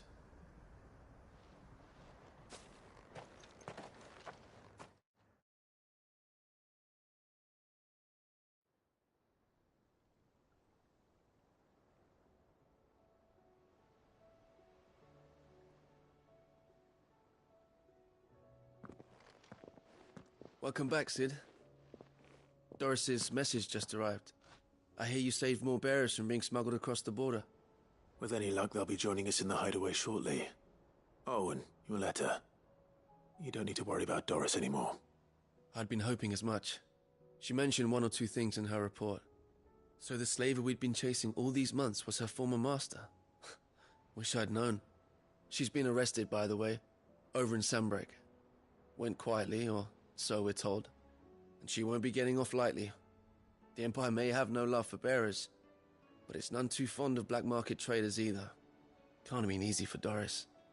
I'm sure it wasn't. But don't worry. She'll be all right. I hope so. Suppose you should know, eh? You had quite the past yourself before you came here, or so I understand. Anyway, thanks again, Sid. The Cursebreakers would be lost without Doris. And you, of course. Keep up the good work, Cole.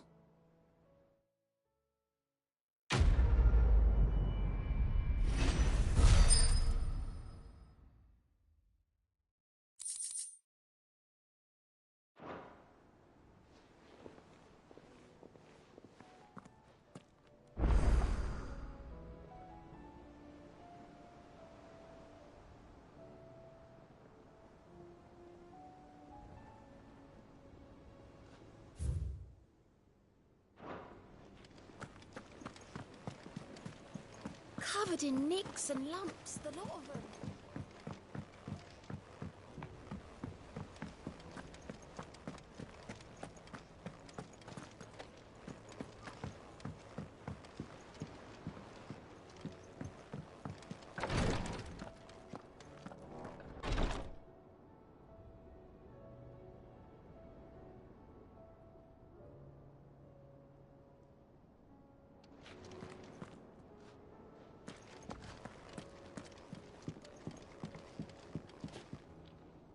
Yote, I brought back all the stone and water I could find.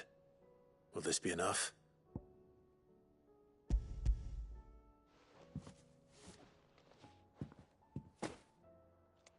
Yes, my lord. Thank you. I'm sure it will serve us until we can find another source. I'm very glad to hear it. You and His Grace are very much alike, you know. You think only of how you might help others, and never of the danger to yourselves. No more than you have minding my brother. You've risked a lot for him, and I thank you for it. I am honored that you should say so. But I beg you, my lord, do not give too much of yourself for the sake of others. We could not afford to lose you. I'll keep that in mind.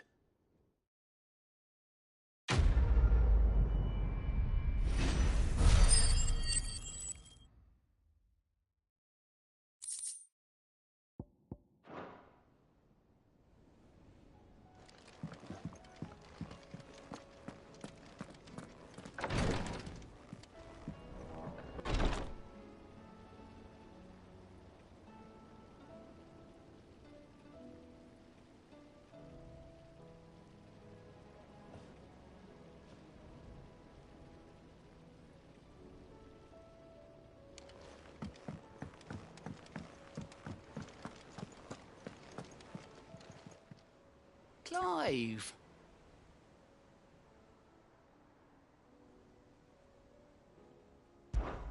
Anything catch your eye?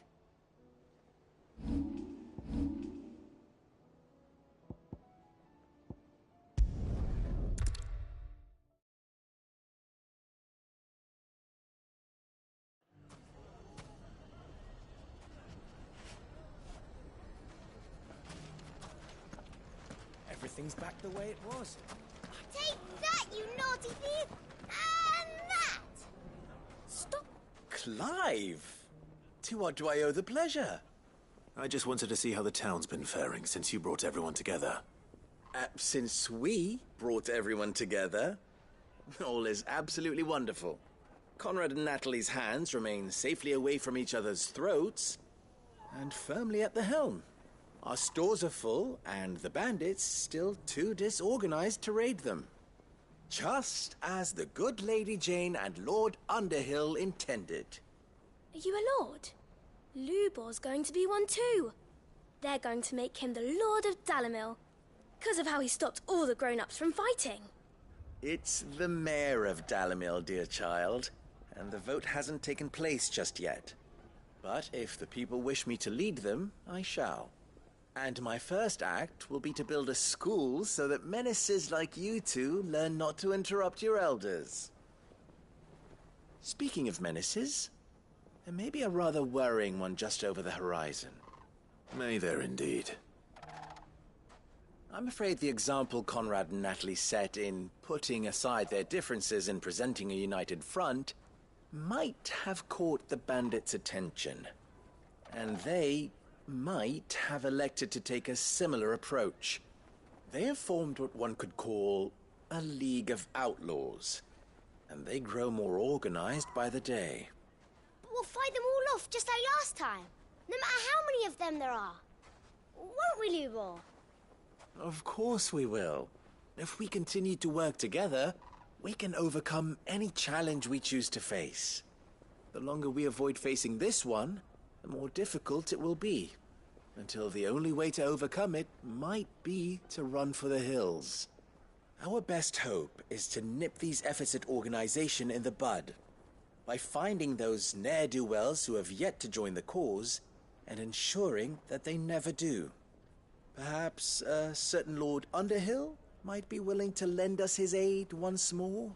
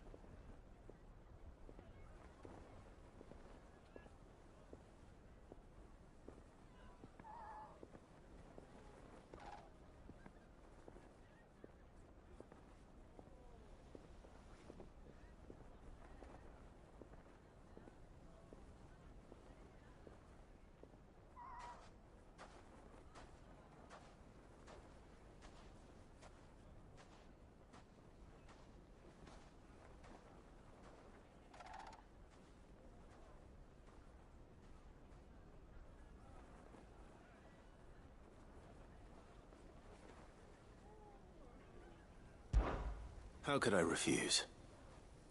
Thank you, my lord. Victor will fill you in on the particulars. I have him stationed by the desert gate, receiving and collating reports from my scouts. Such an amenable soul. He reminds me of you. I'll go and speak with him.